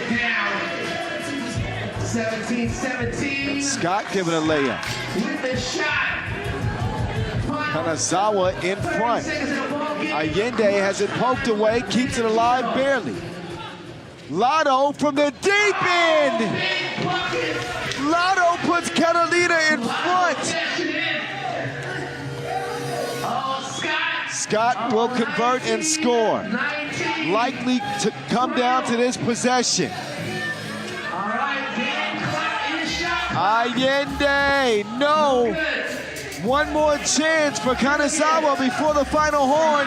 Gilligan spinning. Gilligan, no. Why not just pull up into Gilligan? You're running low on time. Everything can be a layup. He's a player that is highly driven by ones, though. He wants to get to the basket. I don't get the spin move. Just go to the basket, try to finish it. But, man, bonus basketball is always good, though. This save from Allende, it sets up this bomb from Rolat. There's only 2 of the game. Watch out, though. Antonio Rolat's got the second most game winners on the season in the least events played out of all people in the top. Which is crazy. Yes. This is Lotto time. No, and he just woke up with it too. Yeah. Yep. This is usually Lotto time in OT. And possession will belong to Carolina. Both teams with no fouls to give. Carolina in the penalty. Kanazawa with 6. Gonzalez 6 fouls at sets up Allende. Allende will let it go. LA, nope, misses it. Dewa, kick out to Gilligan. Dewa. Now Dewa will drive. Gilligan. That's all he knows to do. He's giving the layup just to get possession back. Carolina can win it with a 2. Tie with a 1. They got Lotto. Lotto, the birthday boy, being corralled by Gilligan, and no, they're missing. Uh-oh. One more bucket for Kanazawa, and they will come up with the biggest upset of the day. Dewa come and he misses it, but he's fouled. Uh-oh. This could be a huge collapse and missed opportunity for Carolina. They would just miss his last 2 from the strike, though. Yes, but He only needs 1. Timeout. But if Carolina don't advance to the quarterfinals here, their chances of making the World Tour final. It's very slim. What's up, It's not everybody? fully done yet, but it's very slim. Come on, y'all. But Y'all here, clap your hands. Let's if go. you're Carolina in this group, you understand that that game against Miami is going to be tough. It can go either way. Agreed. This is the game that you count on to get you to the quarterfinals. Yes, and they've brought some energy. It's just the shot making from Rolat has not been there outside of 1-2. The first half of the game was theirs, and then Kanazawa found their groove, went into the bigs. They got beaten on the boards, beaten in position. 2 shots, only needs 1. first free throw. Dewa's first free throw won't go. Wait a minute. He's trying to shoot him off the backboard, too. That's when you know you're struggling. So Dewa needing just one free throw. And Dewa coming. They want to go home. Kanazawa into the quarters. Unbelievably, they upset Carolina. But a uncharacteristically poor performance from Carolina. And they get caught slipping by a Kanazawa team that, let's be honest, nobody expected to be playing day two. Agreed. They beat the lotto. That's some kind of scratch ticket they got there. They scratched them off the list. And we kind of described it as it was going on. We said, man, this Carolina, if they keep playing like this, they could lose this game. And that was as flat of a performance from Carolina I've seen all season. Especially in the second half of the game where they just couldn't get the shots going. Gonzalez was invisible. He disappeared, or a lot started missing all of his shots. That's what you don't want to see from a team that's considered an offensive, I don't want to say powerhouse, but at least very explosive. That explosion left them. They had it for the first five. The second five were all Kanazawa. Well, they typically are an offensive powerhouse. The highest two-point shooting percentage in the league, 20 points a game. That matters now. Carolina are out day one in Abu Dhabi. And credit to Kanazawa. Don't want to take any credit away from them. They played a tough game and made the plays late and win it in OT. So one more game left on the schedule. Wow, that will feature Basketball Telecom and Taipei Ulaanbaatar. That's on deck for our Pool A finale to close the day.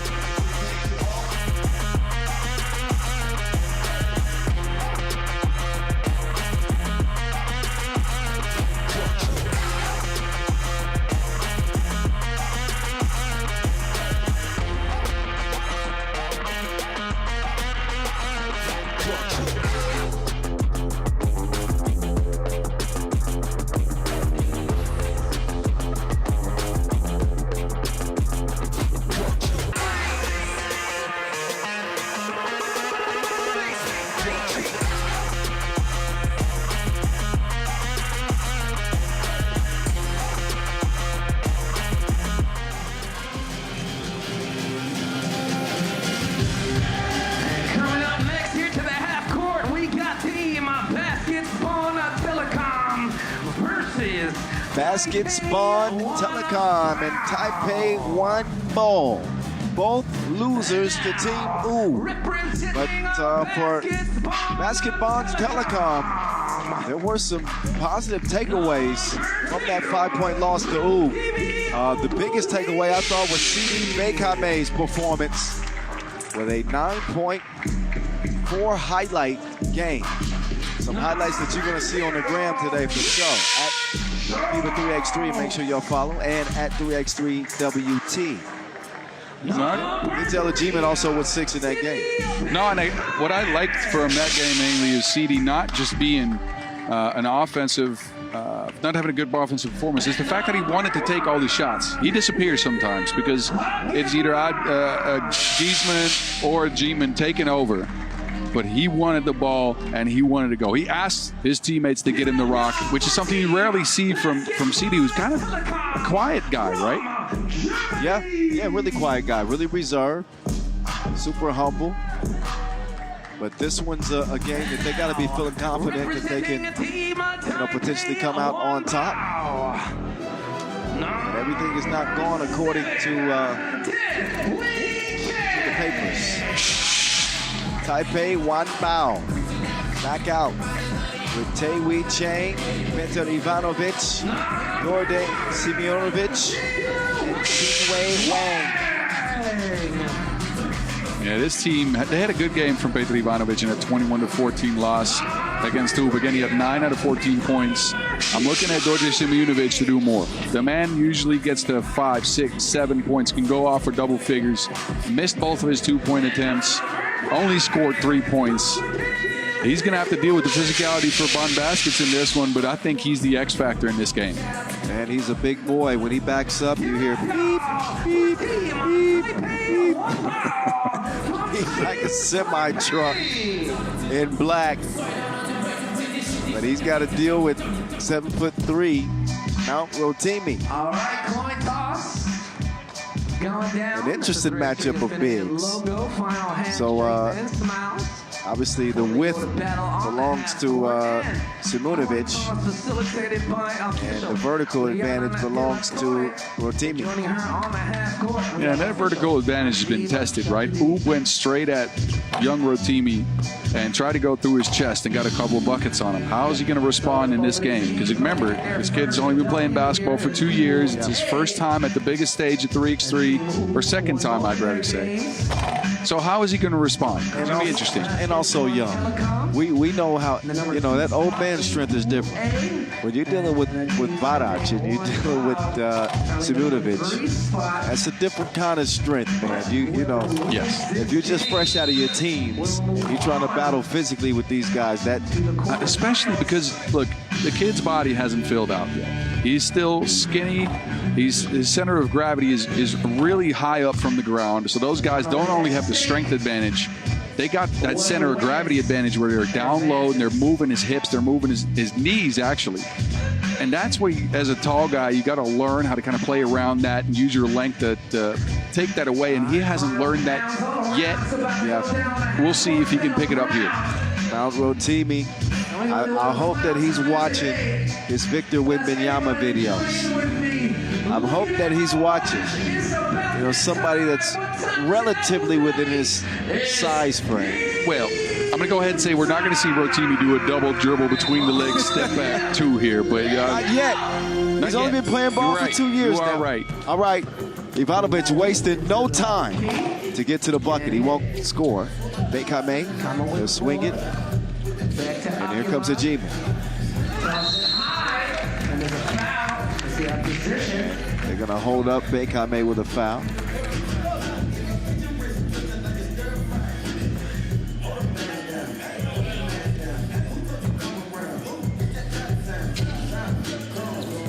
G-Force taking off, no. Oh, got caught. In the pocket like marsupials. Taipei draw first blood. Schultz. Leonard turns the corner. Sets up Bekame, who will step into the two. He missed it right.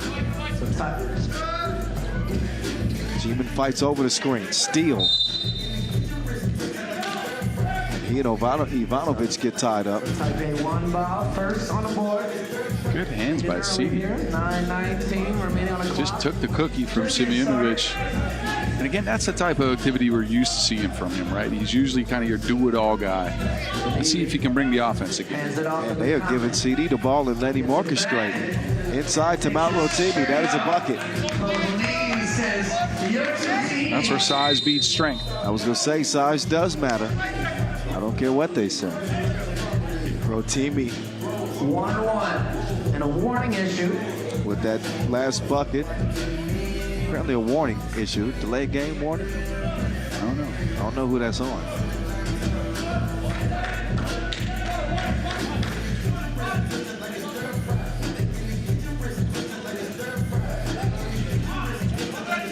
Ivanovic inside, right back out. Ivanovic, gets a G-Man in the air. And a whistle. Crafty move. He went up for the block.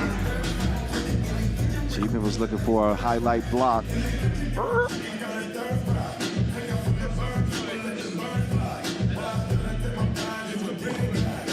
That's Ivanovic. About to shoot a free throw. I like his addition to this squad, right? A former member of Podgorica Kodio, played well with them, of course, featured on the Montenegrin national team this summer at the World Cup. Yeah. At several qualifiers as well. Have you been to Montenegro? I have not. Have you been? No, I'd like to go, though. It's one of the places on my... Same. I've actually not had the pleasure of visiting many Balkan countries. I've only been to Croatia and Slovenia. Oh, well. Croatia's on the list too. It's nice. Trust me. Go to the coast. We'll have to plan a dual family vacation. Do it. All the babies. Bring all the kids. Yeah. No sleep. They got some good wine out there. We're going to put that one off for a couple of years. Wow. Defense. Samjanovic. And there's a whistle.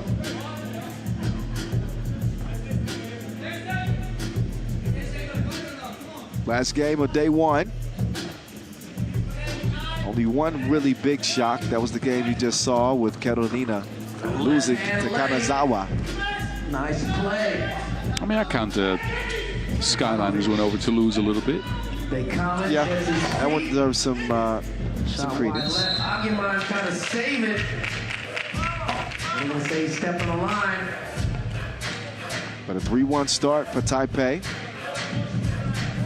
A play-in game to the quarterfinals.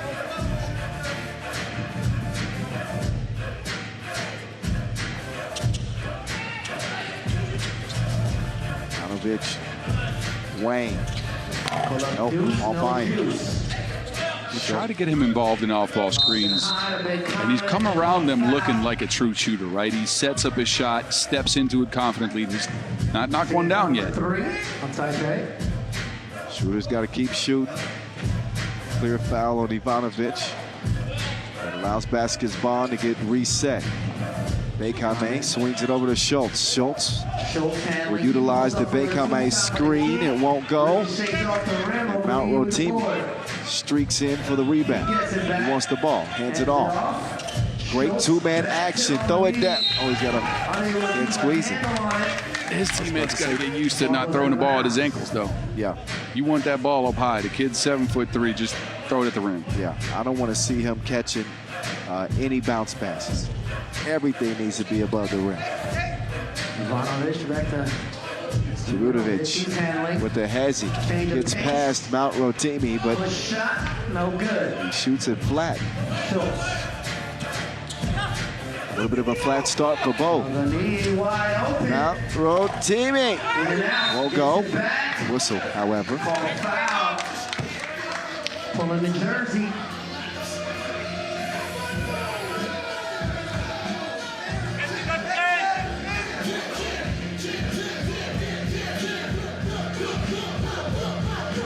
And he up. MOP. I see you. And these young kids don't know nothing about that old school rap we listen to. Comment. You're right. Schultz. Oh, who was he faking? Nice layup. 3-2. Ooh, foul. That's on Schultz. And there goes a foul. Cheng trying to rally the troops for Taipei. Look, we've seen them more active than this in the game. They have not gotten to their action that works for them, which is a pick and roll between Simeonovic and Ivanovic, what we're seeing here. Really a slow start for both teams in this game. It's lacked some sizzle, some pop.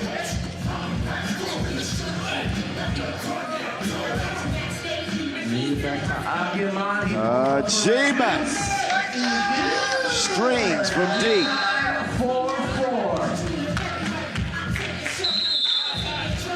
G-Man showing some discomfort with his, I guess, his shooting arm, but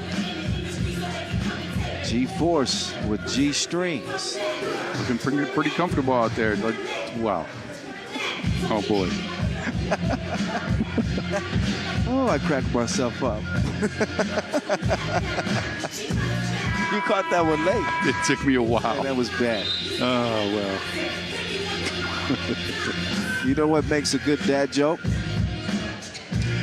It becomes apparent. All right, enough of this. Can we get you in timeout? Settle down, man. Yeah, I'm in timeout. It's the last game of the day. Come on, you got to admit G-strings was good.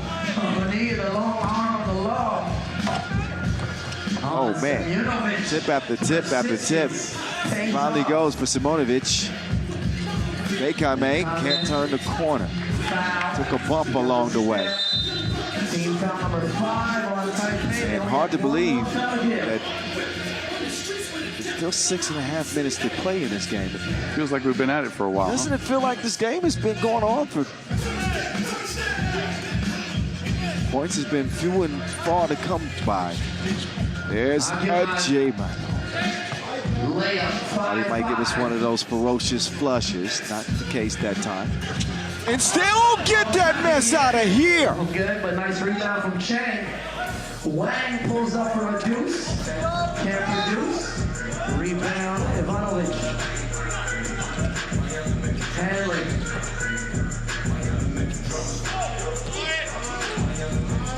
Look at that defense. Straight up custody. And Ajayman put him in. He's still showing some discomfort. Denzel getting a rest. Ogoniyi with the handoff to CDB. Schultz jab steps, gets to the center of the top of the key, and that's what they want out of Leonard Schultz.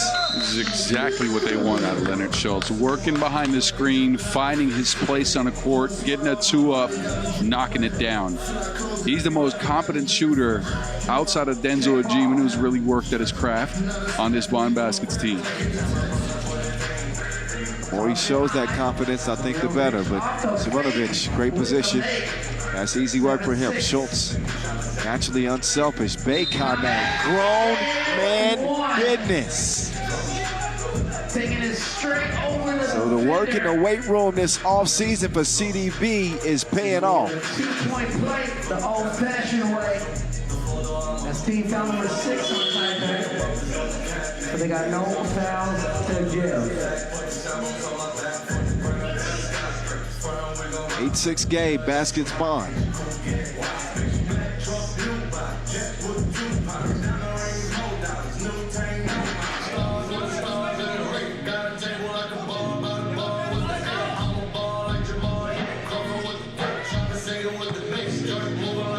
CDB on a strike. Best game of his pro career last timeout.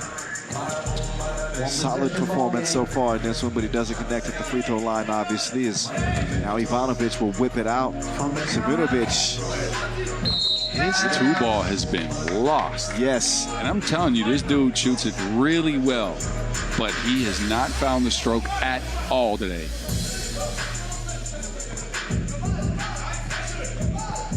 Approaching the 5-minute mark and a 2-point lead for basketball. Telecom and Ogoniyi couldn't hold on to it. Turns it over. Simonovic will hand it over. That time, Ivanovic, crafty pass attempt. But it goes out of bounds. So score. It's another could-be highlight. 0-2. What? Oh yeah. No light. Yeah, that's not a no light. That's a low light. Like he passed that behind the back out of bounds.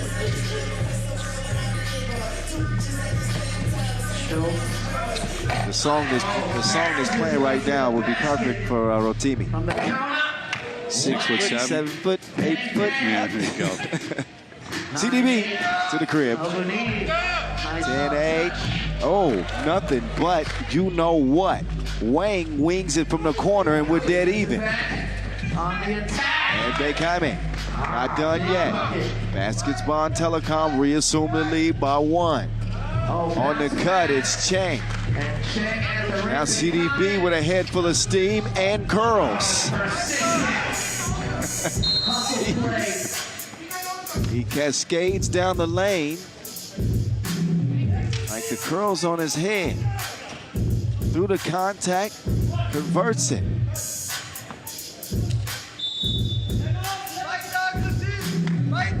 This isn't a hot game. Again, we still have 4 minutes and 20 seconds left. It feels like we're 8 minutes into it.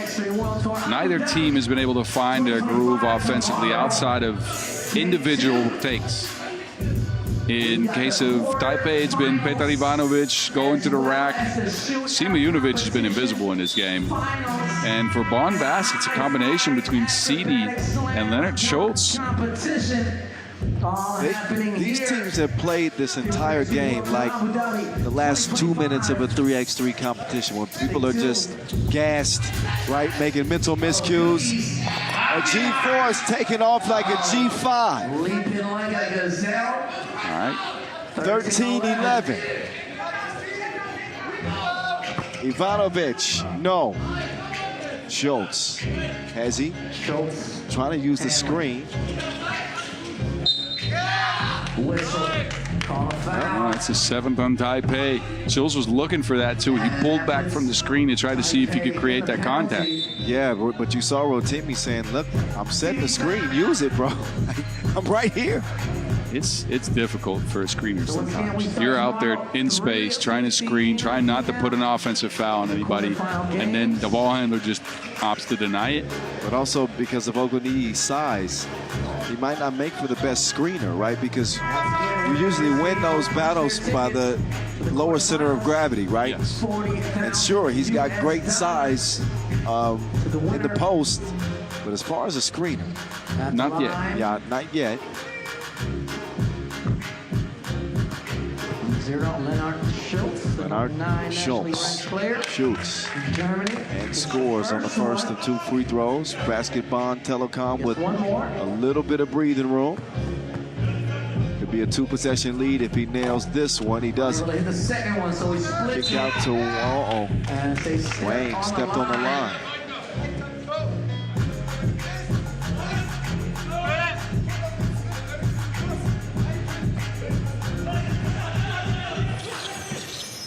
Jimin, Mekame, great finish. 3B. No bucket, forget about it. They're out of bounds again on Wang. Yep. Taipei's really shooting themselves in the foot here. This is a game where if they get the 2-ball unlocked from Wang, from Simeonovic, they stand a chance to continue their season. I don't have to remind you, we will not be seeing Taipei in Bucharest. We will not be seeing baskets bond. For the loser, this is the season. See if they play like it the rest of the way with 3.5 to go. High pass. Out of bounds. Simeonovic has not had it all game. Normally we see him pass to Ivanovic on backdoor cuts. We see him knock a couple of 2s down, post up a few times. Has not done any of that. Schultz sets the table for Bekame. Plays the ball well defensively, but Bekame, that's one he's got to finish.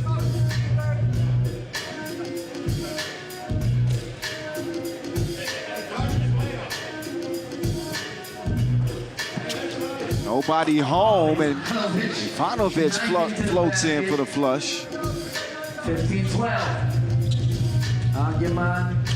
Jimin, no. Oh, in and out, man. He broke Schultz's knee parts. Did you see the in and out? I thought he could get some good burgers there. Oh, he served him. That's going to be a foul.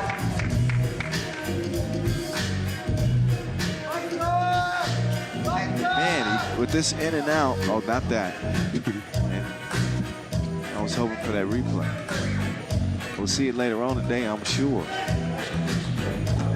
Ivanovic with the kick. Shane can't hit it. And Ogoniyi throws it away. He's claiming that he was fouled.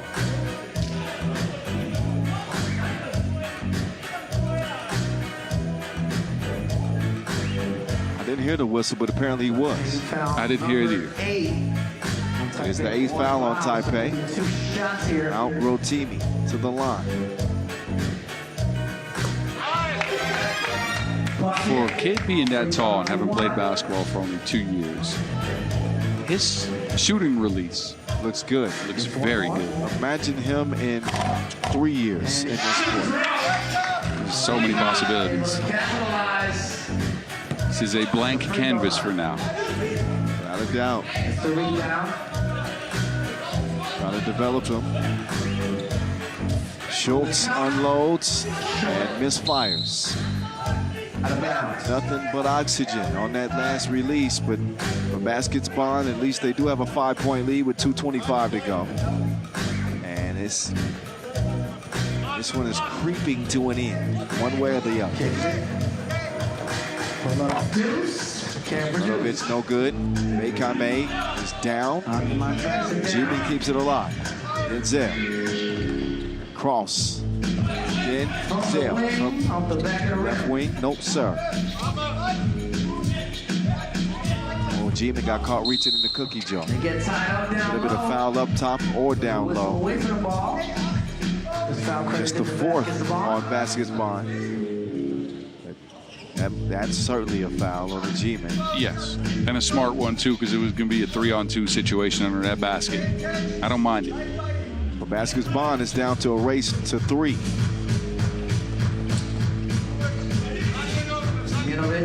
Ziminovic From the wing.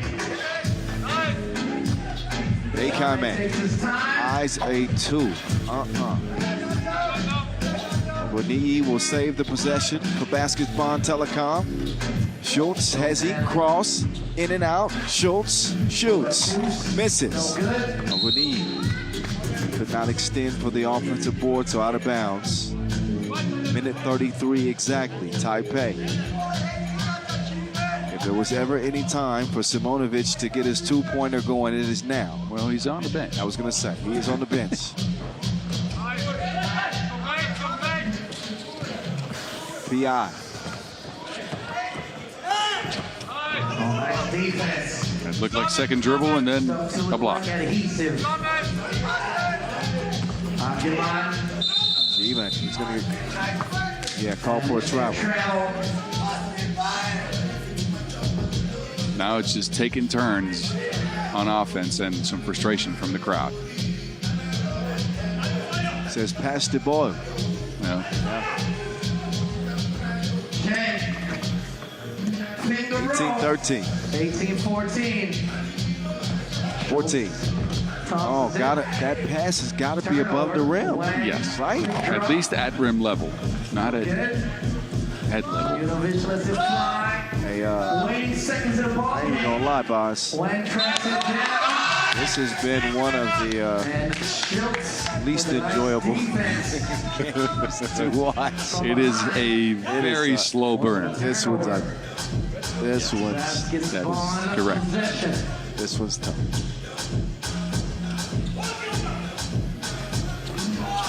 G-Man. Schultz. And Pass it around and then go ISO. Late in the shot clock. Oh, Schultz. Schultz making moves.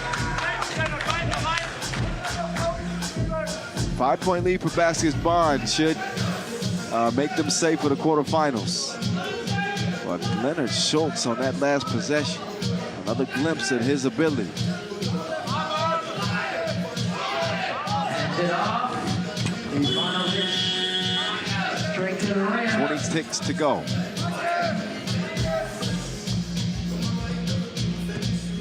Oh, tried to skip it to a G-Man. Active hands from Ivanovic. Break it up. That challenge is going to be won. I think it went off of G-Man's foot. We'll see. May not even need to. It's black ball. No argument from a G-Man. Taipei ball. They trail by 4. Timeout on their side. They got to get buckets quickly.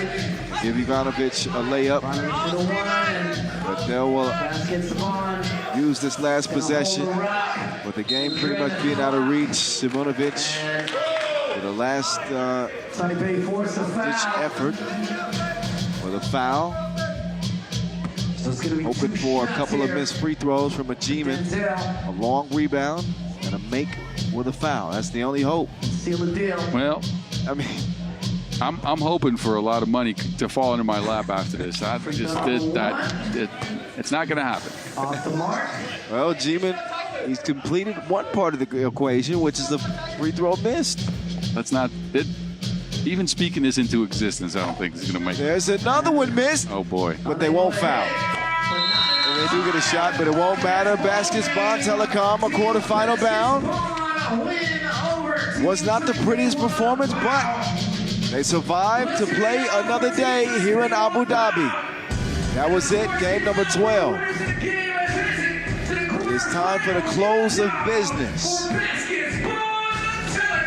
Basketball Telecom. All smiles right now, but they are gassed, tired. Yeah, they have to be. That was a struggle. yes, a struggle for the players, and a struggle to commentate, and a struggle to watch. Yes. Day 1 of the FIFA 3x3. Very much so. And we're going to make you watch more of it. How about that? Here's some highlights coming up. And a brawl. A low-scoring affair at first. A little bit disjointed performances from each team, but Basketball and Telecom emerged victorious. We'll show you the day's results, and we'll show you the standings and the knockout brackets. What to expect tomorrow. That's coming your way after the highlights. Stick around just a little bit longer.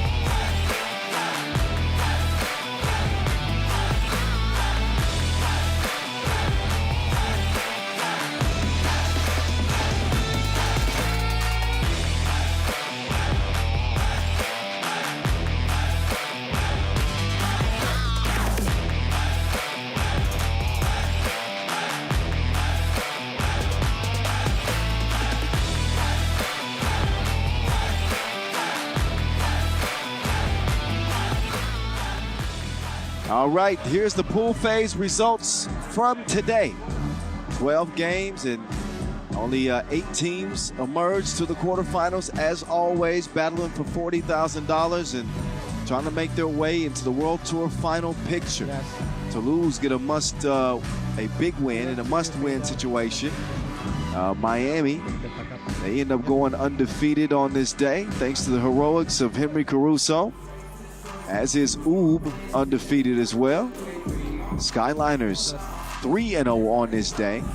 So some of the top performers, and as it relates to the teams, are the ones that I mentioned. Here's the pool standings, those unbeaten. I forgot Amsterdam. Can't forget about them. But hype worthy, hitting a game winner in OT. And you'll see pools A and C cross in the quarters, and B and D as we get you those quarter-final matchups right about now. Here they are. Lugano, Handong, Skyliners and Kanazawa, Miami and Toulouse, and Amsterdam Basketball and Telecom. I think that in these 4 quarterfinals, there are going to be some decided favorites in these matchups. I would say Skyliners, Miami and Amsterdam should be relatively heavy favorites, but you just never know what day 2 is going to produce. $40,000 on the line here at stop number 15 of the season. We are back here in Abu Dhabi tomorrow where the quarterfinals begin at 3:15 p.m. local time. Please don't be late. You don't want to miss any of the action. Slam dunk contest, 2-point shootout contest as well. So Boz and I will be back. Thank you guys for watching today. For Boz and myself, the voice of 3x3, good night from day 1. We'll see you 3:15 sharp tomorrow.